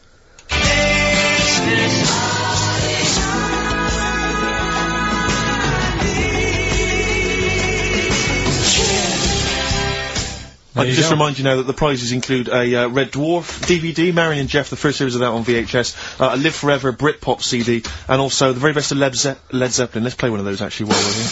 Brilliant. Rock and roll. One of the prizes on Karl's competition this week is the very best of Led Zeppelin. That's obviously rock and roll. We've also got a Live Forever Britpop CD, Marion and Jeff, and Red Dwarf. And should we play it again? So people have got this another hairy chance? Chinese kid. Who are the artists? Here we go.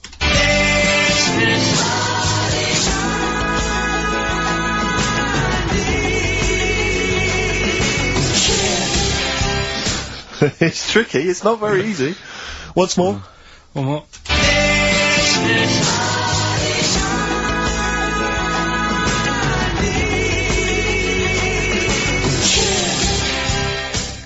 Well, there you go. Ricky.Gervais at xfm.co.uk. Those prizes can be yours. I, at the quiz, also discovered, of course, and, I don't know, I'm just intrigued to know, Karl, I'm just intrigued to know, it was your girlfriend's birthday, wasn't it? Earlier in the week? Or last week? On Monday, yeah. And, I mean, obviously it was a triumph with the stuff you got her for Christmas. The condoms. The box of condoms? Box set of condoms. Oh, yeah. Not just the singles, the whole set. Yeah, a complete collection. Brilliant. So what did you go for this time? What did you get her? Yeah, but... No, but it's her birthday. How long have you been together? About 9 years. Okay, so, ooh, God, it must cost you so much. I know, but it starts getting tricky, doesn't it? Because I spoiled her a lot in the first few years. Yeah. So then Here's a packet of rubber bands, enjoy them. Oh. Well, it's what she wanted. Okay. I mean, you're making out as if... No, everyone wants paper clips. Come on, what did you get her? Got her a new pair of gloves. Right. Alright, well. And? What, nice leather ones from Selfridges or Harrods or something? They were good ones, they're the sort she likes, so... They weren't... Well, they weren't the little woolen ones that she had. Yeah. I thought that was a joke when she said he got me these, because I laughed. No, but I know that's... The one she did have, When they said it's his birthday, right, it was her birthday Monday, and me and Steve wanted to get her, and she went, he got me these, because she had those little woolen gloves on, I laughed, because I thought she was joking, Karl. That's what she wanted. Right. I've told you before about buying presents. Did those gloves have your name sewn in them? And a piece of string that ran over the back of your duffel coat? You know, I've never been into getting presents and that. I had the problem at that Christmas one, that time with the Victoria Plum. Yeah, we'd hate that. We'd hate to bring that back. We've done that. Because you talked about the book, because it's kind of to do with your dad, isn't it? He's a very bad gift buyer, was that the problem? Well, yeah, my dad just wouldn't bother. It was my mum who sort of made an effort, and she sort of worked out half of what I wanted, then she left it to me dad to get it off someone, see if he could get one cheap or whatever. I love the fact that usually people talk about, like, drinking heavily, or, violent abuse, right? Yeah. But here's what he's been left with and scarred with from parents is bad gift buying. Yeah, and that's the Victoria not so bad, Plum incident. In the greater scheme of things in the world, that's not a bad thing to have, is it? There was this is what it's like about getting presents and stuff, right? With my mum and dad. Go on. My mate, Colin, right? No, Colin Bailey. Oh, right? Yeah. He had a little Sinclair Spectrum, right? Yeah. Computer, which was like the thing to have at that time, right? You used to always go round to his house. The deal was... Not the one you had to play through the window, because you weren't allowed to. No, that's another lad. Oh, right? yeah. This is a different lad. And the deal was, he came to our house, and my mum gave him a pie. And then I'd go round to his, and I'd stay there for a few hours playing, you know, Hungry Horace and stuff like that on it. Sure. Right? Now, my mum and dad knew that I really wanted one of these computers, right? So I waited about a year. Came round to Christmas Day, I thought, I reckon, might have one. Turned out, they bought me the wrong one. They bought me a ZX81 instead of a Spectrum, right? And, Christmas Day, I'm there trying to load the games up, it's not working, I'm thinking, what's wrong, right? And the thing with me, when I was a kid, I used to get quite sort of agitated. This is the moment. Right? I found out that it needed a RAM pack to make it work, right? Looking in the thing, and it's saying, and make sure you put your RAM pack in the back. And I was like, oh, where's the RAM pack? And my dad's going, I don't know, I've got you the main bit. That's it. So, I was that wound up, I just was sick, right? Just sick. I didn't feel sick or anything, I just was like, oh god, Went to the sink, just sick. Because I was that on edge about it. I said, come on, we've got to get one. And my dad's like, Tandy's shut. We're not gonna get anything today. Ruined again, Christmas Day. That was after the year when my train set got blown up by our kid. The following year, no RAM pack. And now you ask me why don't I get good presents? He's scarred. He just I'm gonna die. Honestly, I'm gonna die. It's just clean sick. Yeah. There's no RAM pack. Did you get to the bottom of it? Why wasn't there a RAM pack? You have to buy them separate. Oh, That's why I'm cons. What do you mean I can't play Frogger? Oh no. So, there wasn't there another incident when you threw up? Spontaneously threw up? Oh. Through sheer anxiety? I do get it. It's not so much now because I've relaxed a bit, but as a kid I used to be quite on edge all the time with certain things. Do you think that's what happened to your cat that kept being sick? That it didn't get the food it wanted? And it just threw up? Do you remember that? Yeah, yeah. God, so they shaved it. Yeah, but again, you see, the cat thing, I mean, it's mad, I was thinking about it the other day, right, I used to think I had quite a normal upbringing.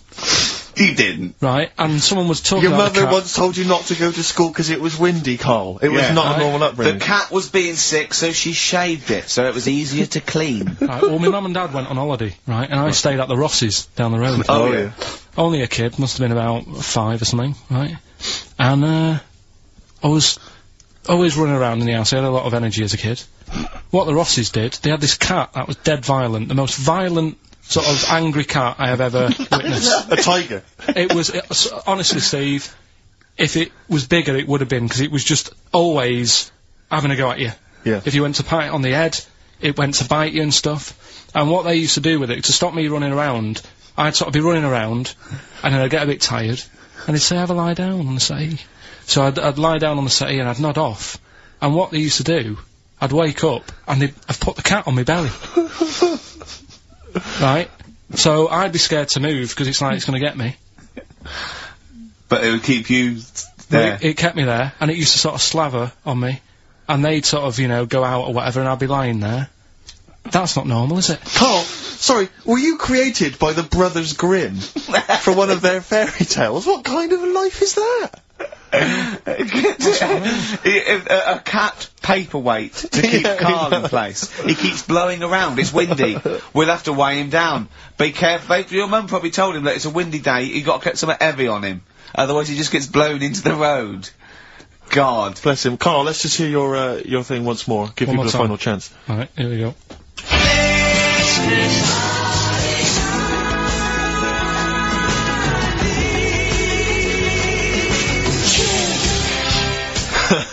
Ricky.Gervais at xfm.co.uk. Ooh, those chili peppers are quite hot.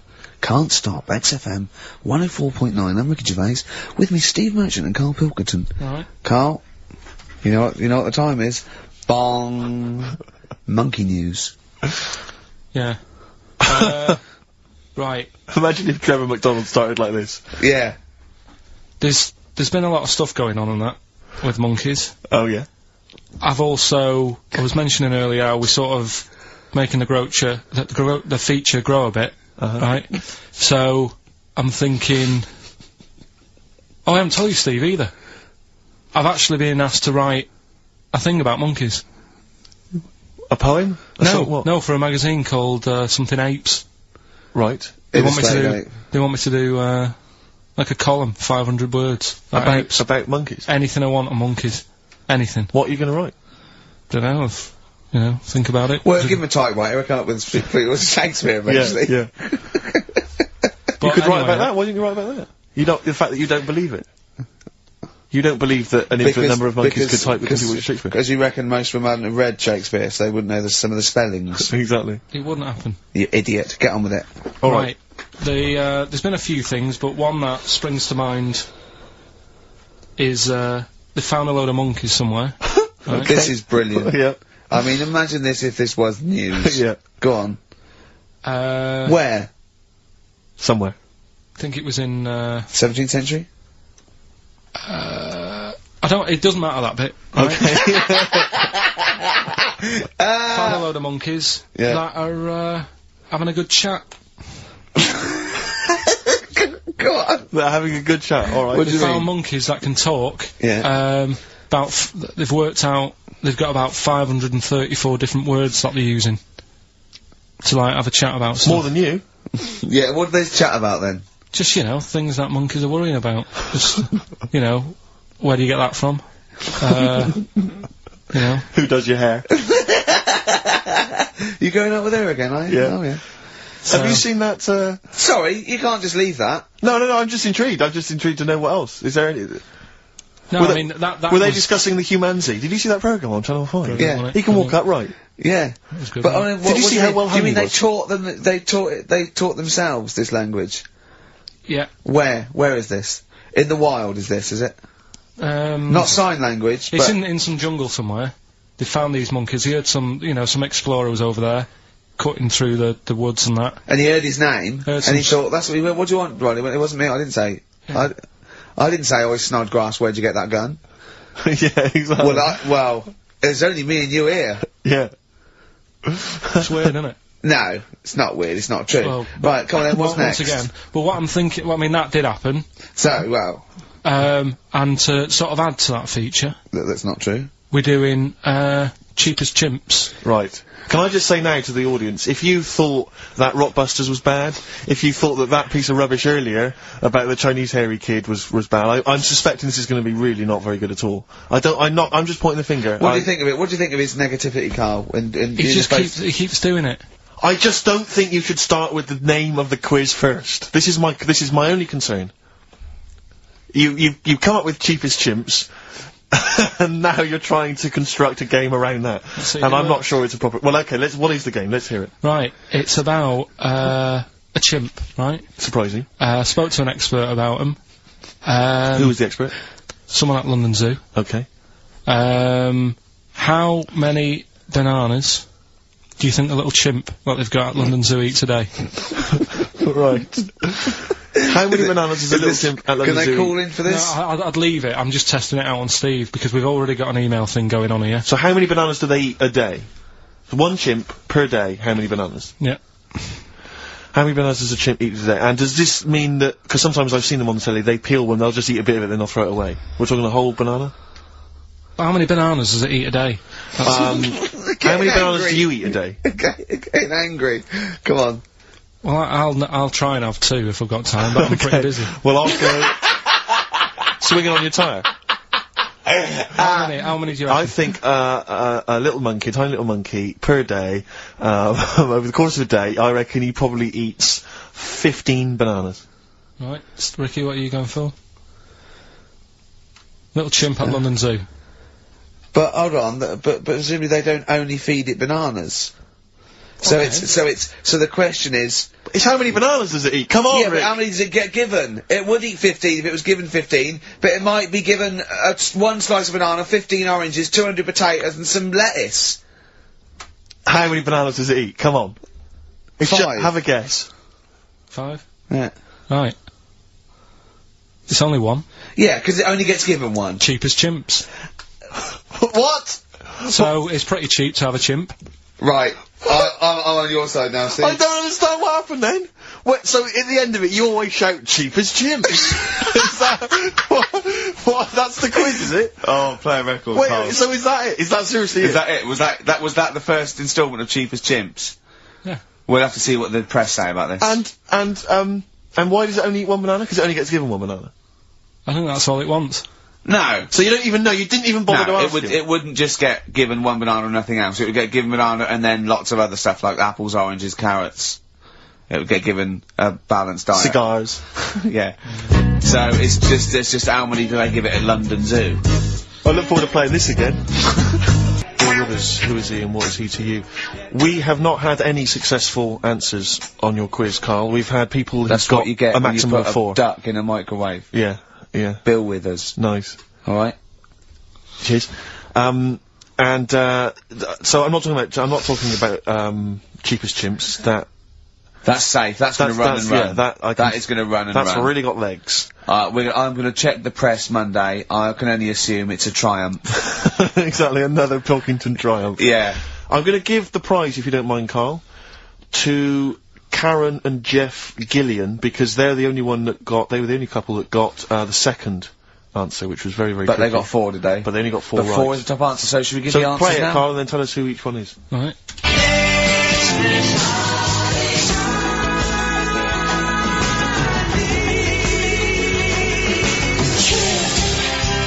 So there you go. I didn't know the second one. There's Play it this again. early Chinese kid.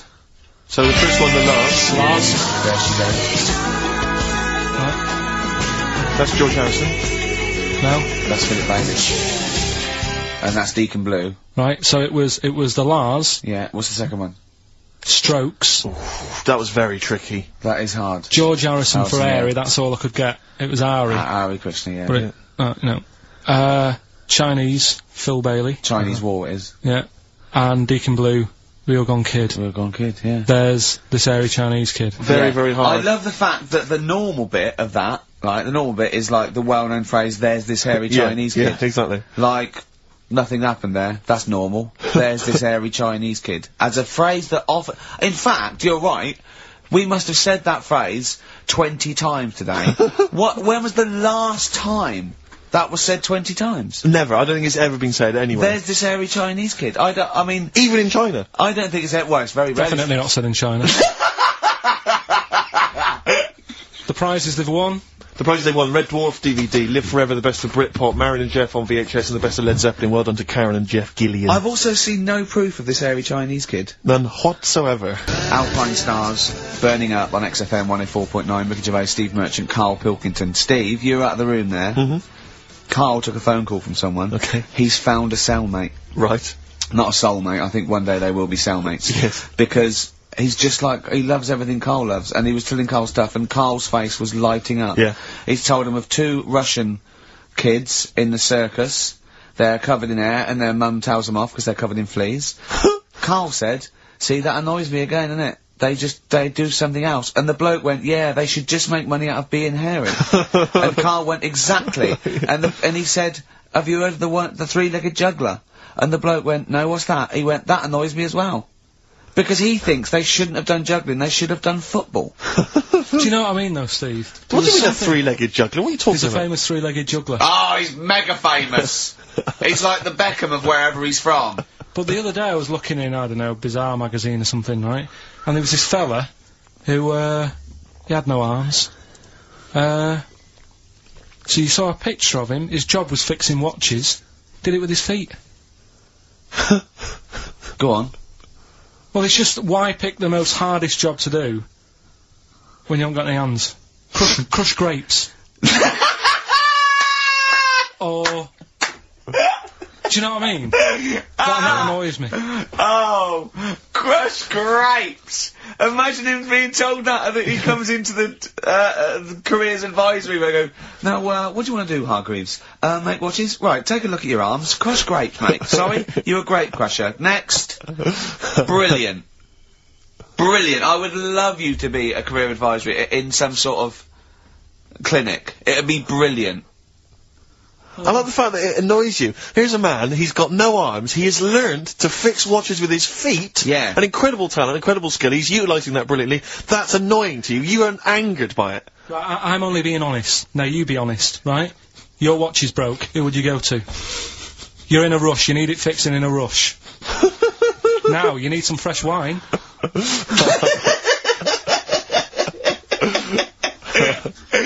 Be honest. Oh, you're amazing. But what's this thing that you've been talking about, this video? Freaks, right. It was a thing that was banned for like 50 years. I think it's been taken off again, but I don't know why, if it's just been deleted, right?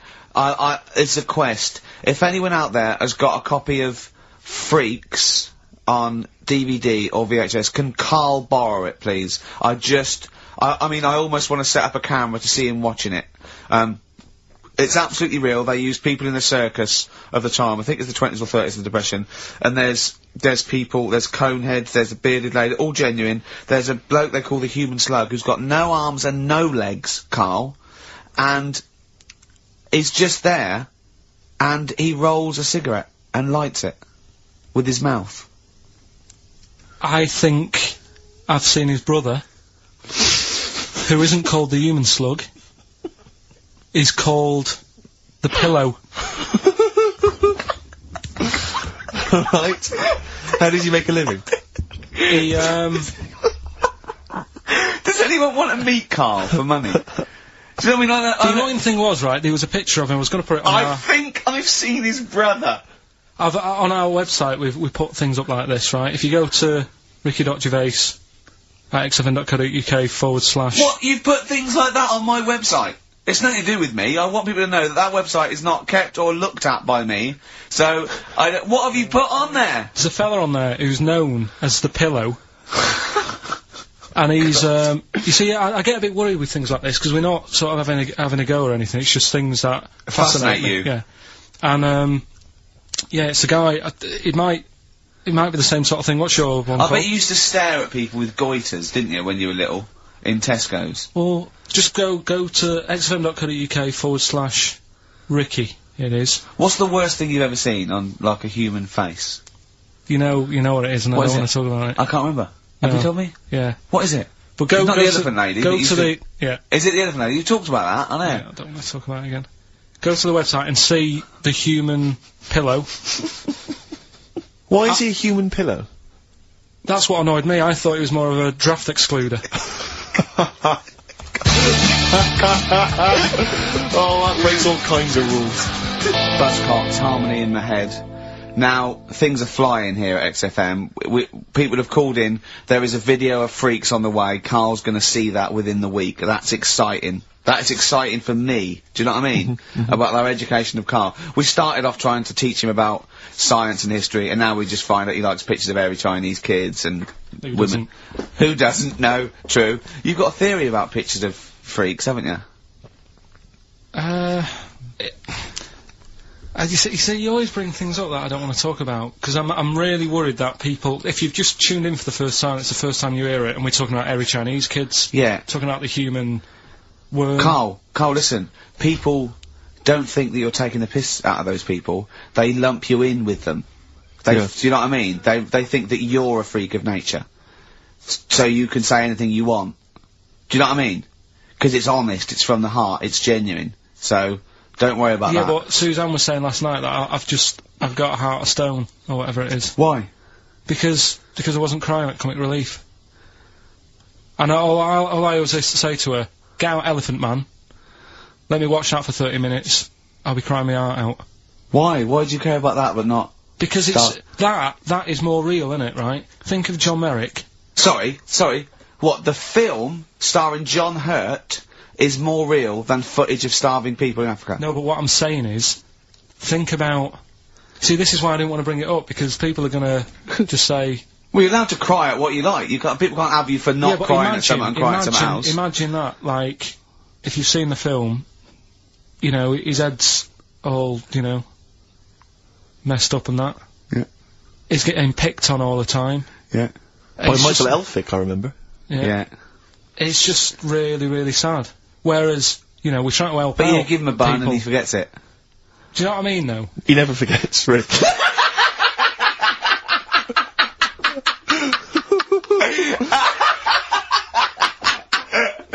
Oh dear. Anyway. Oh God. We're giving away stuff again. Yeah. Tell me your theory about freaks who have their picture taken. No, I'd leave it. No, can I tell you? We'll do it next week then. Can I tell you what this is? Go on quickly, what is it? Right, when he sees a little picture, like in his books he's got, he carries round those things, right? And there's like a fella with a little head with some like, able-bodied people. He goes, the only reason they got to take that picture, right, was so they could show their mate, say, look at me, the little fella with a little head. That's his theory. Yeah. So every picture of a freak, they're being... Steve, let me describe the picture to you. This little fella with a little head. Right. Playing on the piano. I've seen it. All his family stood around, and mates and that. When have you ever seen a picture of someone playing the piano and everybody wants to be in on it? Doesn't happen. Maybe it was one of those kind of Christmas cards they sent out to everyone. It wasn't. You could see one of them was like in a rush to go away. He was probably planned to go out, and he was like, but they were taking a picture. It's, oh, I'll be in it then before I go out. And it was all... It's out of order. Yeah. If you say... do you know the one I mean? do know the one you mean, yeah. What about the one in the, when you went down to Cornwall? In that little We'll pub? talk about that next week. What, you want to get on, do you? Yeah, right. We've got to give away, another prize. Yes, you lucky people. For those of you that haven't seen it, and do not have the requisite £4.99 to buy it yourselves, you can win on VHS cassette, panned and scanned. Billy Elliot, the special edition, includes bonus documentary, The Billy Elliot Boy. Oh, and, I'd like to see how they really sort of made that film. Exactly. Well, it's the hit film Billy Elliot, and you can win that on VHS. Because Carl, I assume you have included yourself in an excerpt from the movie. Taken a scene from the film. Who do you play, Billy? I'm playing the part of Billy. Brilliant. And we'll have a question at the end of it. Come on. Brilliant. 2, 3 part of all way and go. Alright. Just been down the valley. So I don't know where you... What are you looking like that for? What's wrong with Bally? What's wrong with Bally? Yeah, well, what's wrong with it? It keeps you fit and that. What do you think, Auntie Nora? You think about me doing ballet? I used to go to ballet. There you go. She used to go to ballet. Used to say I could have been a professional dancer if I'd had the training. Bet you were pretty good, weren't you? Wasn't the time you had wind for 5 minutes, was it? But you well glided across Will the you shut up? What's wrong with ballet, anyway? For girls, not for lads, Billy. Lads do football or... Well, I've done that, yeah. Boxing or... Did that for a couple of weeks, so... Wrestling? Wrestling? Yeah, wrestling, yeah. Oh, friggin' ballet. Well... Don't worry about it, anyway.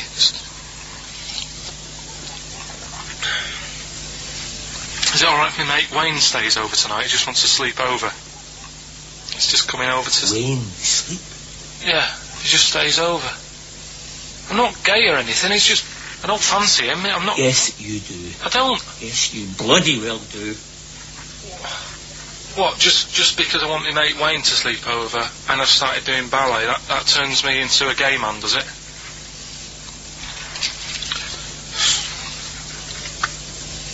You haven't seen my Village People album lying around. You're asking for a hiding. Just joking. Just having a laugh. Just didn't mean. I've had enough in here. I'm going out. No, from now on, you stay here. You look after your nana. Got it? Yeah. Yeah. All right. Well, there it is. What's the question? Powerful. I'd like to know what was the name of the actor that Carl was taking the role of? Does that make sense? That's not grammatically quite right, but anyway, yeah. Who was the young lad that Carl was taking the place of there? Name of the actor, not the character. And just email in ricky.gervais@xfm.co.uk. You can win yourself. You gotta be fast. You can win yourself a VHS edition of Billy Elliot worth £4.99 price. I'm going to leave the sticker on, which has actually got the price on. Brilliant. I'll leave that on so you know just what you've got in you. Foo Fighters. No, it's not. Feeder. Feeder. Yeah. I don't know what I'm doing now. Why have we got to stop? Sorry, we just had an argument then. Why have we got to stop at 5-2? It's just the football's on, isn't it? So what can we do? We do a link here, and then we can play. We'll play a song. Do a little. What about chat. the competition? We got to announce the competition. Well, Steve. Well, I can tell you right now that there's only 2 people, it would appear, that are interested in a VHS copy of Billy Elliot. That's how mediocre that gift and that prize is, Carl. I don't know if you want to learn from that. But I'm going to give this one to MJ McKay, who has correctly identified that you were taking the part of Jamie Bell in Billy Elliot. So, well done. Right, just forward me that and I'll sort that out. I'll get the video. What film are you doing next week? Dunno, I've got been out and bought a couple, got Silence of the Lambs I can do something with. Right. Bought Fight Club, but it's a bit difficult. You know, always open to suggestions and that, so you got any favourite films? What about the 1930s film Freaks? Oh. Can't wait. I cannot wait for your... Brilliant, that'd be good. Excited about that. Why don't you do a film review of that next week as well? Yeah, well it depends if the fella, you know, if anyone's got it, just send it in, I'll send it you back once I've watched it. So that'd be good. Next week we'll do, Oh, please tell me there's gonna be more Cheap as Chimps. Yeah. Oh, thank goodness. We'll see what the press say. We'll see what the press say about that. Looking forward to that. Do you know, like, you're always having a go at my ideas? Yeah. Little, you know, Cheap as Chimps you put down. Mm-hmm. Again, I normally come up with these because you don't come up with a competition idea. Sure. Yeah. He's done him again. Yeah. Well, Cheap as Chimps, mine, you're dissing it. Yep. Rockbusters, one of the most successful competitions ever. Uh-huh. And he means in the world, not just on XFM. Yeah. You put that down. Yep. Right. What you thinking about this, right? I was watching Comic Relief last night. Came up with an idea. Right. You get Jono.